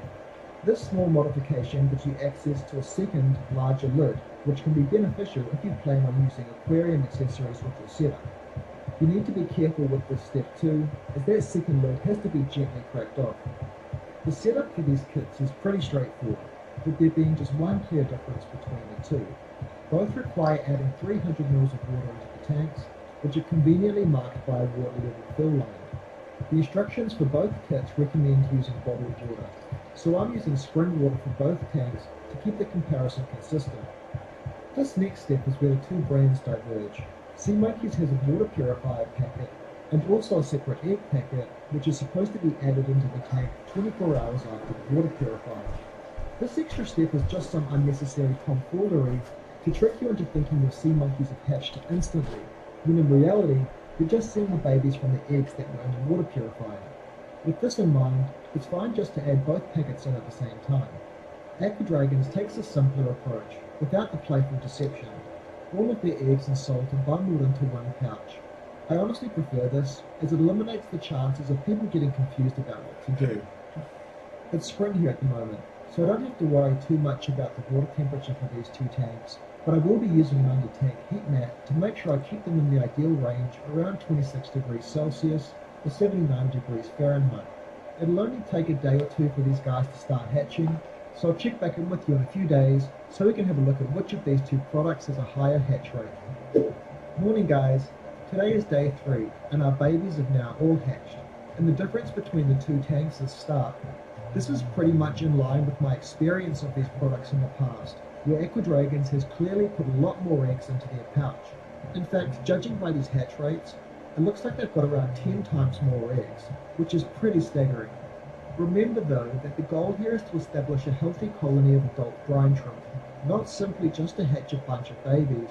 So while it appears that Aquadragons currently have the upper hand, don't count out the sea monkeys quite yet. It looks like all of the babies are swimming well, which is a good indicator that they're healthy. I'll update again in a few days so we can take a look at the full packets under the microscope and give our little pets their first meals. Hey guys, how's it going? I hope you're doing better than me because I've been down with the cold for the last week, so I'm a little late on this update. But nevertheless, here we are. Today's day 12, and the sea monkeys and Aquadragons are both doing really well. They're now entering what I call the teenage stage, where the difference between the males and females starts to become more obvious. An accumulation of gunk is beginning to form at the bottom of the tanks too. This is a build-up of discarded exoskeletons, algae, microorganisms, and of course plenty of poop, which these shrimp are producing in spades. And no, what you're seeing here isn't unusually long tails, but rather just long strands of poop, so they're clearly eating well. The difference in numbers between these two tanks is still really obvious, with there being a lot more Aquadragons than sea monkeys, but it seems the sea monkeys might be growing ever so slightly faster for now. Before we take a look at our pint-sized kits under the microscope though, I first want to look at the food that each kit comes with. For sea monkeys, that's packet number 3, which they call growth food. And while the back of this pouch says that it contains assorted ground vegetable powder, I believe what we're most likely looking at here is kelp powder, basically just ground up seaweed. It has a strong matcha green tea smell that I actually quite like, but perhaps that's just an acquired taste that I've developed over the years as a brine shrimp food connoisseur. And yes, there's also salt and sea monkey eggs in this pouch as well. Sneaky. Sea monkey kits suggest feeding for the first time around day 5 with one little scoop of the yellow feeding spoon. I personally think this is a little too much for sea monkeys this small, so I prefer to take the approach of smaller but regular micro-feeders instead. Moving on to the Aquadragon food, you'll notice that this one looks quite different. It also has some salt crystals, but the bulk of the food is a dark green powder, which I assume is most likely powdered chlorella or spirulina. Both of these are dried algae species which are packed full of nutrients, making them good options for brine shrimp. There's also something that looks like orange-coloured salt crystals. I'm not really sure. Maybe it's a Himalayan salt or something. The back of this packet recommends feeding your Aquadragons for the first time one day after they hatch, using their teal-coloured spoon. Again, regular micro-feedings are a safer option here, especially for these juveniles. It reduces the chance of accidentally overfeeding your colony, which is a big risk when they're this young. Aquadragon food also has a really green tea-like smell to it, but unfortunately the back of the packet says that it's not for human consumption. Like that's a stop me. Now, many of you are probably wondering if sea monkeys and Aquadragons are the same animal species, and the truth is, I'm not entirely sure. The older marketing material for sea monkeys said that they were a hybrid brine shrimp species that had been selectively bred in a lab so that they would grow larger and live longer. This is probably just more playful embellishment to excite children, as the feasibility of actually doing this, making a new hybrid species, selectively breeding them for desirable traits, maintaining a colony of them for 50 plus years, and harvesting their eggs to sell in sea monkey kits would be incredibly labour intensive, and honestly just downright difficult. This is all to say that sea monkeys are most likely either just Artemia salina or Artemia franciscana, the two most common species of brine shrimp found in North America. The current egg packet now lists Artemia salina eggs as an ingredient, so that's what I'm going with. Aquadragons, on the other hand, have always been transparent in their marketing, clearly communicating that they also use Artemia salina eggs. Now, something interesting to note is that Artemia salina and franciscana often get confused for each other in scientific literature, so even when you're buying eggs, it's very difficult to know if you're actually getting the species you think you are. The main difference between the two is apparently their size, with salina being the larger of the two. We'll have to wait and see how big these guys grow to get an idea of which species they might be. Alright, that's all for today's update. I'm going to leave these tanks to do their thing and give you another update in a month or two when our sea monkeys and Aquadragons are both fully mature. We'll get a good look at the adults under the microscope, and I'll give you my final verdict between which of these two brands you should go for. Hey guys, it's been a couple of months since we last had a look at these tanks, and that's because I wanted to spend a bit of time with them so I could give you a well thought out, definitive review for each brand. Both colonies are now fully established, with plenty of adults in each tank, and also the second generation, which appear to be growing well. You'll notice the tanks do look very different from one another though, both in how the branch would look and also what's growing on the bottom. So let's take a closer look at what's going on. We'll start first with the Sea Monkey's Ocean Treasure. The adults in here have grown quite large, and there's somewhere around 15 of them now. While this isn't anywhere near as many as what's in the Aqua Dragon's tank, these sea monkeys definitely look a little bigger. I'm sure you've also seen that the bottom of this tank looks a murky brown colour. I know this gives the impression that it might be grimy, and it's certainly not particularly pretty to look at, but that brown muck is actually a really good sign. It means there's an abundance of diatoms growing in the tank. Diatoms are a class of microalgae that differ from regular green algae in several ways, most notably their colour, which is a radiant golden brown, but also in their structure, where they have a rigid silica-based cell wall. Many species, including the one growing in the sea monkey tank, are also radially and bilaterally symmetrical, making them rather pretty to view under the microscope. Diatoms are motile too, meaning they're able to move about as they please. It's difficult to say exactly why this culture has established so strongly in this tank, but I suspect it's something to do with that plastic ornament in here, giving them plenty of surface area to latch onto. It's almost as if the treasure contained within that chest is this golden algae, which is rather poetic. Moving on to the Aqua Dragons, and gadzooks is it busy in here. What's most impressive about these kits is not only how many hatch, but also how many manage to survive. Usually, big hatch rates are a bad omen for a tank's longevity, but the Aqua Dragons are doing really well. As I mentioned, these ones are definitely a little smaller than the sea monkeys, being around 2/3 their size. I don't know if this means they're actually a different species, or if the size discrepancy here is simply due to food and other resource availability. Apparently the increase in average adult human height we've seen over the last few decades can be largely attributed to better nutrition, so perhaps something similar is happening here. Regardless, the Aqua Dragons all look very healthy. I'm sure you've noticed their tank is a very different colour too, this one looking more green. There's no diatoms growing in here, but rather a healthy culture of cyanobacteria. This green microalgae is more closely related to the terrestrial plants that we're familiar with, and they differ from diatoms in that they have a flexible cell wall made of cellulose. The species in this tank doesn't appear to be motile, so they kind of just follow the water's current. The reason I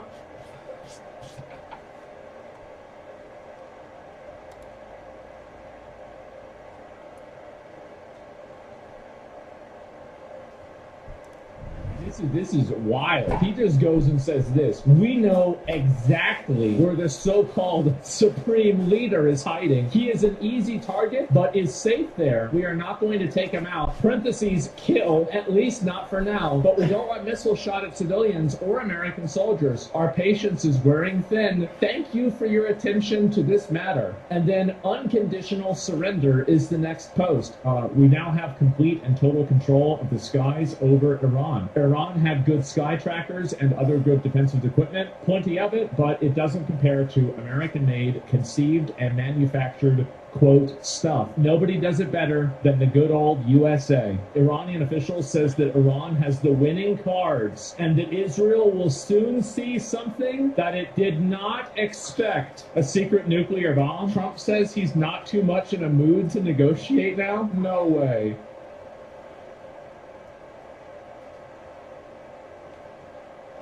So this is what he said. Specifically, it's better than the ceasefire. What are you looking for here?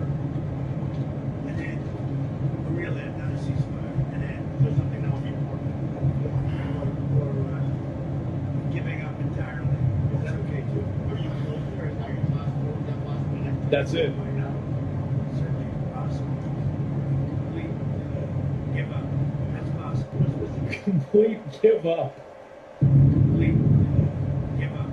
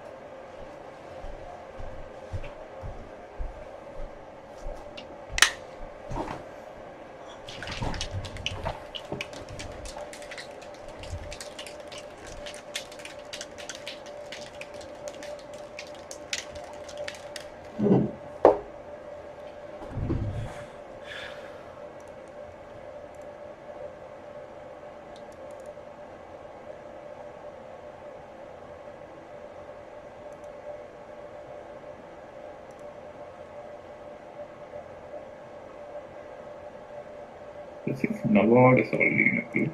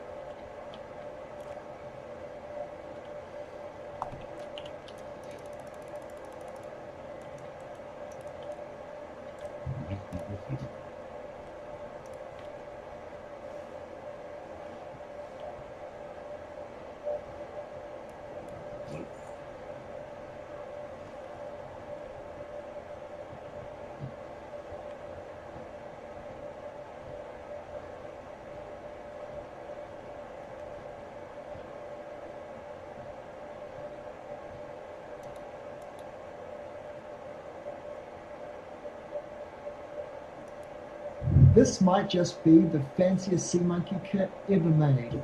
It's called the Executive Set, and unlike every other Sea Monkey product I've reviewed on this channel, which was of course designed for children, this one was instead marketed towards adults as an office pet to keep on your desk. And because of that, it has some special features that aren't found in any other Sea Monkey kit. This boxed version I have here was produced by Explorator in 2002, but the Executive Set actually has a long history, which goes back much further than this, starting in the late 70s. Todd Machin, who does the illustrations for the modern Sea Monkey products, has an amazing collection of these early vintage tanks, and he was kind enough to send 4 of the variants to me to show you in this video. So we'll take a look at these before getting into our unboxing and review today. The very first version of the Executive Set was released in 1979. It has a classic Ocean Zoo shape and was constructed in this beautiful single mold style, where the base and body of the tank are cast in one continuous piece of plastic. It looks like the clear plastic has been painted on the underside as well to achieve this ebony black base look. Now all of these first versions of the tank have a gold plated lid, I guess to give the impression of sophistication and class, a clear deviation from the colourful Sea Monkey tanks that are intended for children. Todd did a series of Instagram posts about these different Executive Sets, sharing photos and details about their history. He mentioned that this first version was originally sold in retail stores on 12-unit counter displays. The artwork on the counter displays is the same as what you can see in this tank rack. It shows a businessman and his secretary gazing at their tabletop pack of pets. I really love this vintage artwork. Perhaps it's just nostalgia for a bygone era, but you can tell a lot of care and time has gone into it. The back of the tank rack just has some generic setup instructions that are for getting your tank started. We'll take some high-resolution photos of it and upload them to archive.org for anybody who wants to. Sometime later, this tank rack was replaced with the artwork of the frolicking Sea Monkey family, a gorgeous piece of art done by Joe Orlando. And while I love this picture, I do prefer the original one for this kit, as it more closely follows the Executive theme. The first real change to the design of the Executive Set was a new lid, the gold-plated one eventually being swapped out for a Bino View era ring cover, a big improvement in my opinion. I mentioned this in my Ocean Zoo review video, but this is my favourite Sea Monkey lid ever made. It's practical and it just looks pretty.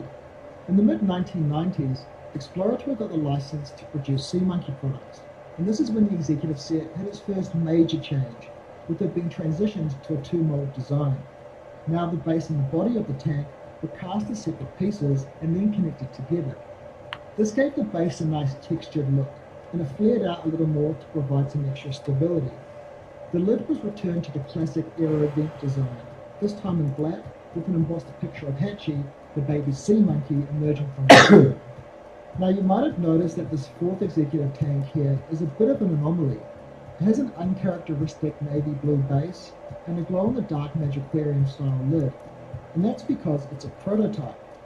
This was gifted to Todd by an old friend of his at Petsy for your favourite grub place. Included are the new hybrid, longest-lived sea monkeys ever. Because they are so hardy, these sea monkeys were used by NASA for hatching and growing in experiments on 2 space shuttle flights in 1994. Water purifier, plasma tool, growth food, feeding spoon, the official sea monkey handbook, and sea diamonds for the little cuties to play with round out the kit that can bring tears of nostalgia to their eyes. Unfortunately, this set needs water only to make miracles happen. $12. So this set came with sea diamonds too. I thought only children were dumb enough to fall for that. I do have some lying around in my collection, so maybe we can add some into the tank later in this video. Anyway, moving on to 2000, an Explorator decided to do a huge revamp and overhaul of the executive set, now selling it in a deluxe box kit that was accompanied with several tank accessories.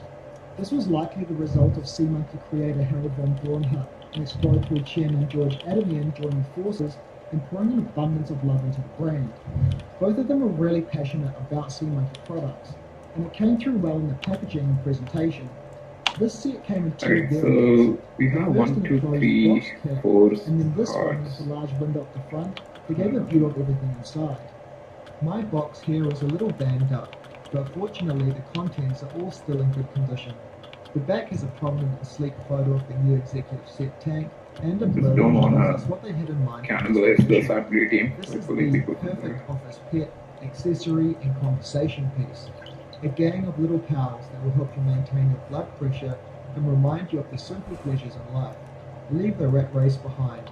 Stop digging for gold for a few moments each day, and nurture your kinder, gentler side by caring for your helpless little sea monkey pets. Now before I unbox this kit, I do need to mention that there has been a modern iteration of the executive set in recent years, but this new one deviates from the product line so substantially that it kind of fits into its own category. I won't cover it in much detail today, but the short of it is that it's called the Sea Monkeys Executive Supersized Suit, or SMES for short. It's a 48-ounce glass bowl, which is 4 times the volume of a regular tank. It's still available to purchase on the official Sea Monkey website for anybody in North America who's interested in picking one up. I'll pop a link in the video description as well to Todd's Instagram post, which covers this kit in much more detail. Sometime in the late 70s to early 80s, Transcience Corporation started printing small 6x4-inch flyer coupons promoting other products in their line offered at a discounted price.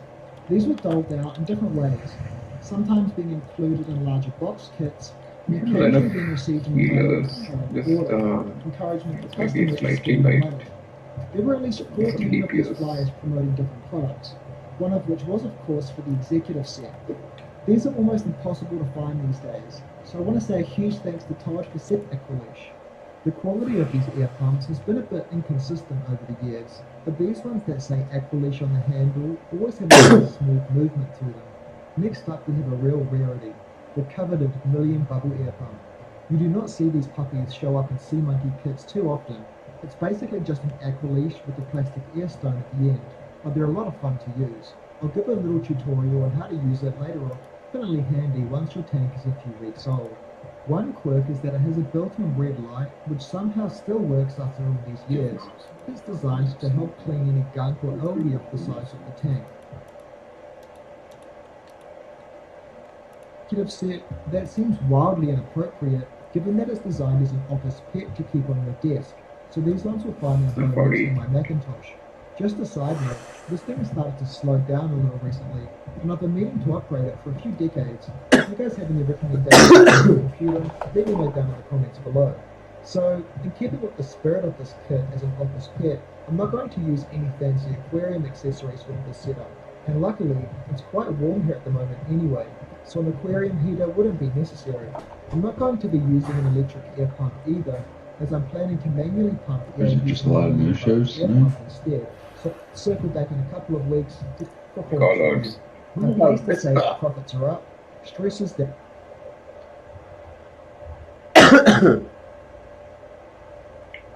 So crits was a late no show, then Anti is just not responding. He was signed up. So I'm assuming he's not with them. I might just get Riley in when he logs on. This is a Hopefully cherry String logs tree, on at some point. and this is a round-toy snail. They live peacefully on my bedside table, but in just 8 weeks their populations have spiraled out of control.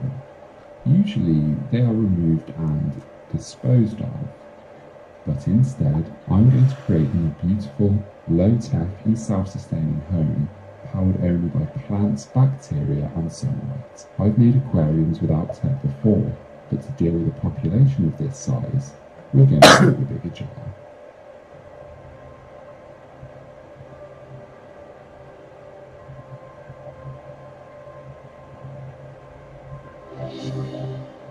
And I landed on this one. It stands at 40 centimeters high, 30 centimeters wide, and holds 21 liters of water. This is going to be a mammoth task, so I got to work. First, I had a few good handfuls of aquarium soil in the bottom, and mixing some light to open it up. This is all capped by an inch layer of sand which stops nutrients from leaching into the water column and colonizes good bacteria. I wanted to keep the decor simple, so I'm just using a piece of driftwood, and this is a really important step that speeds the whole process up.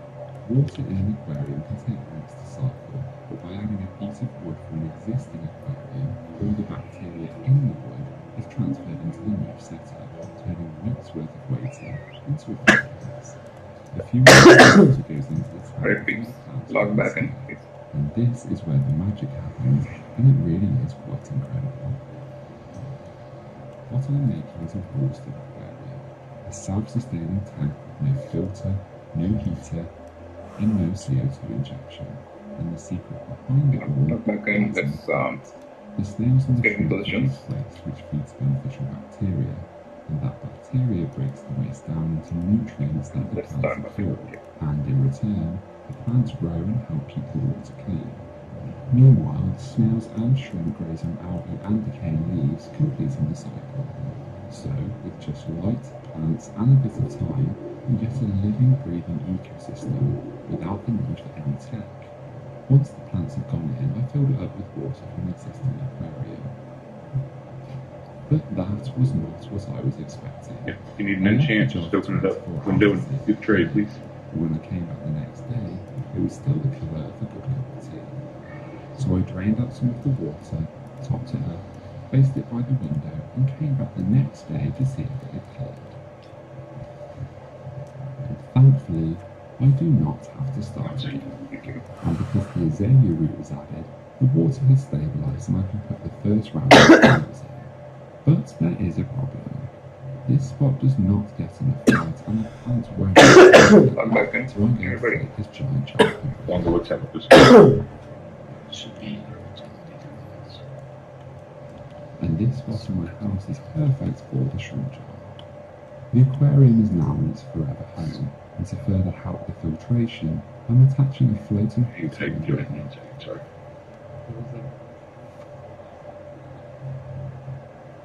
The fish and bonsai sorts get rid of You were logged in on your own all day. The peace lily will feed off the Holding a nutrients break in the water, right now. and will also help keep the water clean as it grows healthily. Now I'm not joking when I say that these snails have really gotten out of control, and if I left them in here, they would soon take over. I grabbed as many as I could and dropped them into their new home. Yeah, just let's make sure we get some mesh sites.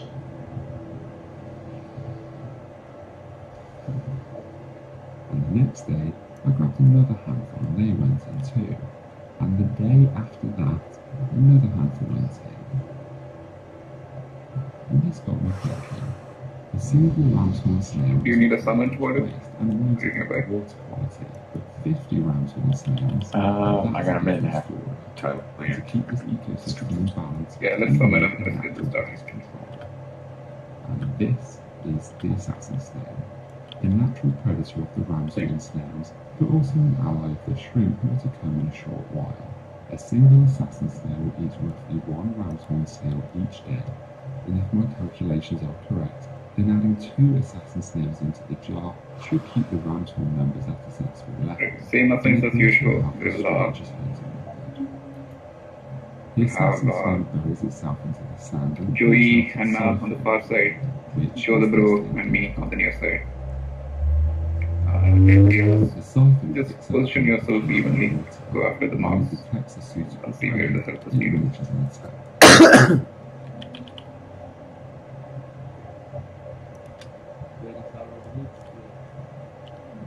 But thankfully, this ramshorn snail will succeed. A few weeks have now passed and the giant worsted jar has fully settled. What looks like a simple setup is layered with hidden complexity.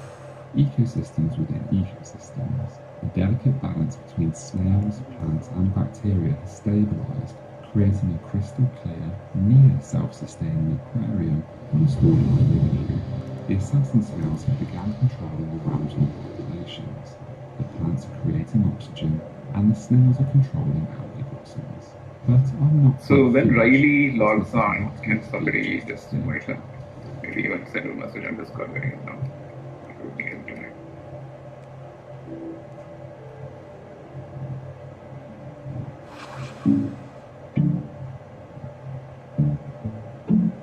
Alright, let's one night, let's keep it simple, let's keep it light, like we should do.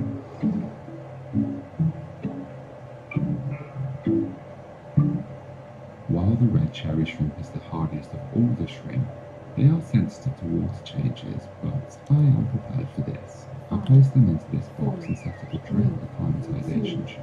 One end goes into the worsted jar, water is sucked through before the knot is tied and tries to flow with a drop every few seconds.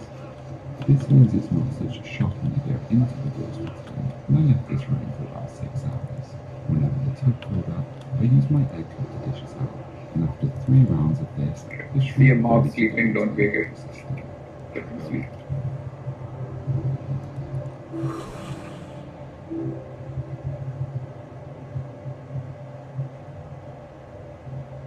Ever since I read Ecology of the Plant Aquarium, I wanted to create a giant worsted jar.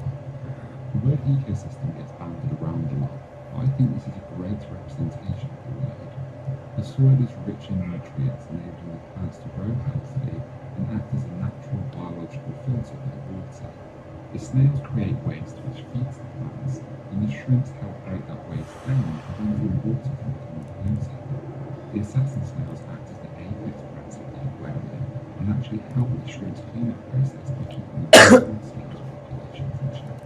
Everything I just mentioned contributes to keeping the water parameters stable with minimal input on the air. Ramshorn snails are seen as pests, and the last thing I ever wanted to do was dispose of them. So, creating an ecosystem in which they can thrive seemed like the right thing to do.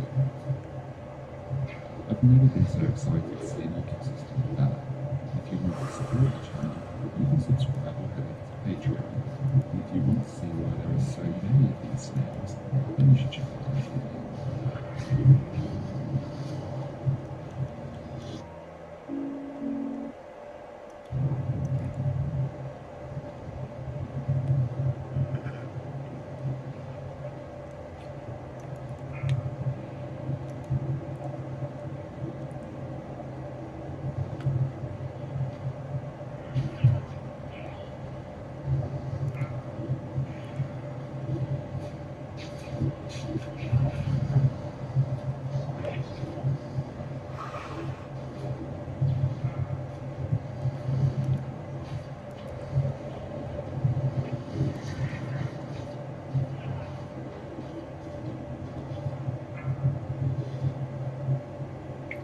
Keep it going.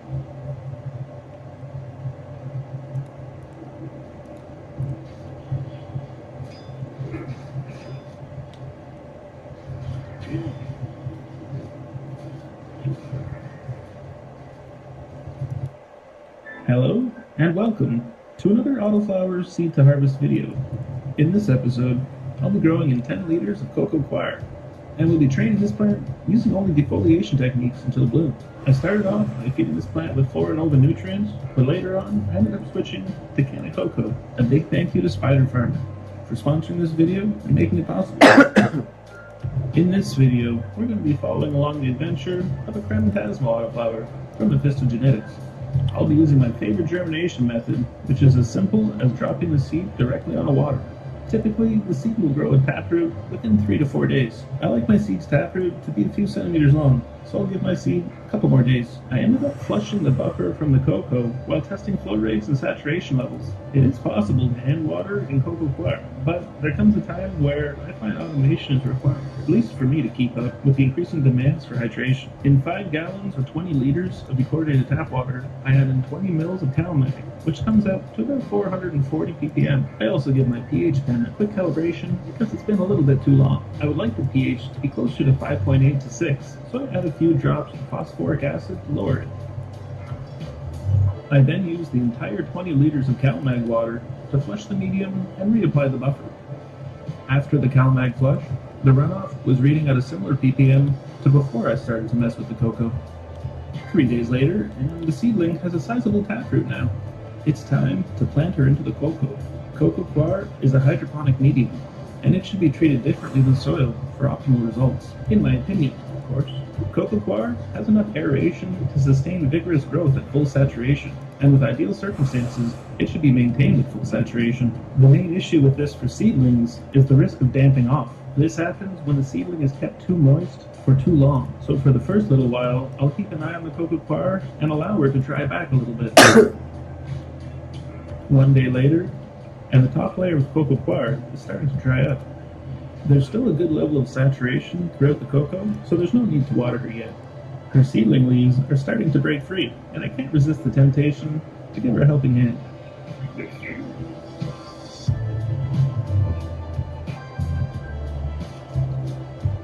Let's do that harvesting. Hope everything's good. Welcome to day 1. Before she gets too big, I want to set up her water distribution system so that it's ready to go. After precisely measuring the length of the swing pipe needed to hit the hill, I then drill out enough holes to allow for full flow with minimum water pressure towards the cocoa. With this system, I'm getting roughly 1 liter of flow in 8 seconds of the pump running, and is distributing pretty evenly with minimum disturbance. The cocoa will be a lot more firm when it's fully rooted. Oh, I can't wait.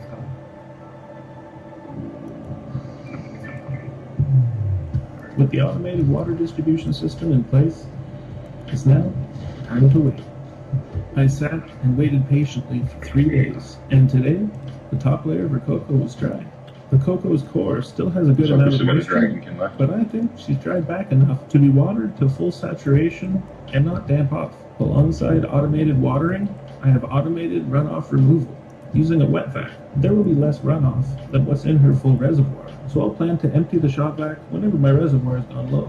In 20 liters of water, I'll be adding 10 mils of CalMag and 5 mils of Flora Nova Grow. I then adjusted the pH downwards using phosphoric acid so that the pH is between 5.8 and 6.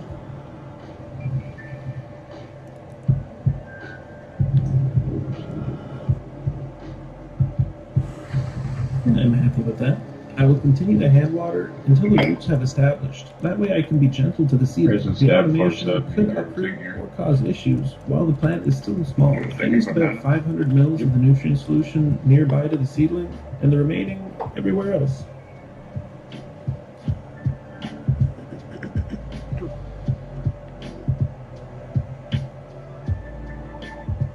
Two days later, and the top of her cocoa is starting to dry out. But she's not quite ready yet.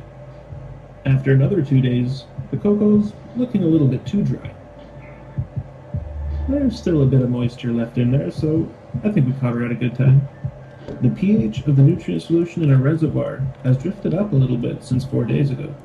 I slowly add drops of phosphoric acid to lower the pH back down to be between 5.8 and 6. Today I'll be using 2 liters of the nutrient solution to rehydrate the seedling's cocoa. I'm watering with a pretty light nutrient mixture, so I'm not too worried about watering to runoff. A bit of nutrient buildup at this stage is fine. and can be corrected as we ramp up the watering intervals. 5 days later, and we're definitely past the stage where we need to worry about damping off.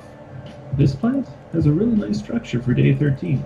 A few more days, and her lower nodes will be thick enough to support some training.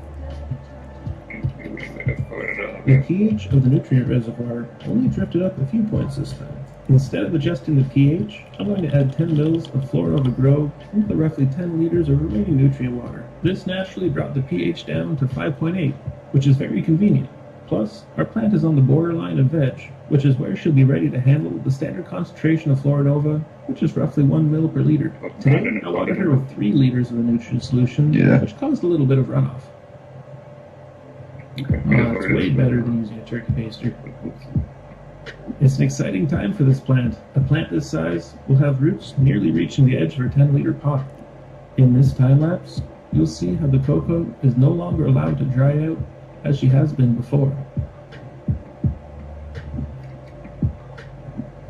Need a couple of minutes so important cool down. 3 days later, I'm very pleased with the developments. Her trunk definitely has a 3 millimeter thickness or more, and her lower nodes are of a substantial size. You will unboon for this boss when the time begins. You can unboon. And then the grow.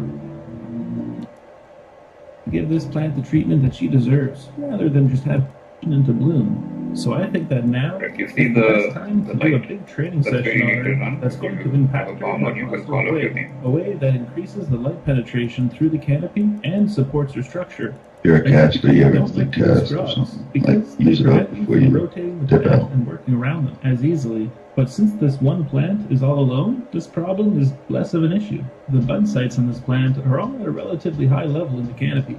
That means I won't need to supercrop the plant excessively low to make her a lot more efficient. I'll aim to flatten out the canopy at around the elevation of her lowest bud sites. These branches are getting a little bit too thick for low-stress training alone. That's where supercropping can come in handy. I pinch the shit out of each of the branches so that they become pulverized. That way, they can be folded over and healed, rather than shearing in half, becoming completely disconnected and wilted. The canopy is looking flattened out now. It's time to squeeze the scrog over top and weave her branches through it to secure her down. Yeah, we can. The valleys around. I definitely This want to round takes a little bit of tinkering to get down, but take your time and enjoy the process of weeding your plants.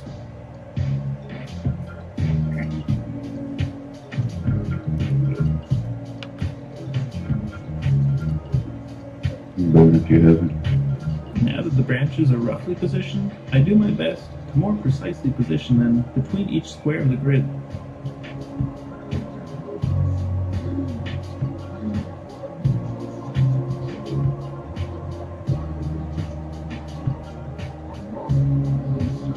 With the plant's elevation now adjusted, it's now time to adjust the elevation of my light and my circulation fan.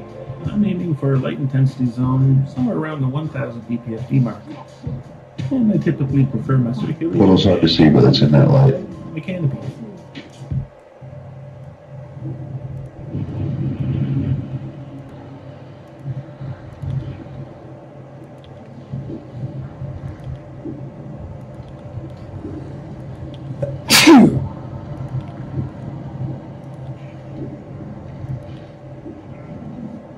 Satan, bomb.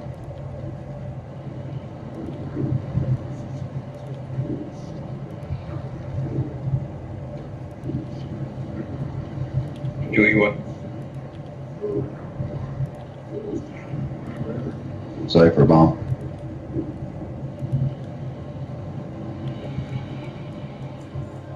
Cypher gets it every week. Who's Cypher? Okay, Hitman, giving you assist. Do your thing. Wait, what the fuck? I get the feeling I'm gonna have to save this now. Did you not have salve on you? I was like, oh shit. It's the next day, and I'm pleased to see that she's alive. This plant is definitely going to be a contender for my highest yielding autoflower. I'm really happy to see this wide distribution of nodes with minimal overlap. Only one needs to be hibernated. That's cool. It's the next day. She's looking happy. And we caught her just in time to see the water. After the watering, I did end up freeing that one nugget. The plant's reservoir was getting low, so I added in 40 liters of dechlorinated tap water. I then added 40 mils of CalMag, 125 mils of Canacoco A and B, and 25 mils of PK 1314.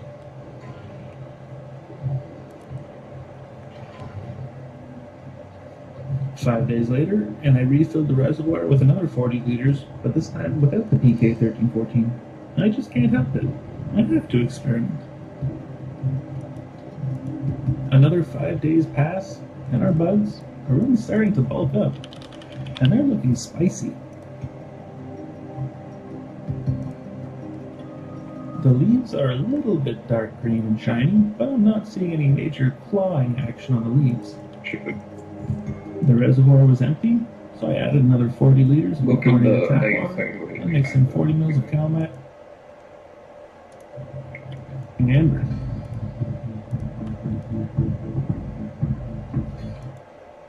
Some clear with only a few ambers, so I'm going to give her another week or two, and we'll see how the trichomes mature. If your trichomes aren't quite there yet, your best bet is to check again in 1 week's time. Since this plant is pretty close to the end and already has some amber trichomes, and I've also ran out of Canacoco A and B, I figured that I'd just top up the reservoir with 20 liters of dechlorinated tap water and call it a day. It's now 3 days later, and these buds are looking pretty good. There's still a few white hairs poking through as the bud is attempting to foxtail as a last-ditch effort to catch some pollen, but I hope she has a hard time finding it. I'm not too worried about that though, since we're so close to the finish line. I'm going to add one final 20 liters of dechlorinated tap water into the reservoir, and that'll be it.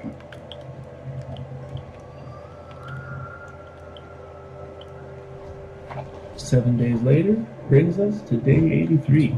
That final 20 liters of dechlorinated tap water lasted for about 4 or 5 days. But since then, she's gone a little bit thirsty. It's time to power down the light and continue drying our bud. The cocoa flower is completely bone dry at this point, and there's so little of it that there's no point in chopping the plant and hanging it. I might as well leave the plant to be supported by the scrog net until she's ready to be destemmed and weighed. After 9 days of being in the darkness, with good air circulation and airflow, the bud is now ready to be bagged and cured. To trim the bud, I simply use my fingers and rub it across the grain to cause the leaves to pop right off the bud. It's very important to strictly examine your bud for any bud rot, mold, or mildew. If there's a problem in your plant, it tends to be on the inside of the bud, where it's getting the least amount of airflow.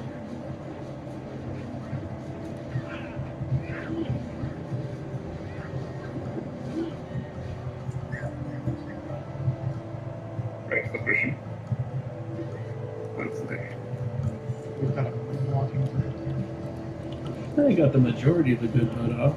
I know there's still a lot of good buds still here, but I'm not too bothered. Just for some context, that 5-second time lapse you just watched of the trimming took about 5 hours to do in real time. I felt satisfied with the total yield of king buds that I didn't mind sacrificing a little bit of the mids, which were likely to end up in the same place anyways, the trim bag. The trim bag is not counted towards the total yield, but I figured I'd measure it anyways. And it's the moment we've all been waiting for, the moment of truth. We have a total of 314 grams of king buds, plus 194 grams of mids, which I subtracted 54 grams worth of trim from, brings us to 454 grams dry of creme Tasmo, which is my personal best yield from an autoflower of all time. I really hope you enjoyed this video. It was a bit of a longer one. It's been a long time since I've grown in coco coir, and I'm glad that I picked it up again. This plant had quite the interesting life from seed to harvest.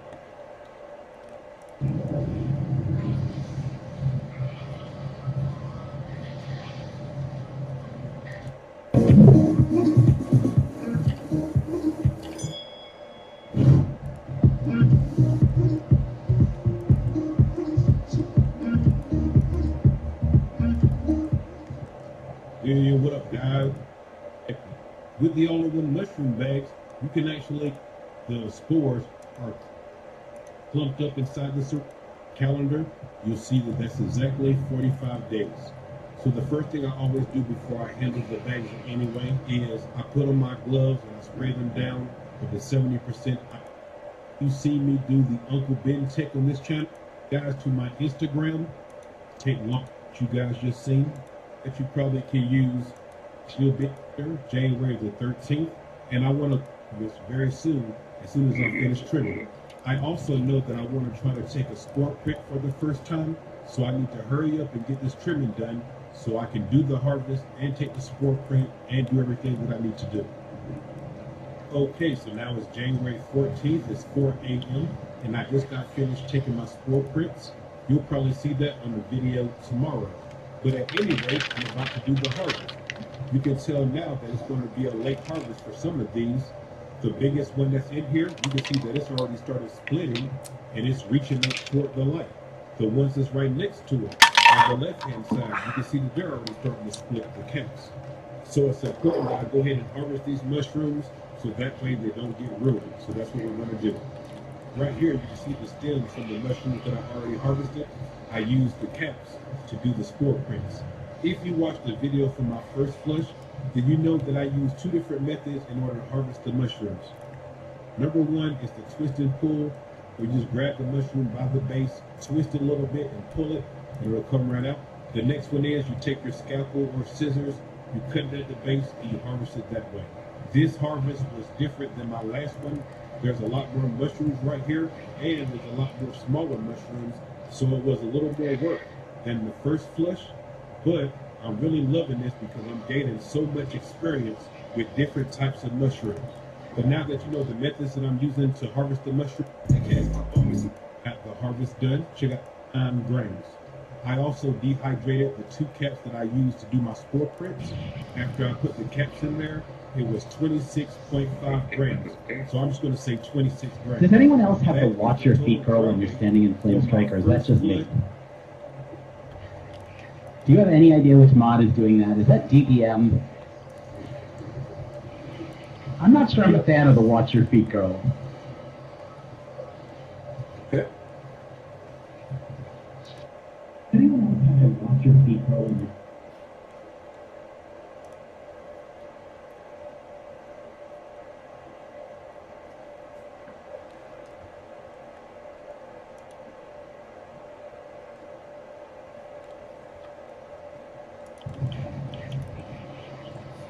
Wash your feet. No one wants dirty feet. It's gross.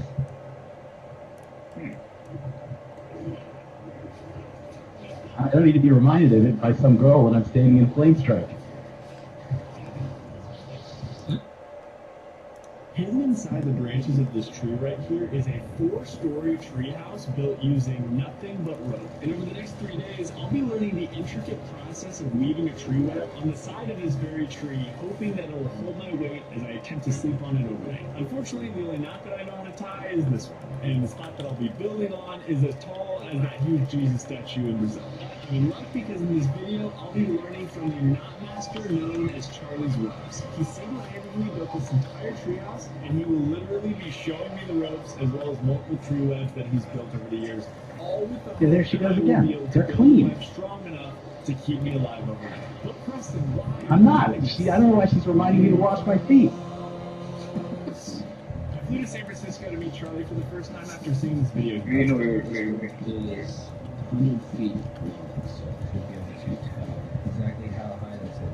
My male brain loved every second of this. It almost felt equivalent to those videos where guys break ice, but way cooler, which is why I was just No, my feet are clean at this point, apparently, according to her, but I feel like if I take one step to my right, she can get mad at me. I've gotten more and more comfortable meeting strangers in this train journey across Canada, and after doing that, I felt like my ability to make friends with strangers definitely Yeah, not my increased. wisdom. But there's this little part of me every time I do something like this where Now, why put my whip in the bank knowing that there's absolutely nothing in this entire game that requires you to use it? No fucking idea.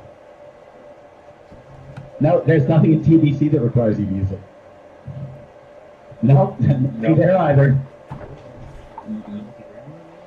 Nope. Top up everybody. Riley's on. Who's still a little nervous, but he also So could we're go for officially it. running So 35. it's not like he's gonna show up in a way that. Wait, no, we're 37. Yeah. Brandon and Paul here. Yeah, I wasn't counting. You never know how long it'll take for strangers to warm up to each other. Thanks so much for coming to get me. My guy Bart didn't wait for me. Are they playing from Russia? So quickly, he's such a kind dude, and I was no longer worried about the weather. As we drove, he explained how over the next few days we'd be doing 3 different webs, and he'd be teaching me how to build a web. We'd start with a baby web he's working on, which he called my training wheels. The second day, we'd Riley, can we get you on your warrior? was bigger than the first, but not as What do big you as mean? Franklin's Tower, which is the enormous tree that I would be adding my web to and sleeping on. Yeah, fine. This is Within a few days, we knew absolutely nothing. We fine. straight to training wheels to get it going. Is there any tips or tricks on like walking through here? Crawling was not Charlie's idea. Meanwhile, Charlie just looks like a total G. Even Bartholomew was more comfortable climbing than me. Once I did kind of find my positioning, Charlie started explaining that this was an unfinished web that he was building for a client. People basically find him on Instagram and pay him to make tree houses in their backyards. Yes. Snip it, tie those 2 ends together with a ring. Different. It was the wrong one. Charlie tied the right one, and then the weaving tutorial began. Now twice. What's that? Full back, twice, full back. Wrap twice, full back, full back. And then the other way. Or like here, I think a little bit of I'm gonna be honest, I'm really listening to what Charlie's saying and watching what he's doing, but mentally, I'm wherever Bartholomew is. I'm retaining absolutely nothing because I'm still in disbelief just how bad my knot was. I just keep thinking, like, if I can do that, how can I do this? Charlie then teaches me how to tie a cloverfish knot, which I obviously crush it first try. And then Charlie shows me the cloverfish again with one hand while filming and tells me it's hands down the most important knot. How did he do that? In fact, Yeah. you did all of this in one day. Okay. But luckily, Charlie was a very patient teacher as I slowly learned his process. Because there's just a lot of that. Yeah, a lot of that, yeah. I would just need to learn how to do that 400 times faster. Get some food. We drove to a pub for dinner, together with Richard. I watched him eat one of our family's dog treats, and then we pulled up to What's this?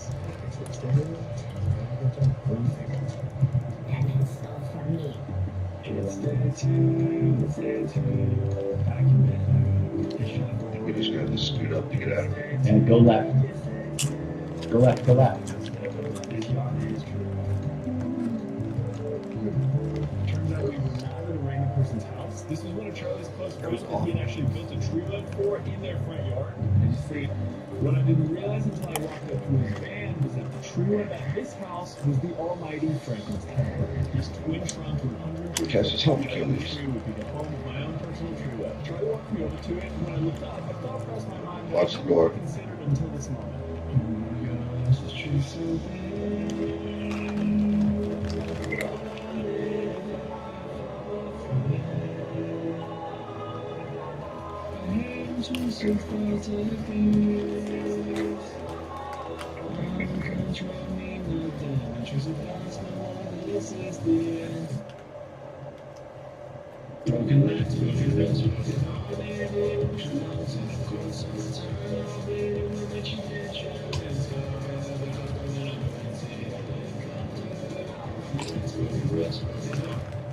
So yeah, I ended up just shoving those voices way down because I wouldn't be climbing Franklin's Tower till later that day. I'd be practicing more knot time at the next treehouse, which was a few hours north of us. We drove for a while, got some breakfast, drive-in, we got out of the van to see the water, and before you knew it, we were there.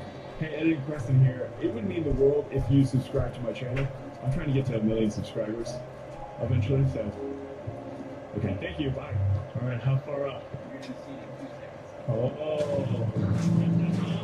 We're getting positions. We're gonna have to And the owners have since converted it into an event space, immediately so much more hot than the last one, and commissioned Charlie to build this web, which has taken him 40 days and counting because it's not even done yet. This huge platform connects to a bridge that leads to a lookout point that sits about 30 feet above ground. Would you explain like how this is being held up?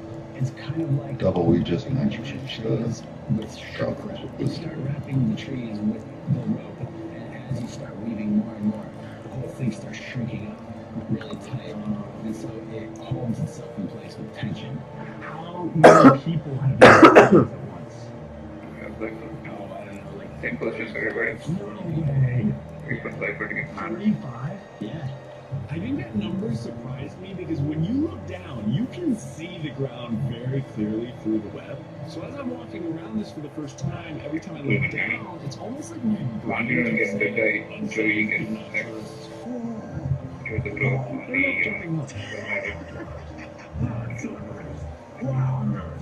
Oh my god. But Charlie said the more you move around on the web, the more you trust it. Bro, the belt I let you, it looks like a phone. It's like pulling up on the side. I think Charlie could tell I wasn't necessarily as comfortable as he was, so he started explaining to me in even more detail how the web was built. When you're trying to build a true web, sure reminds me of building a business. And what better place to do that than Shopify? Charlie explained that his true web is a lot like Shopify. To prove his point, wait, you're saying you're gonna no, you're not, dude. Charlie explained how this web stretches and adapts to hold the weight of a dirt bike. Just like Shopify stretches and adapts with your business, whether you're making your first sale or scaling to thousands. You wanna try it? Okay. So despite how scared I was, the web supported me and eventually turned that fear into joy. That's what Shopify does. It takes the fear and complexity out of starting a business by giving you the tools that you need to succeed. I've actually been using Shopify a lot the past 4 months because I've been preparing a little something for you guys. One of my favorite comments that has popped up pretty consistently over the last years is this one: keep going. I think I like it because there have been a few moments chasing this YouTube dream where I wasn't sure if I could keep going. Slowly but surely, I did realize that I can get punched in the face and like stand back up and keep going. I don't know if I knew that before, and I think getting to that conclusion was easier with reminders like these. So I made what I think is the perfect hoodie as a reminder for my ability of getting this around off of the web to. I got it. What's going through your mind right now? I couldn't vocalize it at the time. All I was thinking about was how excited I was to impress him by getting the dirt bike off the web, since my knots didn't necessarily impress him the day before.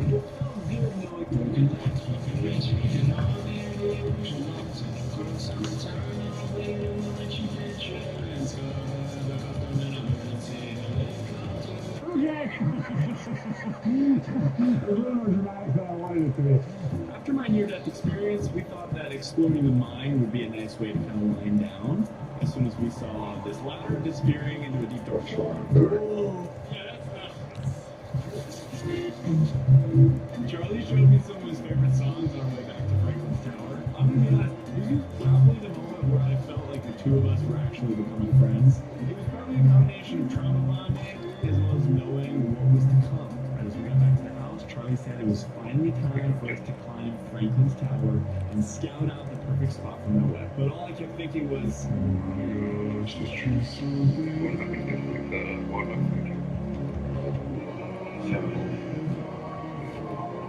Let's get one song.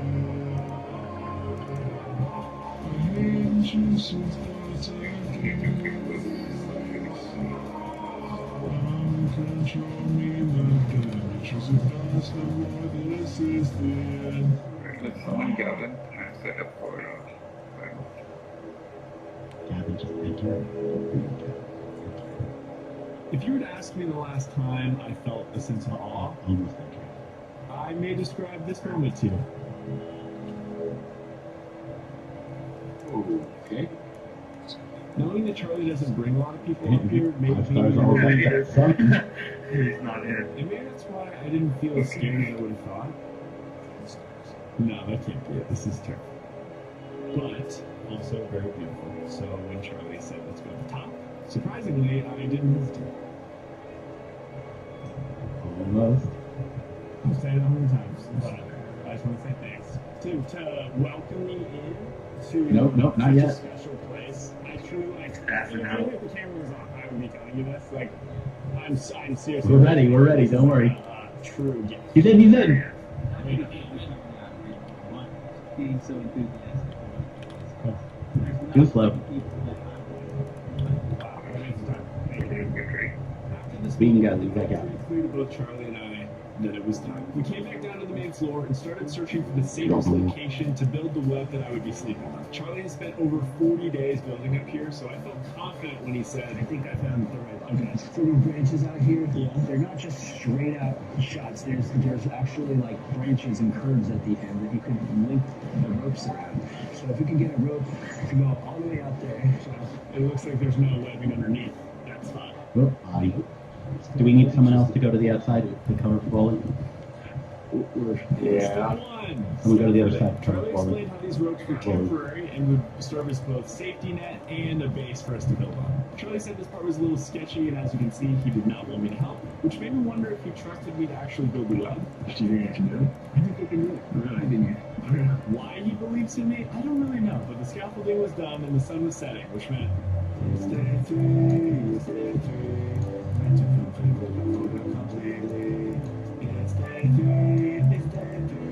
So here's the same picture from yesterday. I needed that to run, so I said yesterday. Ladies and gentlemen, welcome to the final day. Our goals today are simple. Number 1, build the web. Number 2, party in the web. Charlie invited a bunch of his festivals to sunset with us. And number 3, somehow sleep in the web. In order to do any of those, we have to start by getting 100 pounds of stuff pulled up to the top of the tree by someone super strong and super muscular. I shouldn't have volunteered. Multiple people would be sleeping in the tree tonight, so we pulled up tents and blankets and food, as well as insurance. Charlie's friends, he invited our musicians. The friend I invited is not a musician. After finding this clip,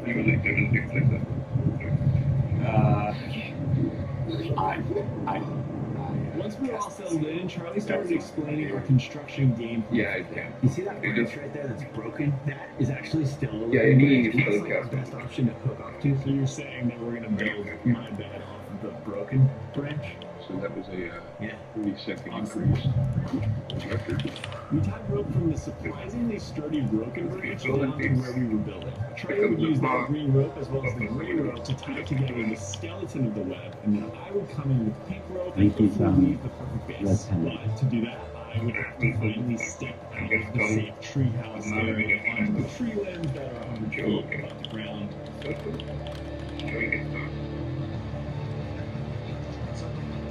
This doesn't feel too bad.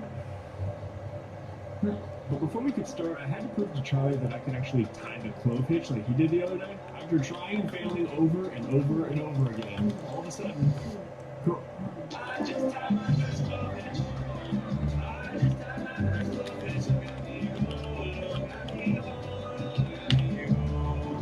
hitch. Circles arcane. Skull is nature. Triangle's fire. And stars nature. Also, having Charlie there helping me answering questions was really comfortable. And you know what? I'm just gonna say right now, I'm gonna let you take over and do the rest of this, and I'll come back and help you if you know you need help. That's okay. Are you sure? Yeah. You're on your own now. You're on your own. You wanted to make your own webs.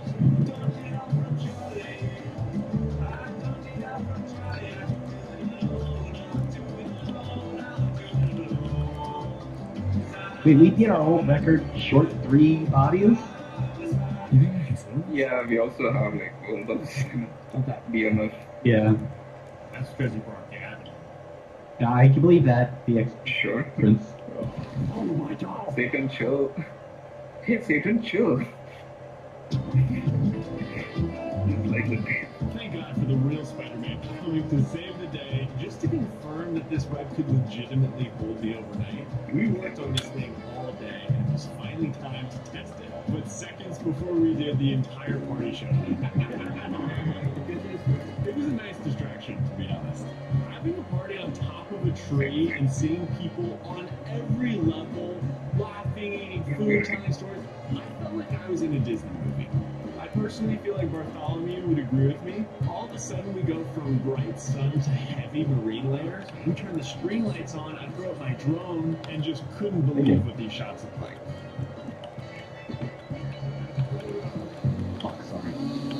Every time I do that, you get to meet Charlie's girlfriend, Charlie's sister's dog, and a bunch of their friends who were just so great. I played what I thought was like one of my best guitar solos with Charlie. Yeah, in the back of my head, I kept wondering, was I actually going to be able to sleep in this web overnight? This looks like a scary video. Nature. We ate dinner and got some supplies on ground level, and then made our ascent for the long night. Andrew's here with me. Yeah, they are not I fun. will not be sleeping on my web because. Yeah. Well, sure, the last tick was Ring of Fire, but the ticks in between that were the bombs. The 6 last ticks were Ring of Fire. Really? If I was going to make it or not. So. If it does give.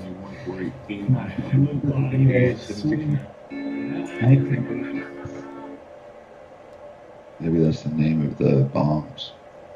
Nope. Technician bomb hits me for a bunch of people before that. What's up, guys? So we had kind of a development, and I wanted to make a really quick video about that.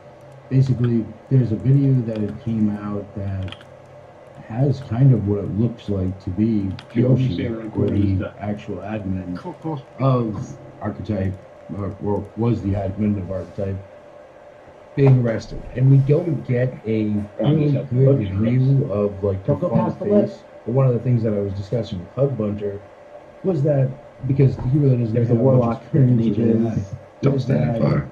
with AI, if you give it a picture of a person, for example, it can generate that picture. If I described the features of that person, it would generate something. Cypher, don't But go if I below the did lip it or in you a will second die to that prompt, warlock. a second time, it might generate something that looks Right. completely different. The third Right? goblins almost down. So the only way to get something consistent is to either have like this I'm going really crazy detailed one-shot prompt, or to have a picture and upload it. God and damn it, do we that. lost All our we see in the phone. actual video that law enforcement put out there was an image supposedly of the darknet market admin, He and then knows they better. also show a image of some person who supposedly suggested to the darknet market admin to be a darknet market admin, and we see like a scar on the face, and we see the actual Silk Road logo on the guy's arm, which was also an interesting tell. There's actually a bunch of things with the actual video that they released that I personally wanted Hug Bunter to critique, because he had pointed a bunch of things out. Thought that Yeah, one, that so was my find. they could But just in the wait a video, second for the they warlocks to supposedly pass show before a they interpretation of Yoshi, the admin. And the video that came out today, or I guess it was Same with us yesterday Blizzard, now, don't on jump too early. LinkedIn, Make sure everything gets fast. showed him and showed us almost a glimpse of his face, but we could see the back, and the guy kind of has like the short black hair of the dude that was in the video. So I thought it would be a video that would be interesting to actually check out with you guys, and I can show you where it actually is.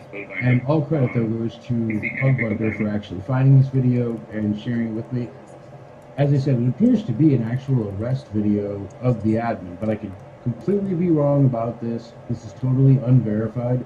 So this is me just seeing this video and wanting to share it with you as quick as possible and trying to have a really quick turnaround on this video. That's why it's not super polished. It's just me kind of coming at you with this info. So here's the post. This is Karsten. Karsten's a Fed. And, you know, he's a proud Fed. So, you know, he basically talks about what happened and what they got. And we'll check out the video here. He just got to leave.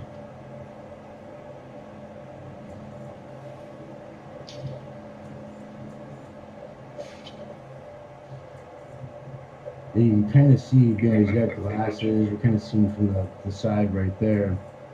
And then we just see them more or less counting money. This actually looks like the entry that they did, which is, well, that was really interesting for me to be able to see. I thought that was cool. I don't know if that's the actual one, though. It seems like they came really, really light with just a few guys. I know, personally, when I was rated by DHS, it was a lot more than that. Also, like, I got to give Yoshi credit. I kind of like the decor. Very clean looking. Very expensive looking as well.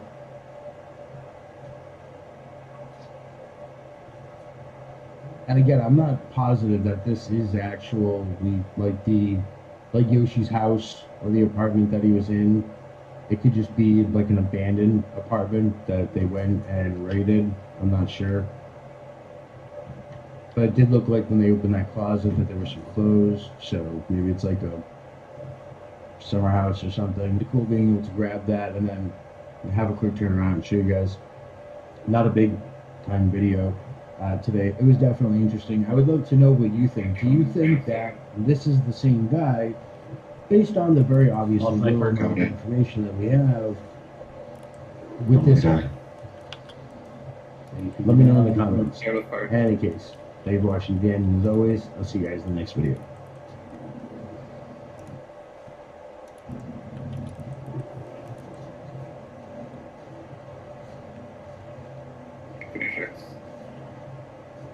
Frost.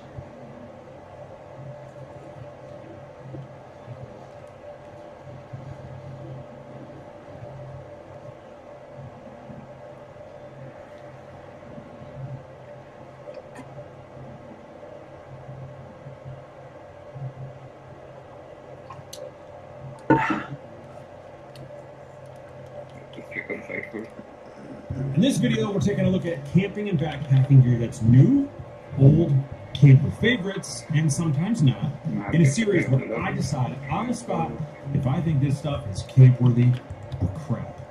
Okay, Dan. It's good to see you. Yeah. Hi. It's been a couple weeks. Yeah. I mean, I live in your backyard, so in the woods. But yeah, I've got 8 products here for you. Some from some small brands, some from some slightly larger, growing, evolving brands. But we're going to start off with a new product that I recently took with me when I went to go hike the Centennial Trail. Ooh, I love that trail. And yeah, shout out South Dakota. Beautiful. Especially Western Custer State Park. Yeah, gorgeous. Okay. That's the product. Oh, wow. They got a new one? They have a new one. Yeah, the NB Air from Nitecore. It's a shout out to Nike. They're suing. Are they really? No, they should. Air, they use that? Yeah, that's a good point. Are they really? No. Maybe there's some Nitecore Nike beef. Yeah, seems like some really subtle air. Yeah.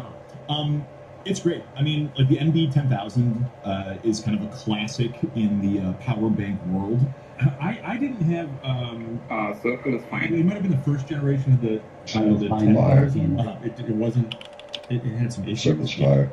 The second one seemed to work better. Mm-hmm. So I do think this is camp-worthy. This is awesome. I mean, is this? What's the price on it? Well, that's your job to guess. Oh, I just thought that's the bit. I thought. Thanks. That's why I'm here.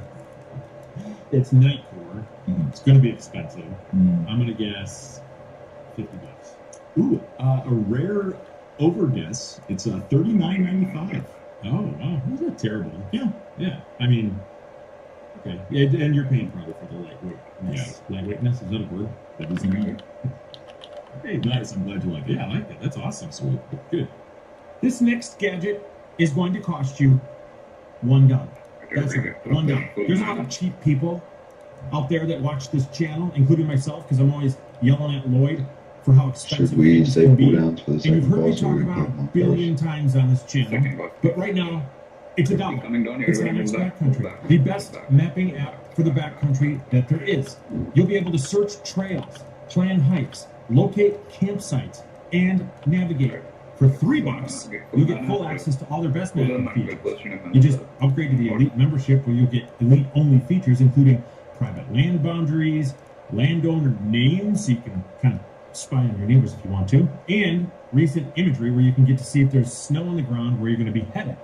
And there's also exclusive gear discounts like my backpacking class, Couch to Confidence, for 30% off.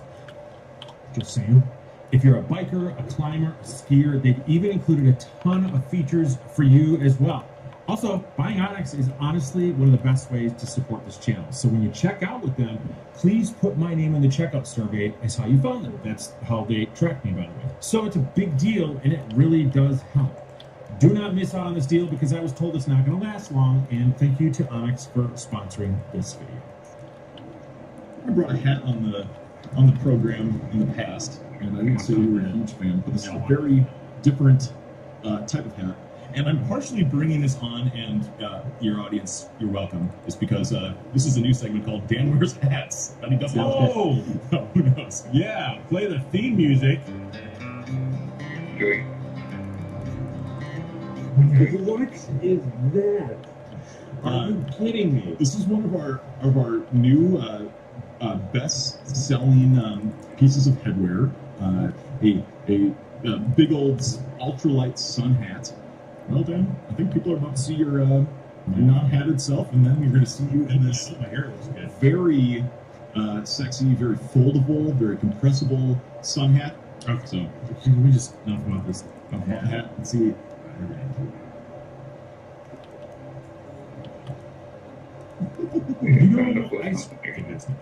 It does. Oh shit! I mean, for the right, it's one of our new best-selling. So you guys can see a very small liter-inch pack. It's only 12 liters, which for the vast majority of folks, So he just got hit really, really myself, a little bit limiting. But if you're doing any type of fast packing or just quick overnight trips, you're going to be having to have a very light base weight to be able to make it possible. But some of the features that I really like, I mean, it is literally as bare boned as a pack could possibly get, but where it is a little bit feature rich is on the vest straps, which makes it feel like the pack is hugging you back, which is really nice. It also double pocket's great. It shifts the weight a little bit higher on your back too, so it kind of like feels like it's propelling you forward. And I think they've got a really having like a very minimalist pack and a very supportive and comfortable strap system is like an interesting combination that I think we're kind of seeing in the evolution of packs anyway. Yeah, this is, I think, probably the first Palante pack I've ever seen like in the flesh. So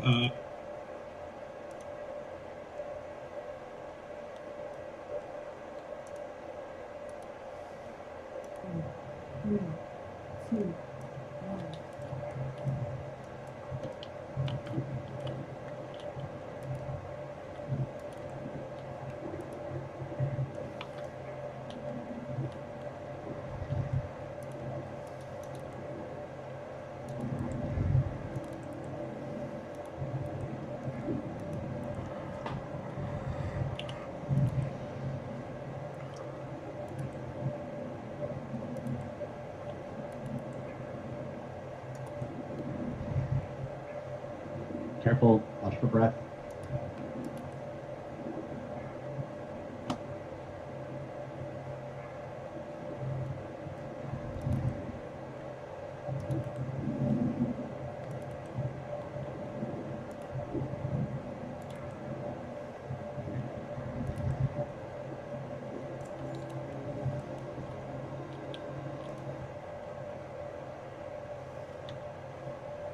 See what?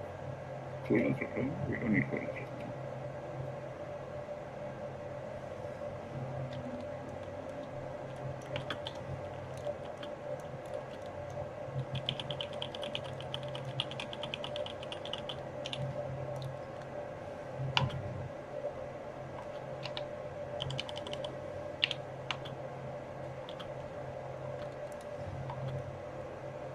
Right, same as things as before.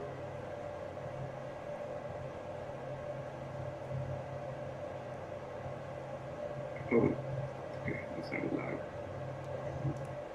The Israeli Air Force and Yeah. the IDF Same as are mine before. shifting into a higher gear in their strikes inside the army and the domino effect that could topple the revolutionary. Okay.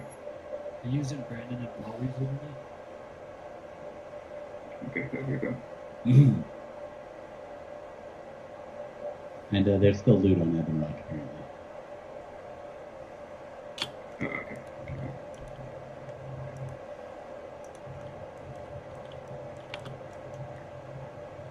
The two on the side are Shadow, the one in the middle is Arcane. Oh, Triangle's a no-go. Triangle's really bad. I want Triangle to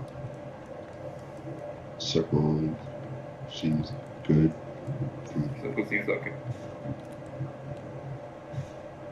Keep him so. Guess you're not supposed to dodge him.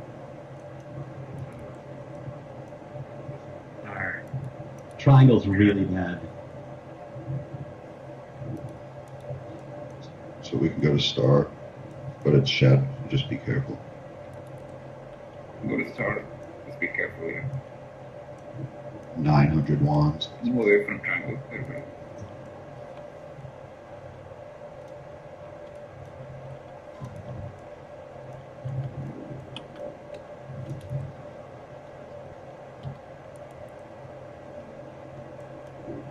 But you have the power infusion.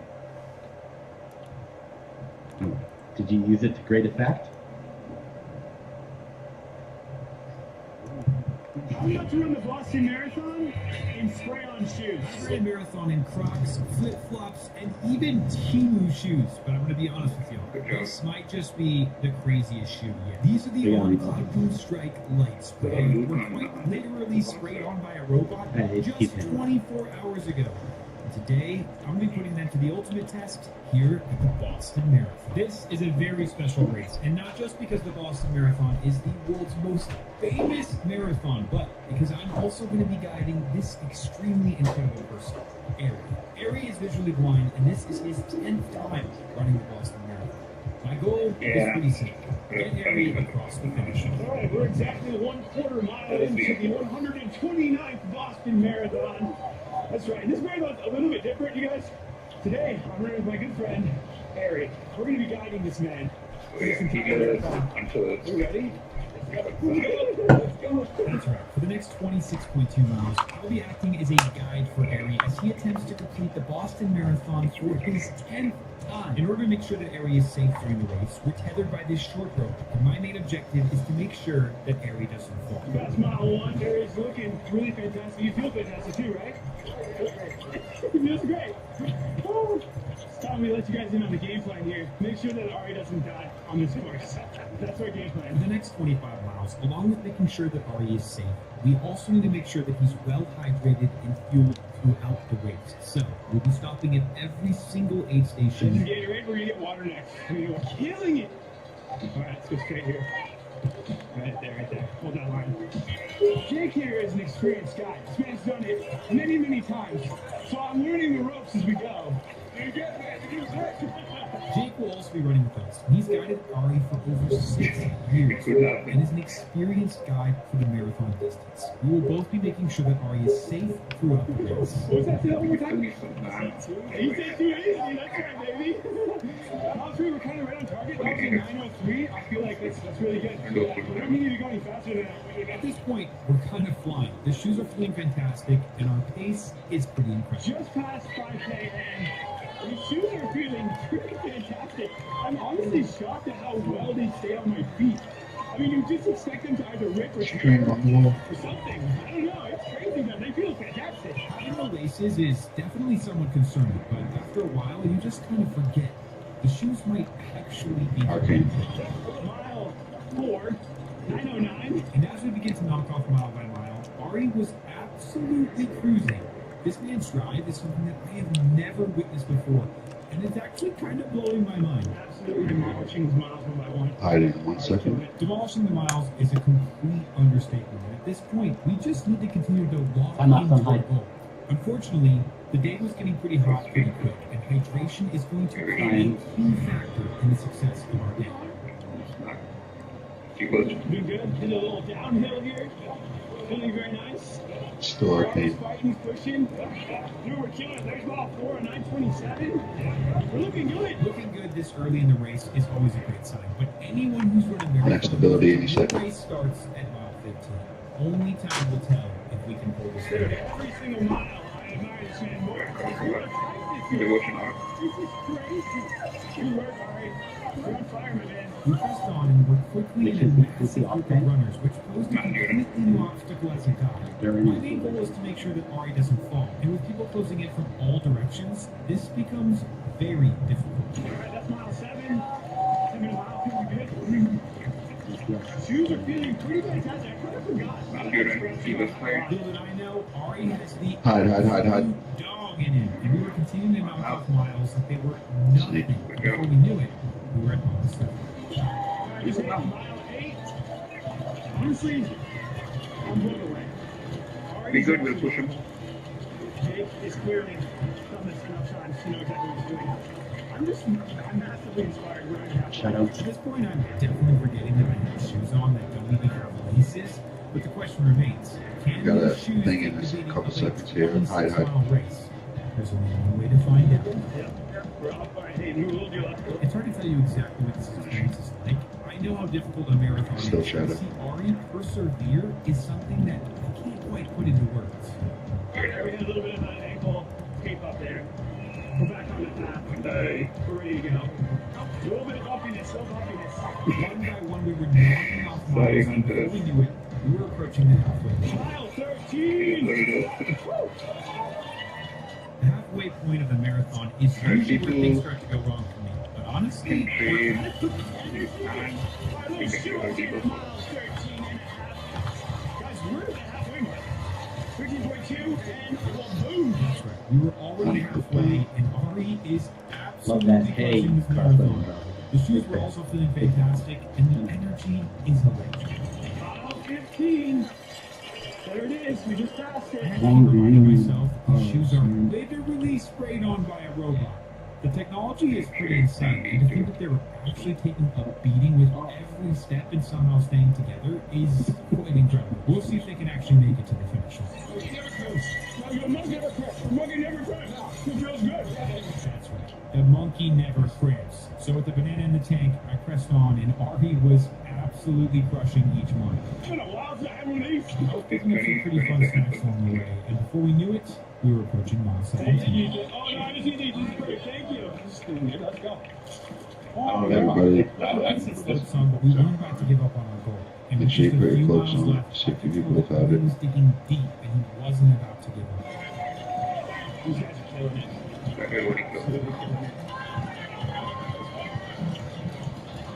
go, Ari. Let's go, Ari. Mile 20 of the marathon is a pretty special place. This is the point where you can really start to see the light at the end of the tunnel. It's just us, these spray-on shoes, and 26 miles of pure work. Need some water? All right. Approaching mile 20. Woo! Hey, this is my favorite part of the race. This is where you gotta lock in. Unfortunately, the unthinkable happened right after mile 21, and we were forced to visit the med tent. Ari was experiencing some symptoms of dehydration, which is definitely cause for concern. However, after being cleared by the medical team, this man decided that he was ready to press on in a final attempt to finish the Boston Marathon for his 10th time. So we gave it everything we had in us to get to that finish line. You know, after going through all this footage and reflecting on the experience, I'm just left in awe of Ari. He truly embodies the Too Easy lifestyle. This is actually my 20th time running a marathon distance, and distance always been a goal of mine, but I didn't picture it going like this. It was, without a doubt, one of the most special experiences that I've ever had. So thank you to Ari and Jake for letting me be a part of your team, and thank you to On for making it happen. Let's just say that spray-on shoes might just be the move. I'm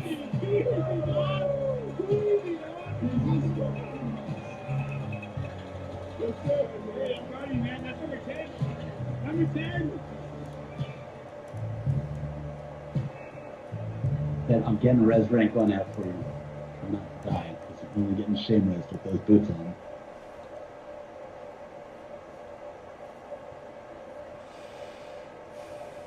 Looks like everyone's ready. Let's strip it.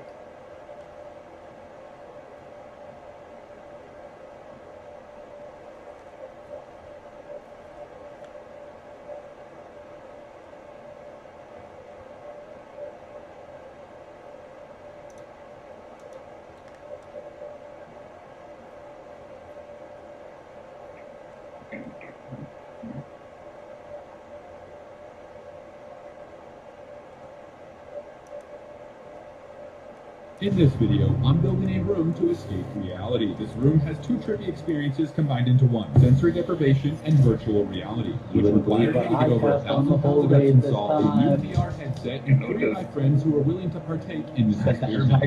I'm gonna drink. Jokes aside, I have 3 questions that I want answered by the end of the video. Can I make a homemade sensory deprivation tank and combine it with VR? Will my friends and I lose track of time, space, and reality as we know it? Will we die? You're the only person who can't get out from behind the door. I can't hear you. Not that far-fetched based upon what happened. Yeah, you don't need to hide there. So, I decided to get You're this just crouching down there doing use as our room for the experiment. So get away from my throne. Thank you. It was construction time and things were going really good. It's going to tell you the real reason. Literally, he's the only person I can get with shadow protection. And while it's been such a blessing, it's also been a lot more work than I expected. Bottles, changes, and nighttime shenanigans are a part of my new normal. Michael, is the bottle done yet? She's really dry.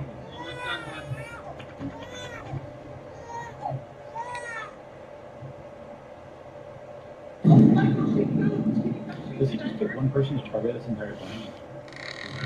I hope you guys enjoyed that skit. And what I was trying to convey is that sparked the idea to build this room where I can potentially rejuvenate for some time, and that's exactly what my I friends think you made it mad. once it's done. Well, maybe it's because you don't have Shadow Protect.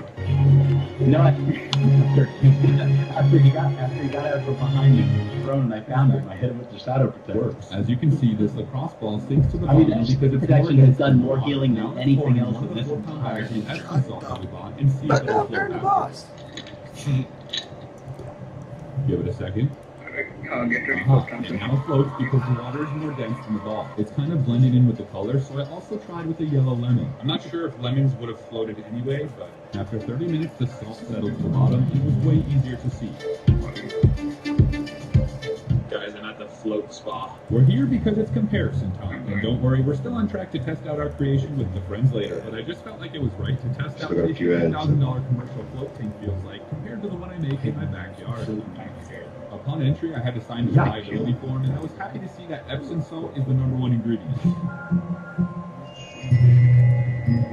This person literally drew what I think is a baby version of themselves after using the float tank. And that's ironic because being in the womb to be born again is one of the simulations I'm testing on my friend later.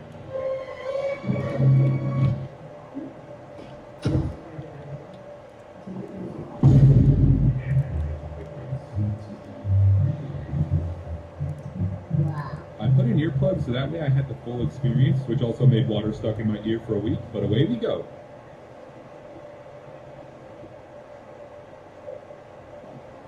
I decided to shut the cover of the tank so we could go blackout mode.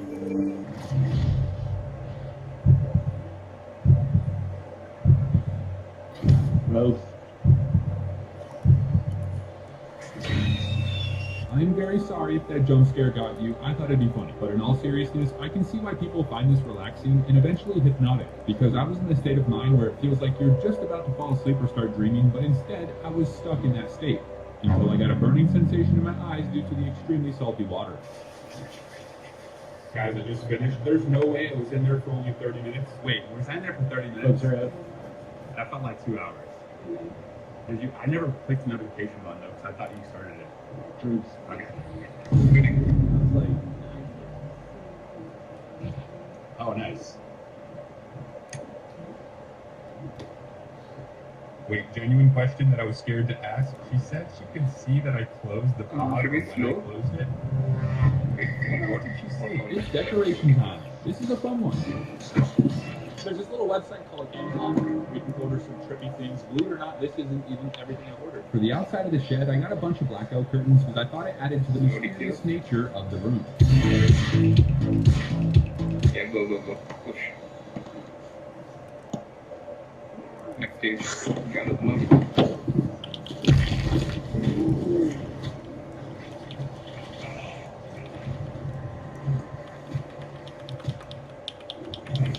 My ankle still hurts in case you're wondering, but on a positive note, I finished hanging up the blackout curtains and this thing looks terrifying. Especially after I add the extra decorations and flares, which is going to have to probably be tomorrow, so the wife just made dinner and the baby's crying. So Folks, it's decoration time part 2 after a bad night of sleep, and for Here. some reason I thought it was smart to try to spray paint the entire inside of the shed black. So good news, I didn't get much on my shirt. Bad news, I got Bottom some is on my back. face. Wow. Honestly, I don't know what's going on. I don't know why it's going through the mask. So I made the executive decision to hang out blackout curtains on the inside of the shed as well. That way I don't pass out from spray paint fumes. And while I was at it, I hung up a dozen trippy looking clocks so that we could essentially lose track of time. Whoever made this shed was smart, because thankfully there's a little hole in the back. Here's some of the items I have that require power. Over here we got the fog machine. I think it'll add that nice Hollywood level touch. Right here we have a bunch of UV lights. And right here I have the entire galaxy. Okay, this isn't one of those cheap galaxy projectors that look like a little moon.